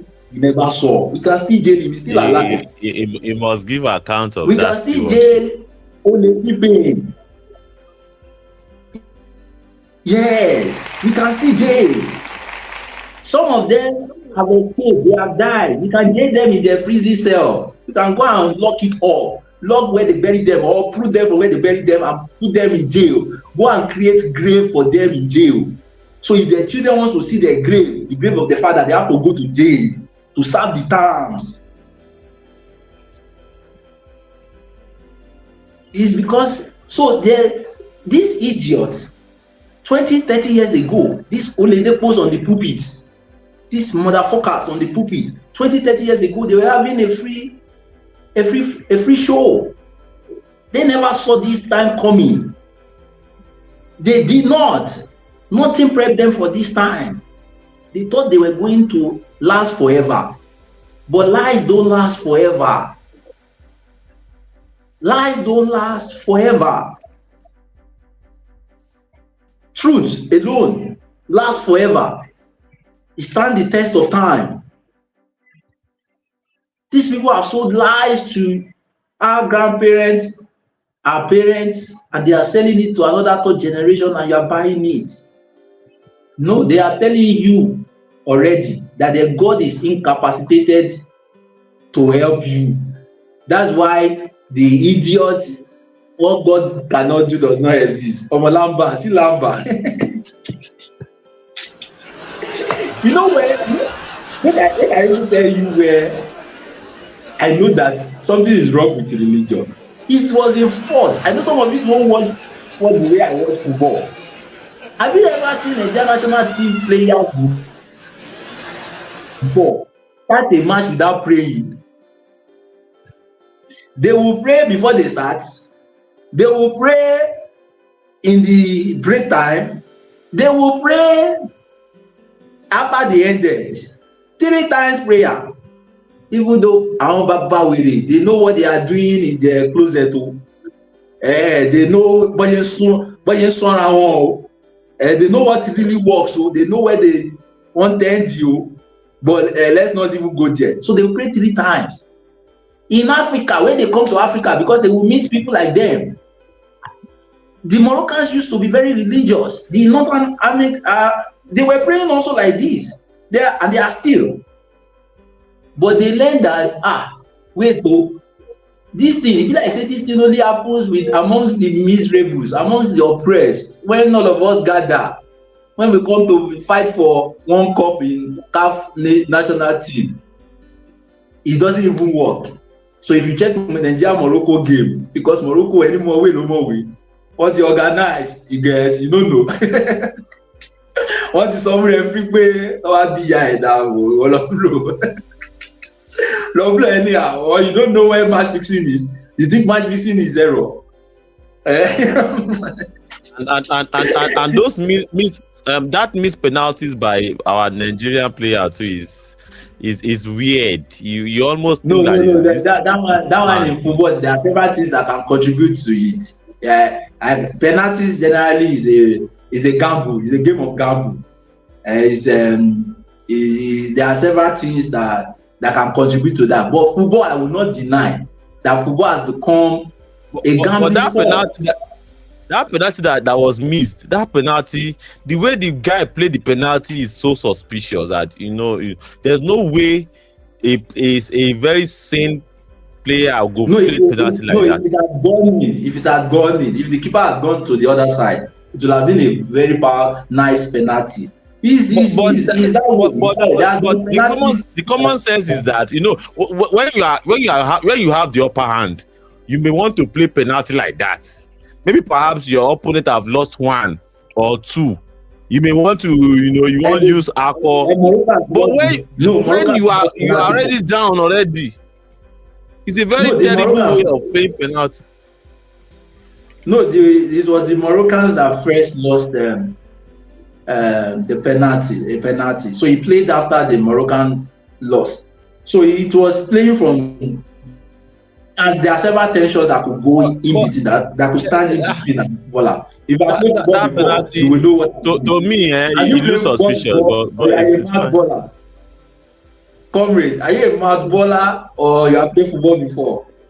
I dey play before. I dey play but the shit. I don't collect. I don't shit my toe before now. I dey play football well. No be say. I dey play. I no be mad. So, there are pressures. There are pressures that could call me because pressures to rest. In some cases, some people are doing job and they get to some certain part of job where they start jilting. Feeling jilting. Because of the pressure of the job. I think we should still give some accolade to the civil servants in the sporting area because these guys are civil servants. I don't think they are civil service. In fact, if you are a civil servant, you are not supposed to talk about footballers. You are not supposed, because they are your colleagues. Now, because we dey watch them for TV, now why you think if you talk? If you put video behind your own job too as a civil servant, as a teacher, you think say you go, when you go see we no go hang you. But where I'm going actually is the fact that I understood that prayer doesn't work because we pray, but at the end of the day, people beat. But let's even now say that it works, that it only works in Africa. When we go to World Cups, because we are not going to World Cup to win the World Cup, we are just going there as a Alatewo. Thank you for participating. It's not to win it. And I'm not going to be optimistic because the American team, America is hosting this World Cup, the next World Cup. The American team that will play in this World Cup had started preparation about 8 or 10 years ago. So what God will justify that you will come and compete with such people and you will win them? What God? And I read something from John Maswell's book, Talent is Not Enough. I don't know if you have read the book.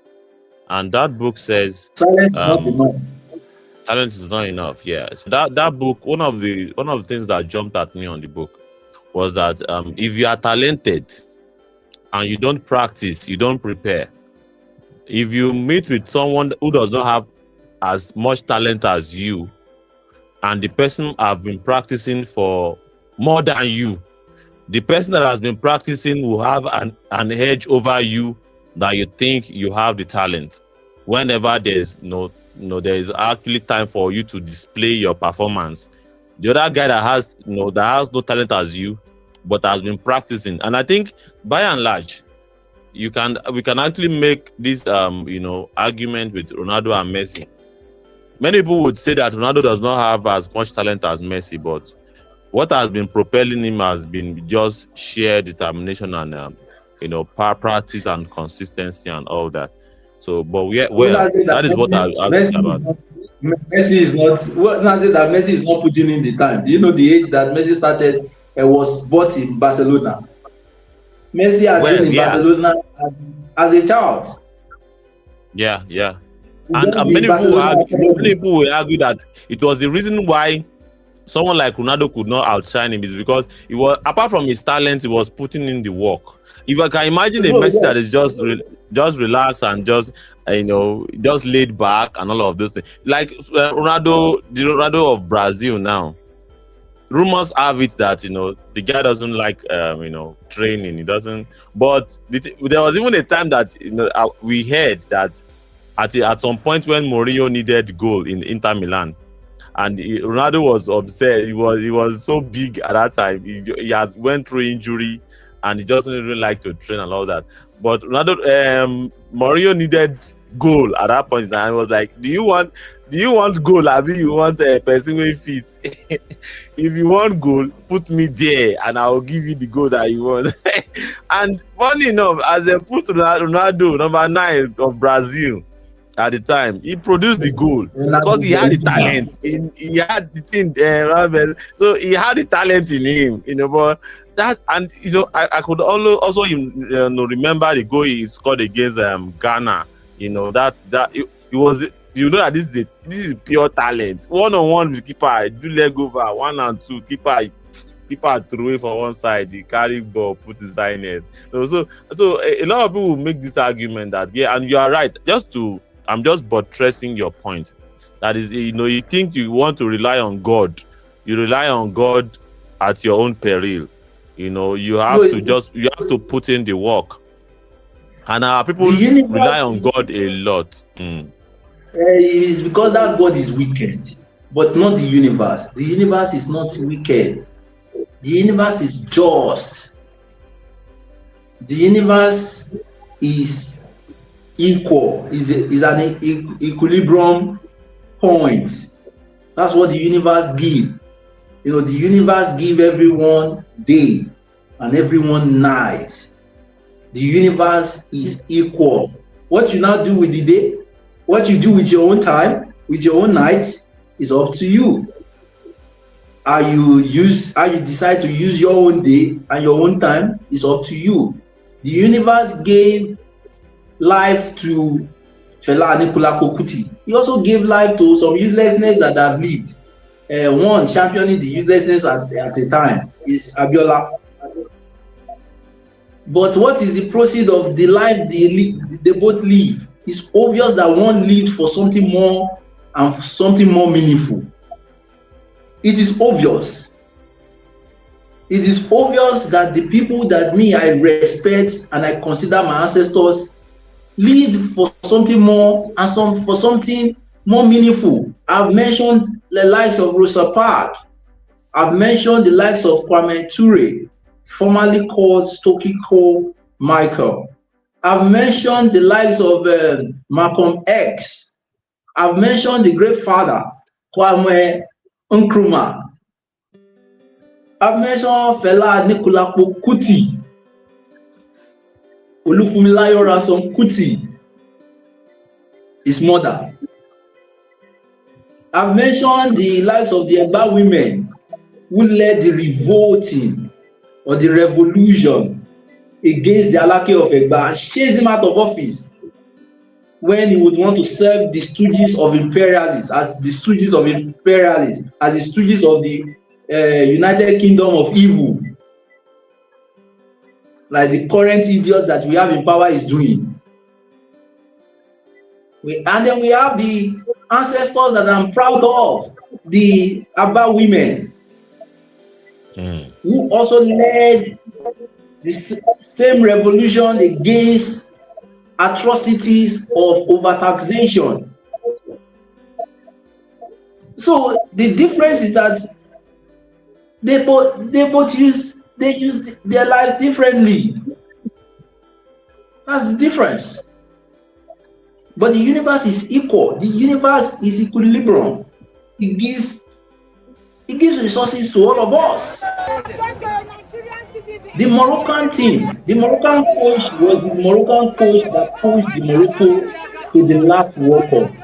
To the last World Cup where they entered, I think they were in the semi-final. So can you imagine the same coach for the last 4 years? When was the last time a nation like Nigeria had a coach that stayed for more than 4 years already, barely less than 6 months or 1 year, they are owing salaries. They are owing this current coach salaries. They gave them $1.5 million. They went to build a shanty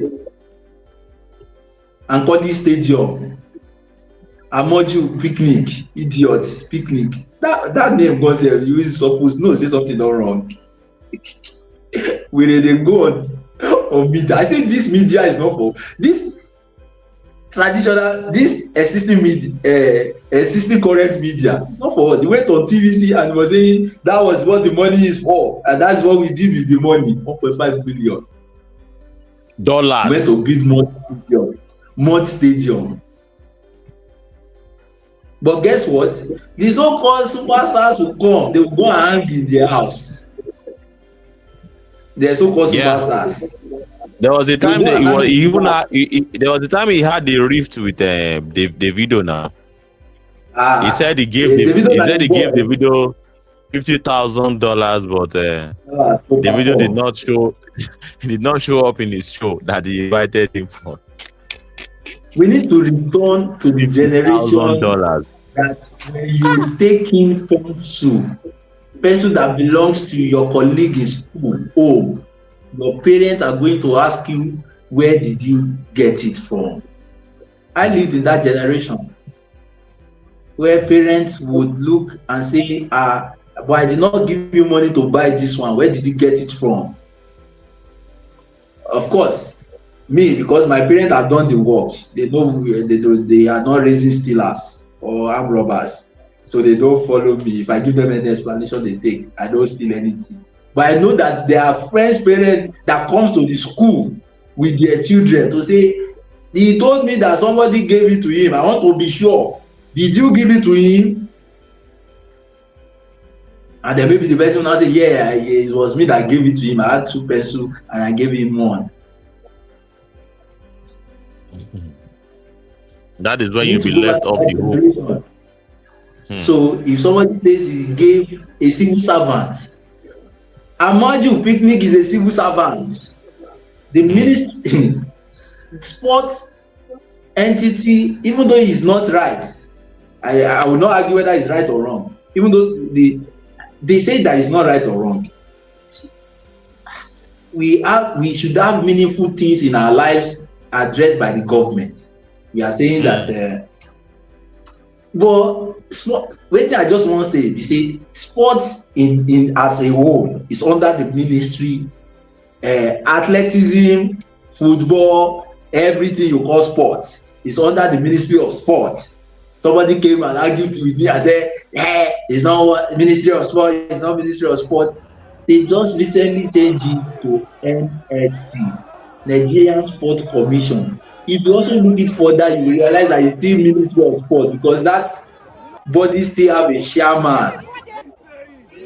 I was telling him, the idiot was arguing. APC followers, you will know them. Very unprogressive. By their fruits, we shall know them.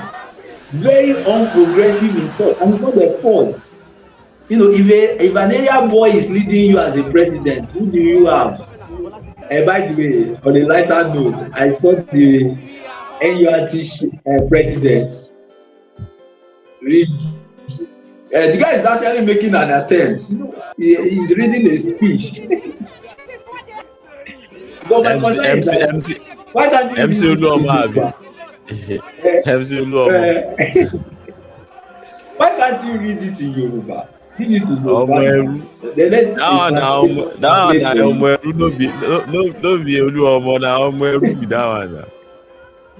No, he knows, he has accepted. They are not disputing. That one is not disputing that. In fact, where he is now is more than the entirety of his dream. But it's also a big thing. Because from what happened today, from what I saw, it means that he actually he has been disemphasized from having quality education, not his own doing. Is there any children that were named and at their naming were pronounced to be area boy? No. It is the undoing of this system to rechannel the pathway of a promising present into a destructive future. It is the undoing of this system, and that's part of the solidarity we are talking about. And I love the way SK will put it, Seun Kuti.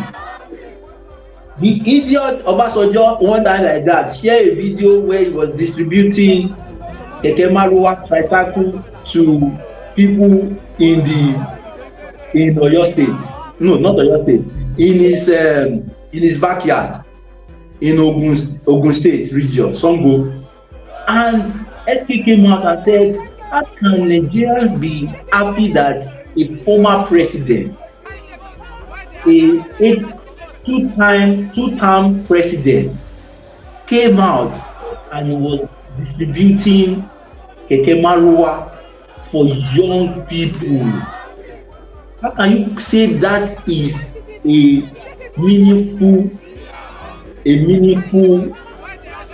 act, if not wickedness? Because he was now saying that because he will not want his child, he will not want to give his child tricycle to go and be driving and call it empowerment. That's not empowerment, that is destruction. You are funding people's destruction in their youthful age, at the prime of their age, of their time on earth. But there's some motherfucker paid intelligentsias. They came out and said that is intelligence. Don't worry. My son David Noyali will say, who are you, Aja? Your own children. They will not just drive tricycle. What? Is it not happening? Is it not happening already? I know. What is DJ YK? What is Benusima? What is all these people doing? What are they doing? If that is not worse than is even putting his own skin to text. Can you imagine that a graduate is doing hype is coming to hype somebody else to make a living? They struggle. And they are posting it everywhere. The suffer is real. Not true. The suffer is real. I've seen. To result I know Jesus. hype. They struggle. The suffer is real. Not true. The suffer is real. I've seen.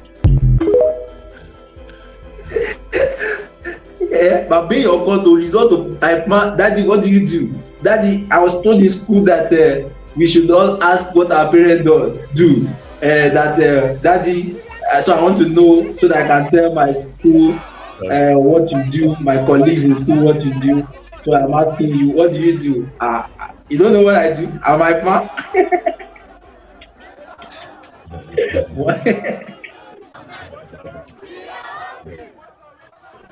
My people will say,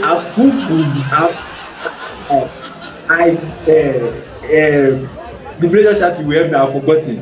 Akuku Beats was also do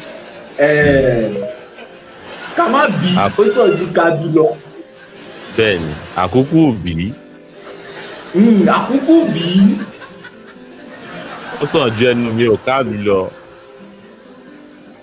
Ọ̀tọ̀ nìyẹn na that way. Ọ̀tọ̀ tún nìyẹn. Kamabi. Okay. Ọ̀tọ̀ nìyẹn.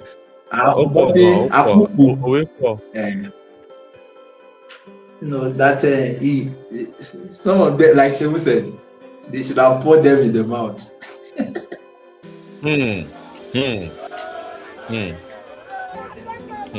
But as nature will have it, because nothing will fit do about it. Nature has brought them into our midst one way or the other. And it's not their fault, because add this. That's the solidarity. We can yab ourselves. Yabi is not the case. We can yab ourselves to get ourselves in order. But we must understand ultimately that the victim is not their fault. If MC Oluomo have had exposure to free education, to an education that feed him in school while schooling, to an education that accommodates him while he's schooling, to an education that have not exposed him to vices, to an education that have dignified him, I am sure he will have turned out differently. The proof of that is the struggle that he is trying to do. Because every human, if you have been taught real education, every human is supposed to have known that we are meant for more than physiological needs. We are supposed to have known. I knew this barely in primary 5. If you have had education that is quality, because why should the struggling of providing food, why should a child be dragged into it by a family? Why should he be dragged into it? Why should a child be dragging out to sponsor his own school while he's still in school?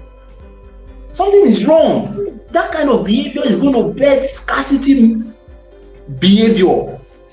One of the things, I am not born with silver spoon like that, but I am not born spoonless. That I must admit. One of the things that my family did is to enable me to live as a child. I had a childhood experience. I didn't bother about whether how they provide food or whether there is no money. I didn't bother about that. I was not dragged into how much will you bring? Because we are about cooking indomie. Some families were known to dodge. You think dodge is an English word? Yes, the dodge itself can be an English word, but the survivor has made it a common phenomenon in homes where people now go dodge. They contribute. The father will now say, how much will you father? Say, how much will you two now bring? But I had access to childhood. But every other person deserves that access too. Every child deserves that access too. Because those that we have not given the access to are now a threat to my life. You see? If my parents think that they did a wonderful work by stopping that access at just me alone, they have only created problem for me because I'm now a target. Just like everyone doing well within this system, you are a target. You have been exposed. And solidarity helps us address problem from just an individual level to addressing a systemic problem at a systemic level. Awari Tiwashi, I don't say amen to such prayer. It's not a prayer, it's a curse. Because when you read, because when you find your own path, I don't say amen. It's not a prayer, it's a curse. It means that I will become a target. You go find your own way in the midst of the oppression. You run a big bad. And you will find your own way in the midst of the oppression.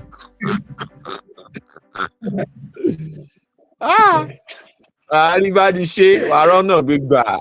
You. Oh, but I can hear you. Please. Is there an allocated road that is smooth in this country that you can drive on? Yes, big barara. On the shop or no? On the jam. On the blog. On a great BRT. BRT lane. I was scammer. After I got show on a great BRT lane. People rush to be out late as if they are still the code. They are the god in Java.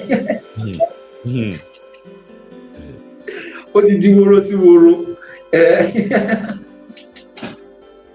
Oya Jara, Oya. It was ancestors to me that said that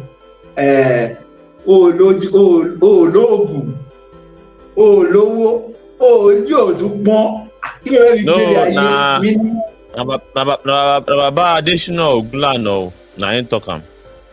Is it Baba additional Glano? Yeah. Sheruba. Now Sheruba won't talk him. Sheruba. May so rest in power. It says, Logun. Léèyàn, lówó, ó jẹ́ òdúpọ́n. Kí ló fẹ́ fi dẹ́rù bọ̀ ọmọ aráyé? At least you don't have charms. You don't have people. You don't have money. Your eye is not red. So what is your defense in an oppressive society? That is what it means, yeah. Exactly. So, wà solidarize pẹ̀lú àwọn èèyàn ẹ̀. The street people, we are closer. Like SK will say, I have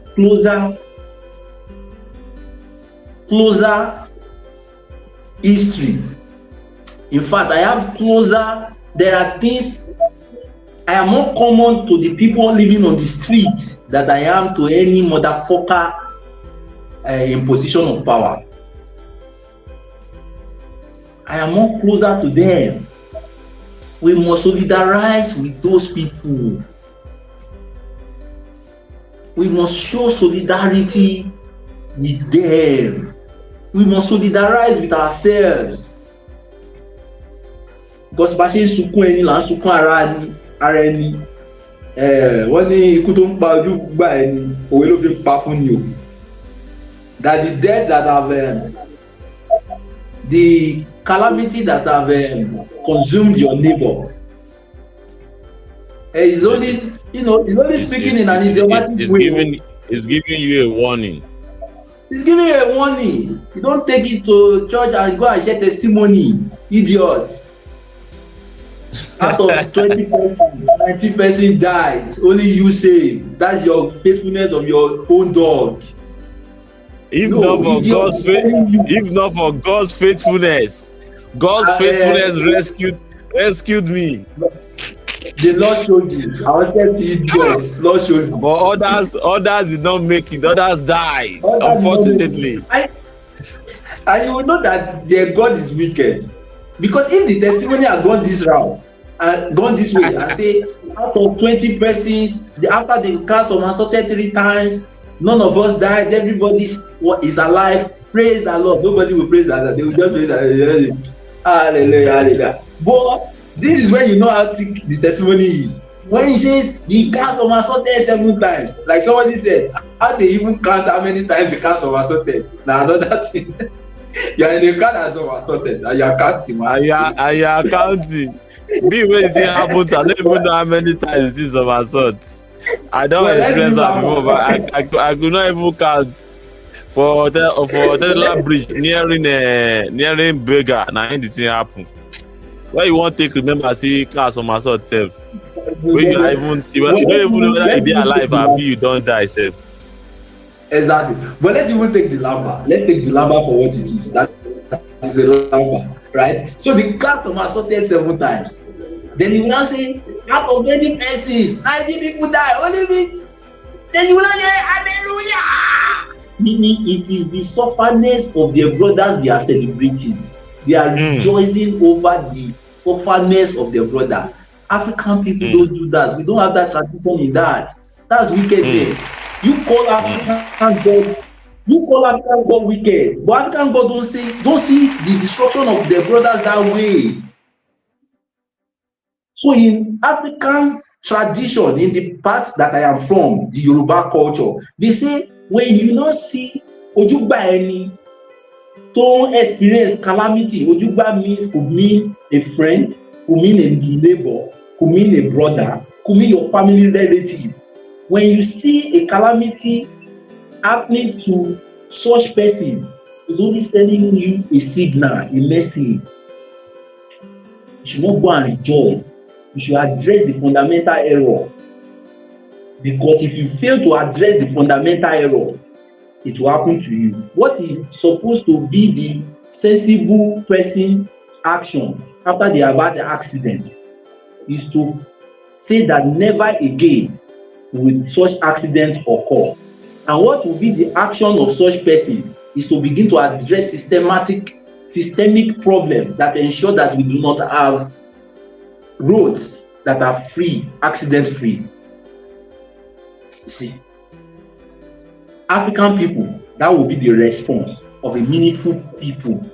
People with that indoctrination of Abrahamic religion, that will be the response. We will say never again, that nobody will ever die of accident again. Check what? After 2 persons died in Nigeria due to accident that happened to aging, they contributed money for one of them. They went to build, they said they want to go and build mosque. This motherfucker is just a motherfucker. They want to build moshalasi. Somebody died of accident due to bad roads and lack of road management. You contributed money for his death and say you want to go and build mosque.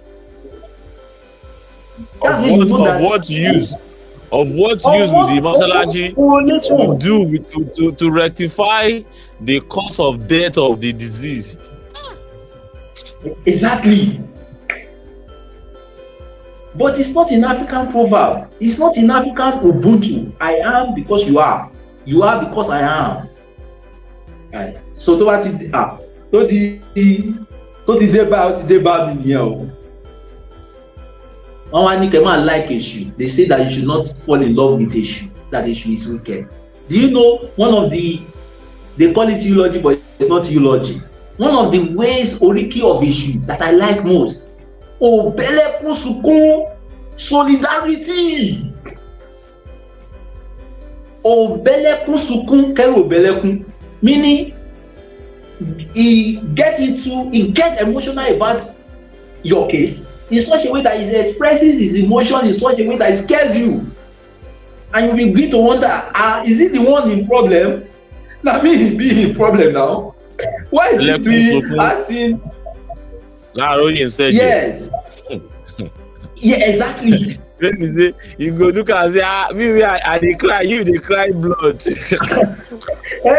I dey cry water, you dey cry blood. That is, the level of solidarity is more than my own. Exactly.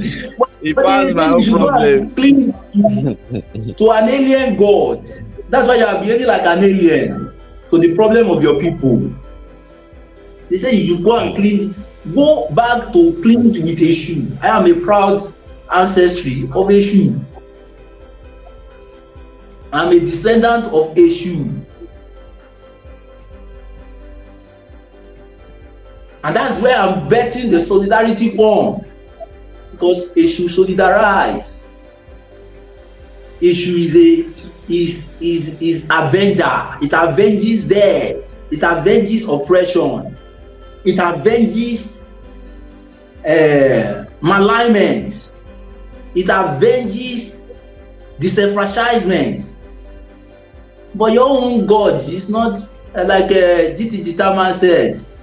Your own God sucks. Because instead of avenging you or in motivating you to avenge the oppressed, the reverse is the case. You have to defend him. You have to kill for your God. That's why when G.T. Gitaman sang, who you killing for must be weak. Who you fighting for must be a bloodsucker. If that's what you call your God, then your God sucks. If that is what you call your God, if your God does not avenge, if your God does not motivate you to look at your situation and your country and look at your countrymen and say, never under my watch would this continue, your God sucks. But your God needs you to buy gun to come and kill for him, all in the name of jihad. you are mad. And you are probably mad because you need to check your clothes. I wonder whether the ammunition you are holding is not expensive than your clothes and your wear and your entire being. The God that cannot equip you mentally, bodily, you are going to purchase gun to go and be using to hunt other people for. And some idiots, Abrahamic religion will say, but we don't buy gun. But what do you do in your church? Every day, every enemy from my father's side, people that have not offended you, your father's side has not offended you, they are not part of your problem. Now the way they give you better point be your problem, but you are too dumb to see. Your father's side has not done you anything wrong. They are guilty anyway for not taking responsibility, but they have not done anything wrong to you. They do not have a systemic power. They are not the president, but it's your father and your mother's side that you are killing every day. Did you see the video that Objective Media posted one time like that? That one idiot, all in the name of the religious God, they murdered a woman that was stranded, an elderly woman that was stranded, and they said that they have seen a witch, and they beat that woman to death in Lagos, in somewhere around Ogun State / Lagos. That's the madness of the religion. That's what you fight for. So who you fighting for must be weak, must be a bloodsucker. And it's a motherfucker bloodsucker. Holocaust, you don't know history, go and read history. Holocaust, what your God did.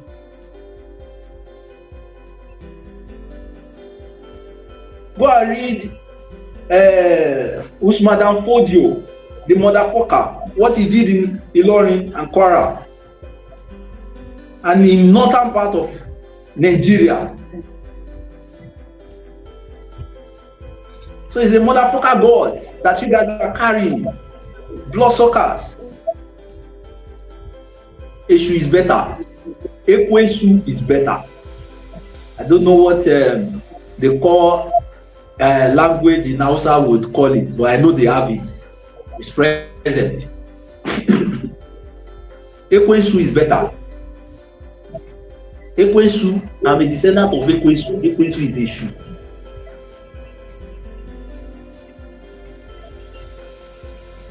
And of course, yeah. Thank you so very much, Comrade Shwailara. We are almost 3 minutes to the 5-hour mark. We are supposed to do this for 4 hours, but we have added an hour more to it for the sake of our viewers. And of course, this is quite phenomenal.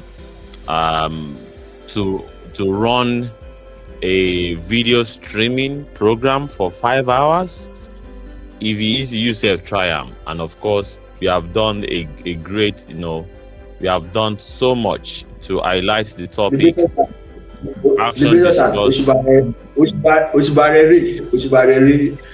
I'm even passing the accolade to you, because it's not easy, and of course, we would actually find a way around, doing this more often, because it's not easy. 5 hours video, live streaming, it's no joke. It's no joke. And of course, we have to do this to actually, have a thorough discussion about issues like this, around the action discourse for the oppressed, and we have taken a look at all of the scenarios that, all of the action plans of the oppressed to break free from oppression, and it all revolve around truth, justice, and progress. Without truth and justice, you can't have progress. And of course, to as many as those that join us, we have over 109 across all platforms, all 4 platforms that we are streaming at the moment. We have 109 people that have tuned into our channel on this broadcast that are currently viewing it right now, because sometimes it will drop towards 109, 107, 103. It pumps up again. At some point we were below 100, but it pumped over 100. And of course, from this side of things is how many minutes? It is 7 minutes gone past the hour of 10 p.m. All right. So, ladies and gentlemen, it has been a very long day. We have also involved in revogelism, that is going to spaces to have an encounter or perhaps an engagement with our fellow Nigerians. We have done that even before we started this video streaming broadcast. So big shout out to you, Comrade Shunwailara, and big shout out to 109 of us that have tuned into this program. We will continue to have programs like this and get better at it. And we expect you to join us. And the least you can do, if you follow us, go, face police officers with AK-47 rifles. At least you suppose join us to, broadcast and perhaps listen in on our programs. All right. Big shout out to all the comrades exerting themselves in the struggle. We salute you, both grassroots, offline, online. Some of us are doing the two. It's a difficult task, and I give my salutations to all these efforts. Big shout out to you, Comrade Shunwailara, for your participation in today's broadcast. I give you my big salutation. And to all the comrades, tomorrow is People's Power Space. Please make it a date, 12 noon Nigerian time, West African time, 12 noon. And of course, Revolutionary Church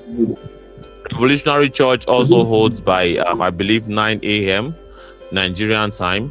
Revolutionary Church. Make it on X to be precise. On X to be precise. Make it the day to attend Revolutionary Church, where we basically, learn, unlearn, and relearn on some of the messages of our very enlightened, conscious, revolutionary ancestors. Join us in that church, Revolutionary Church. Join us for People's Power Space, Showore People's Power Space, where we meet. It's a virtual meeting of the oppressed. It's political anyway. If you are complaining of not, having a place to go, there's no physical meeting. This one is a meeting that you can attend from the confines of your bedroom. It's a virtual meeting.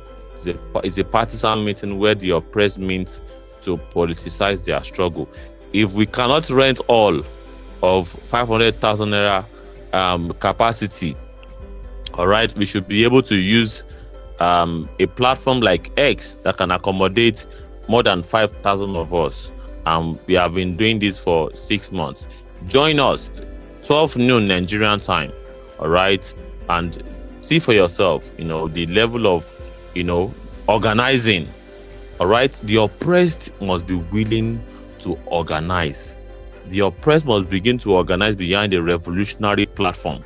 A revolutionary platform that want to dismantle this current rigged, parasitic, kleptomaniac, bedbug political hegemony. It is parasitic. It does not help our cause. We need to dismantle this system through a revolution, whether a political revolution by the ballot or a barricade ballot or a barricade revolution, where we stand and shut down economic, all economic activities of the country to bring about the necessary system of things that we want: a government, an administration, a political ideology, a national political ideology.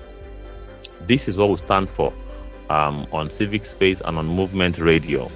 Please tune in to us tomorrow. We would host, maybe after People's Power Space, by 5 p.m. we would carry out a prime time show. It's a special show that would be able to continue from where we stopped today. Thank you so much, everybody. We are about to round things up, and it's such a joy to have every one of us. To 110 of us right now that have joined the space. If you are just joining us now, you can replay the broadcast. Is recorded for your own sake. The program is recorded for the sake of those that will play it again and go through all of the experiences. Thank you so much. We have been up and running for the past 5 hours, 4 minutes. Thank you so much. It is 12 minutes gone past the hour of 10 p.m. from my side of things. It's time to go rejuvenate, rest, and prepare for tomorrow. It's been a very long day. Enjoy the rest of your day and stay revolutionary. Ensure at the bedrock of your agenda, truth, justice, and progress is at the bedrock of it. Have a nice day. See you tomorrow. Same station, same account, same time. By 5 p.m. tomorrow, we'll be up and running again. And we shall be expecting you to join us in that program tomorrow. Thank you so much. Bye-bye.